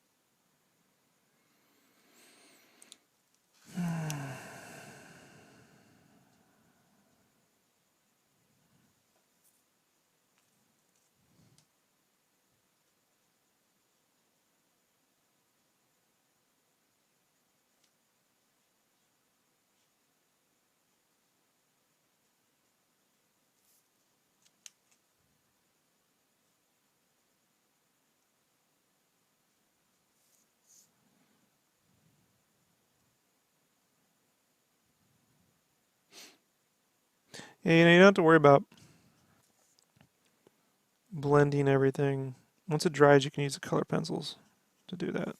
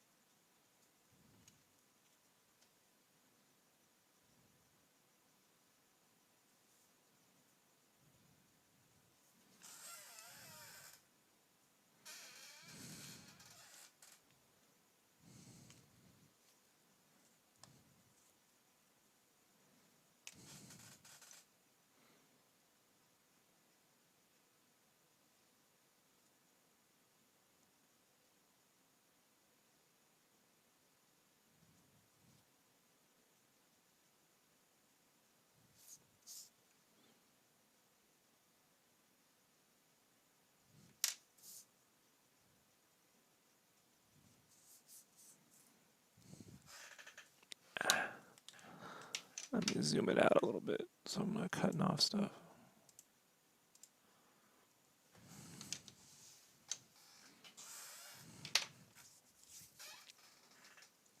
Let that dry for a second. um, while that's drying, I'm gonna go fill up my coffee. Give me a second.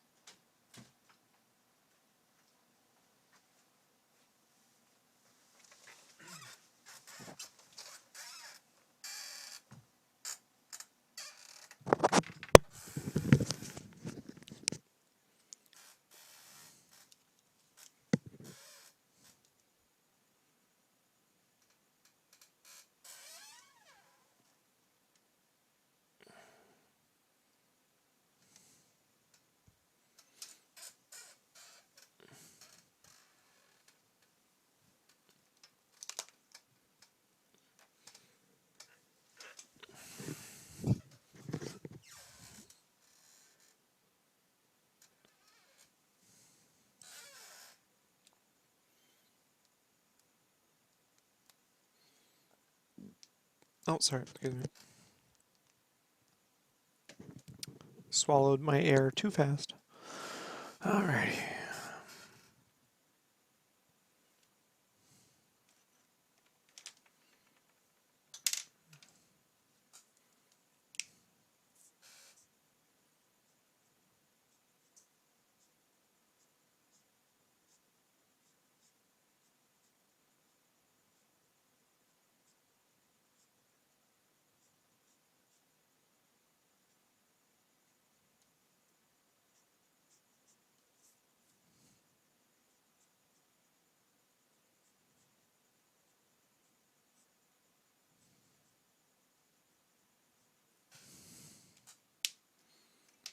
What's the sketch to the left of the frame? Yeah, it's a test.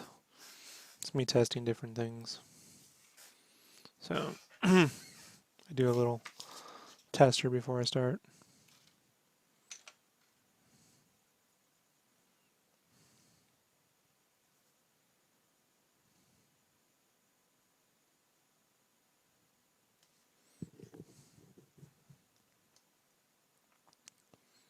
But I've still got a lot of contrast work, color pencil work, and then white highlights and adjustments to do. So it's a bit of an involved piece.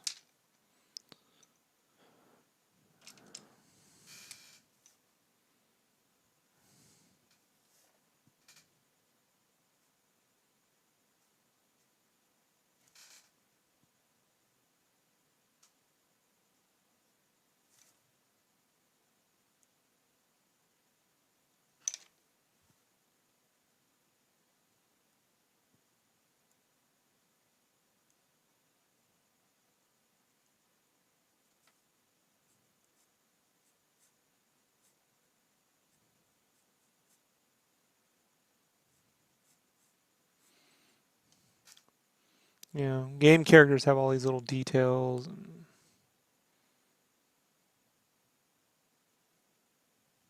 these modern day ones, right?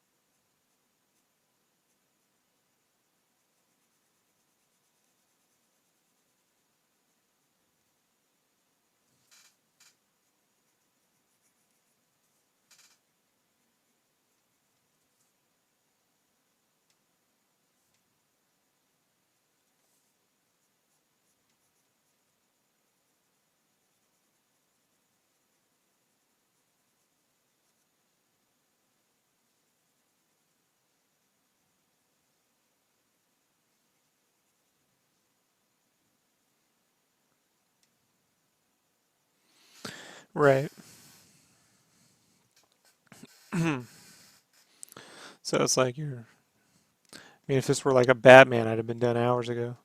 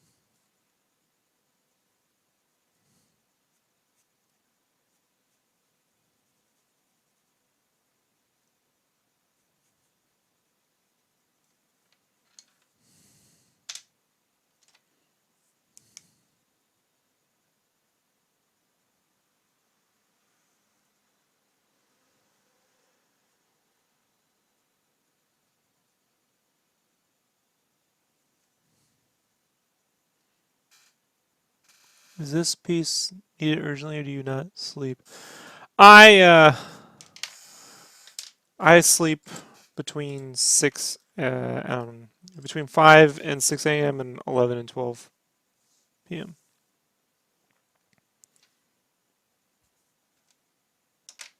I get about between 6 and 7 hours of sleep, depending on what I need. And then I draw for at least 10 hours a day on top of everything else I had. And then, errands, life, dog, wife. Hey, that rhymed.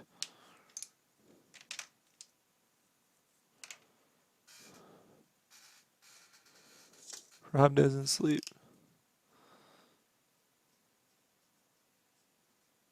I've always been a night owl. You know.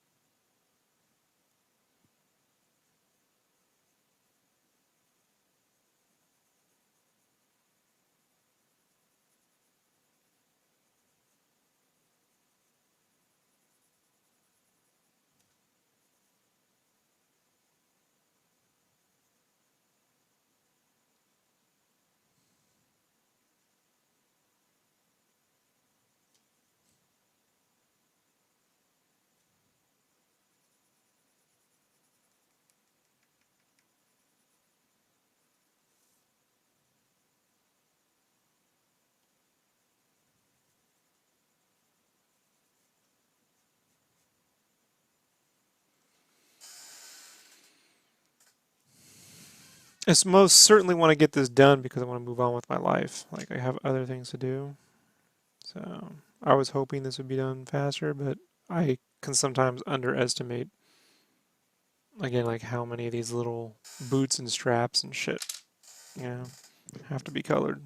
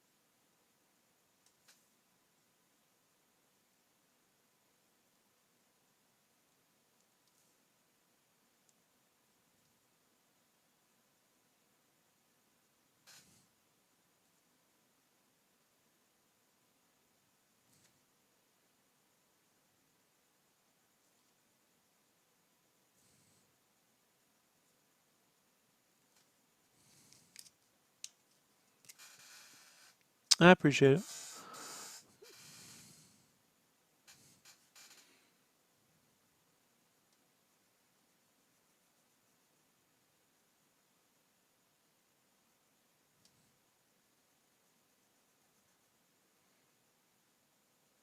I mean, I'm not really rushing myself either, so it's just getting done, you know.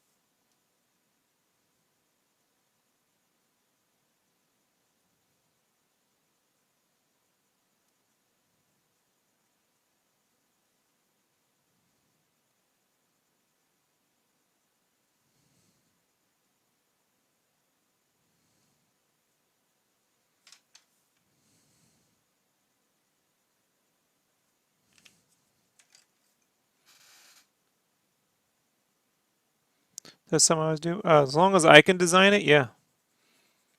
If like when I've worked with publishers, they don't let me do it. But me naturally, yeah, that's what I like to do.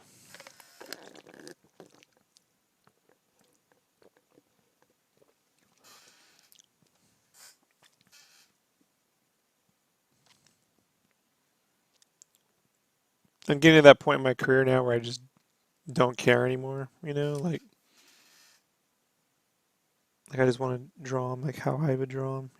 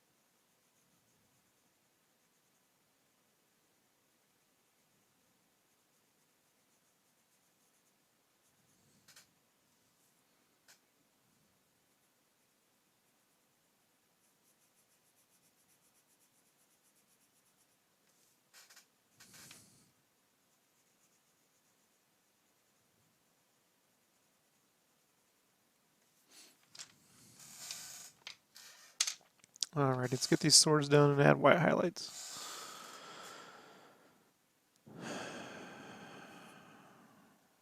We'll adjust a little bit of this after we add the background. Surprisingly, probably the easiest thing to do.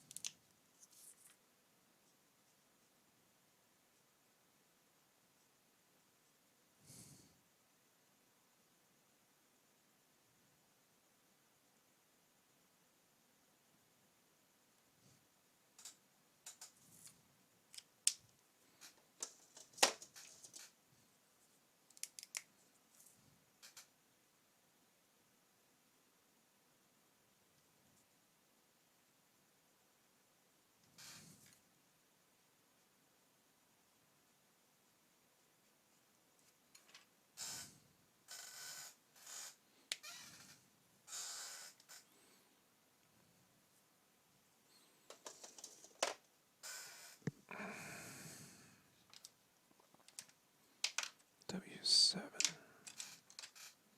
C10, W7. There you go.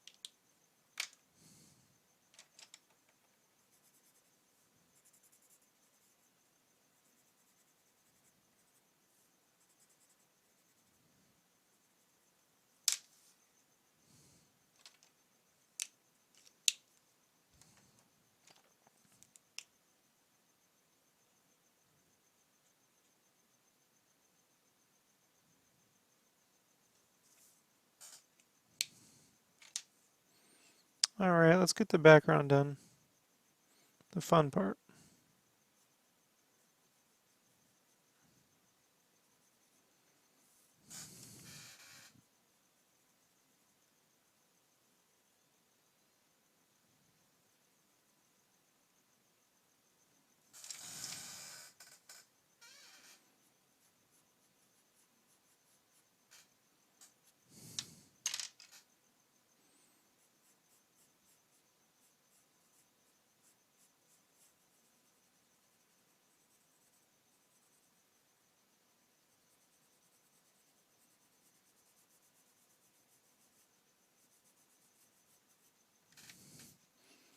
It's gonna saturate the little shadow area.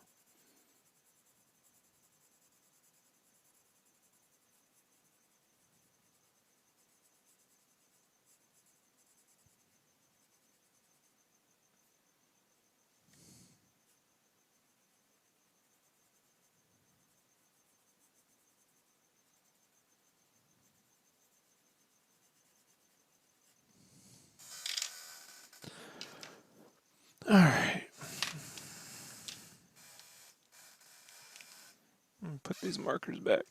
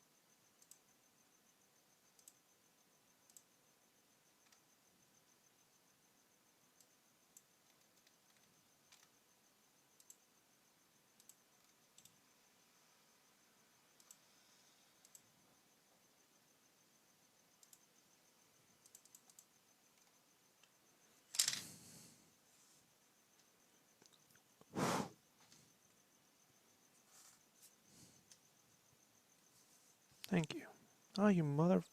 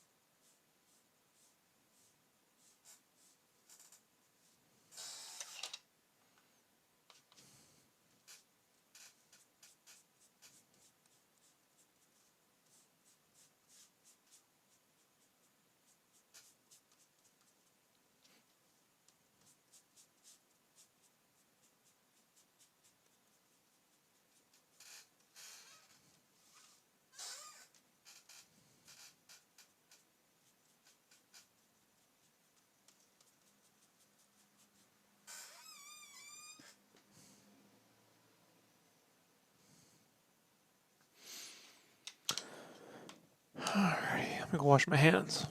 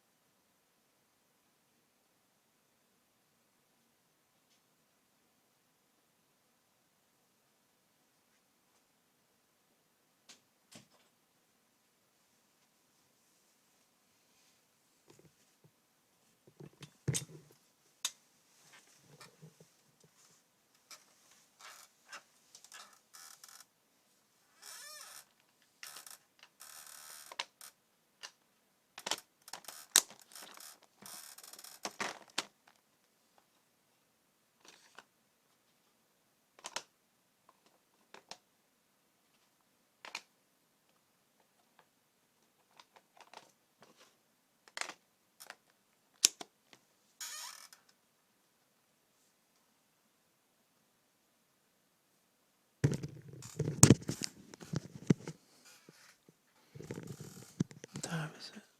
We're getting there.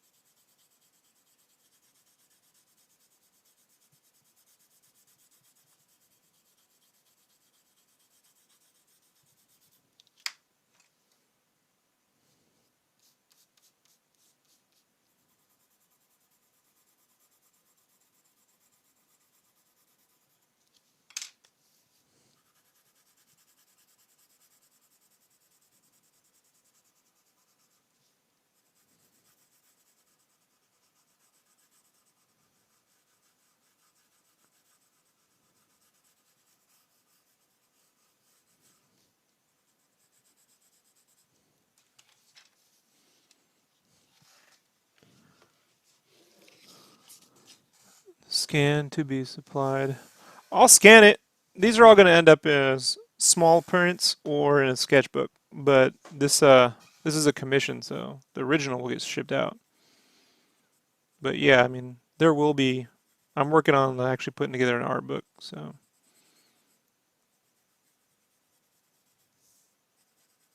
I don't know when that'll be out.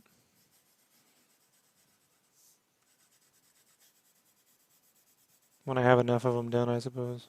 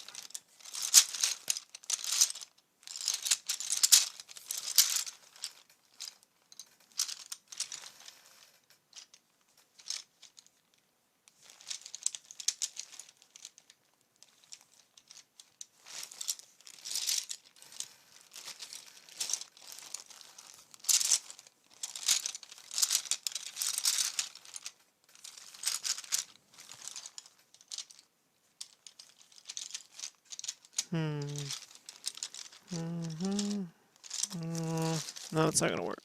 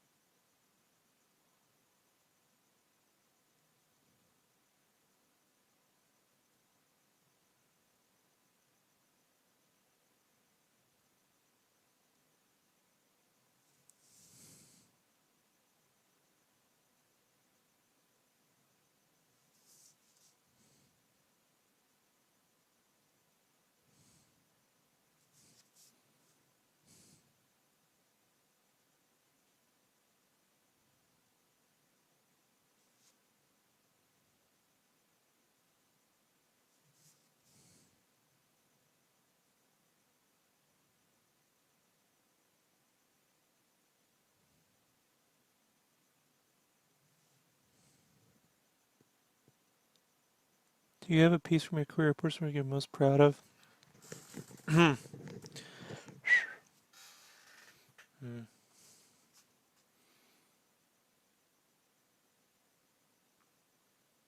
I mean, I like the Star Wars one I did with all the games and stuff and Leia. Although coloring wise, I could have done a better job. I kind of ran out of time. Took me 70 hours.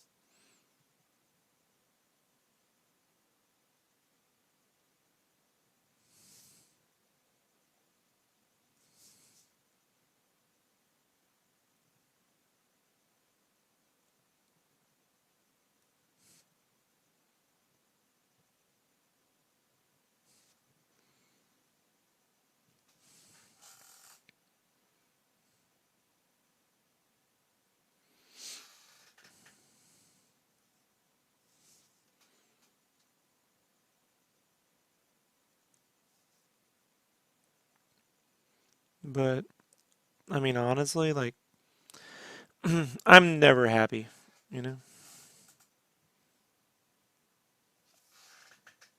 So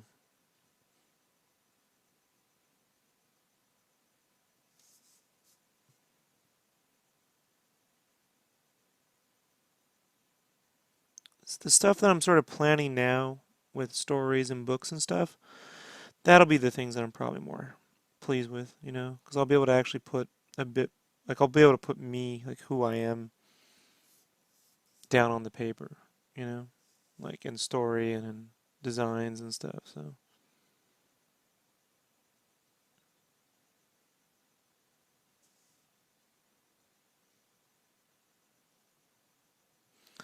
I'm proud of the work I did at GameFan, particularly issues 3, 4, 5,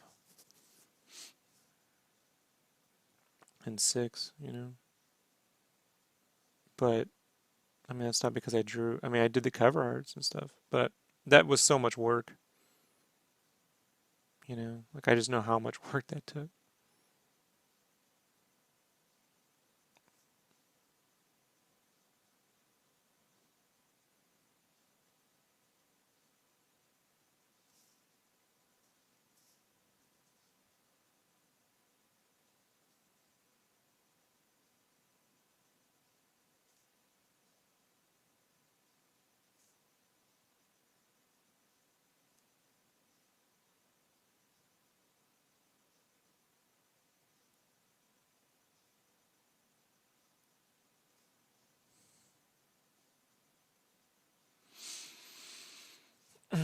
So, you know, like I'm just now getting to the point where I can kind of like start to go, oh, I guess like this is how I would do this or this is how I would do that. But,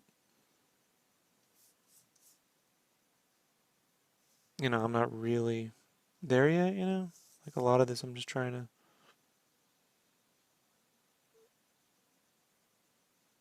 get done in a certain amount of time or get a certain amount of effort out of it.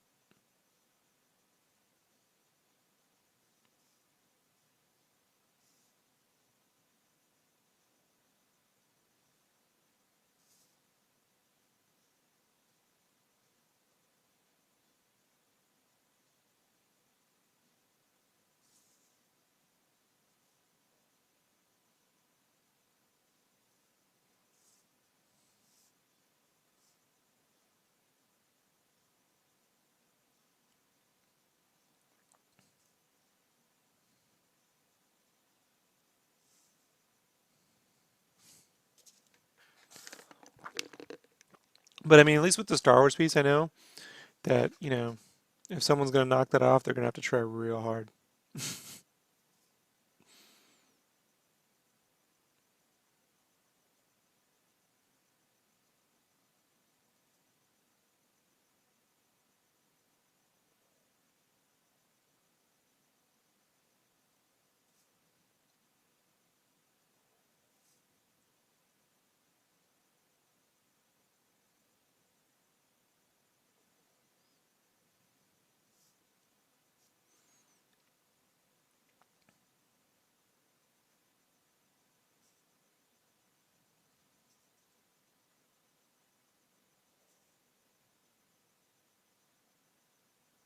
What I'm producing with Game Cave and stuff is what I'm really like proud of, but it's not done yet, so you know.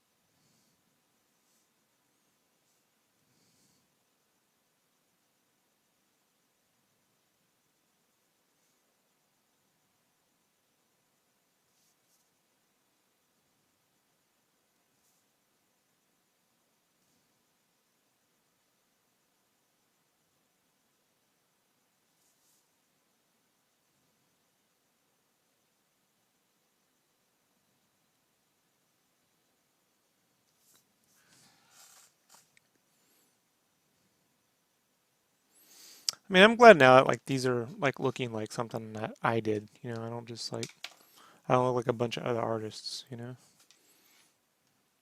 so I'm glad of that. But I can't exactly say I sit back and go, man, that's the fucking shit. Like it's I could have gotten more dynamic with the pose, or I could have you know did a different color scheme, or I could have got it done quicker.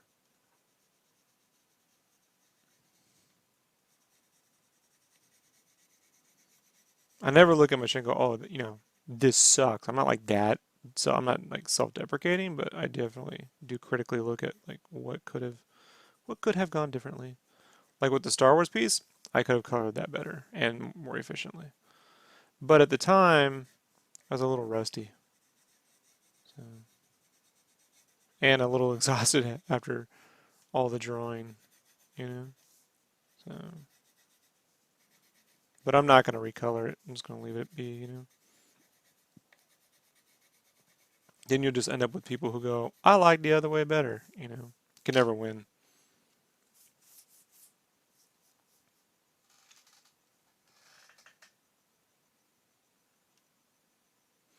Thanks. Well, a lot of them I kickstarted too, so there's a lot of more coming.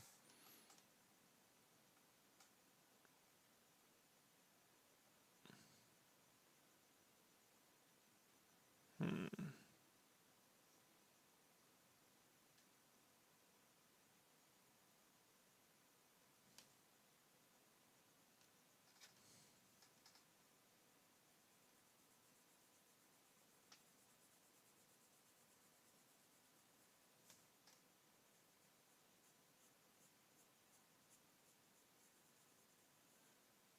Then I got some stuff coming from Sega Nerds or the Mega Visions magazine, so there's some Sega stuff coming soon. That's retro, you know.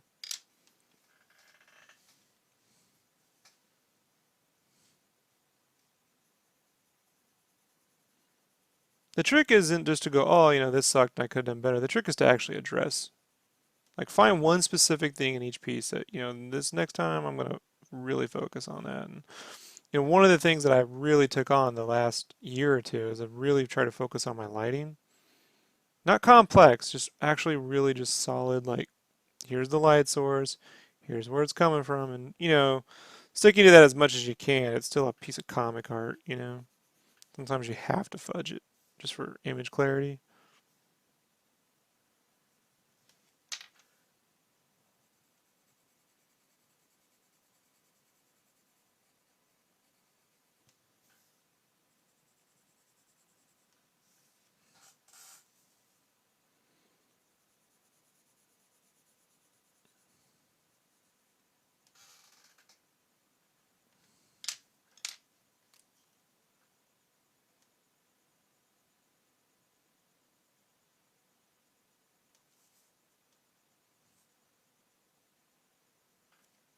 I'll have to fix that. That's a little off. Once it dries, you can just go back over it with marker.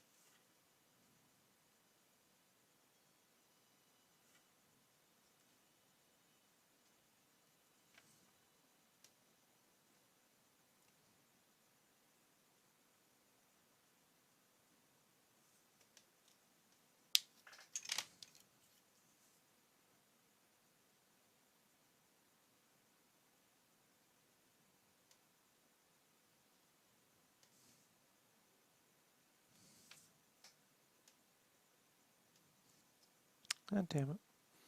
What am I doing there that I don't? Something going on right there I just don't like. Nah, that's better.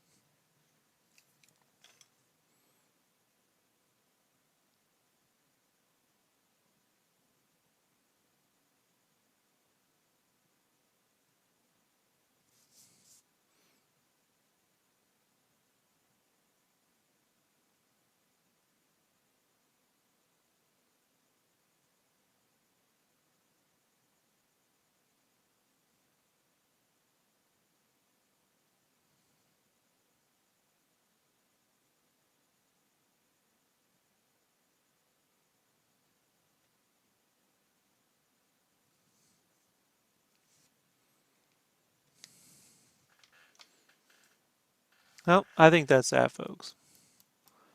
I got a lot of thumbnails. So all these videos will be up tomorrow. Right now they're not in the queue. They're in the queue. They just haven't been listed yet because I have to make thumbnails for this stuff. So tomorrow morning I will, or later today actually, I will get up and make thumbnails for all these videos. So the real times will be in there. And then I'm going to get back to making speed videos soon. Now that I'm back on schedule, I can get back and do speed videos with commentary again. So we'll start that again soon.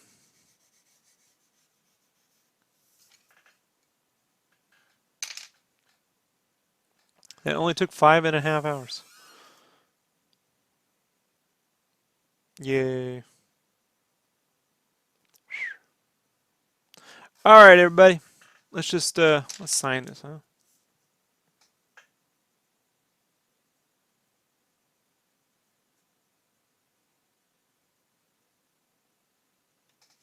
There we go. All right, I'll see you all later today. Peace. Bum, bum.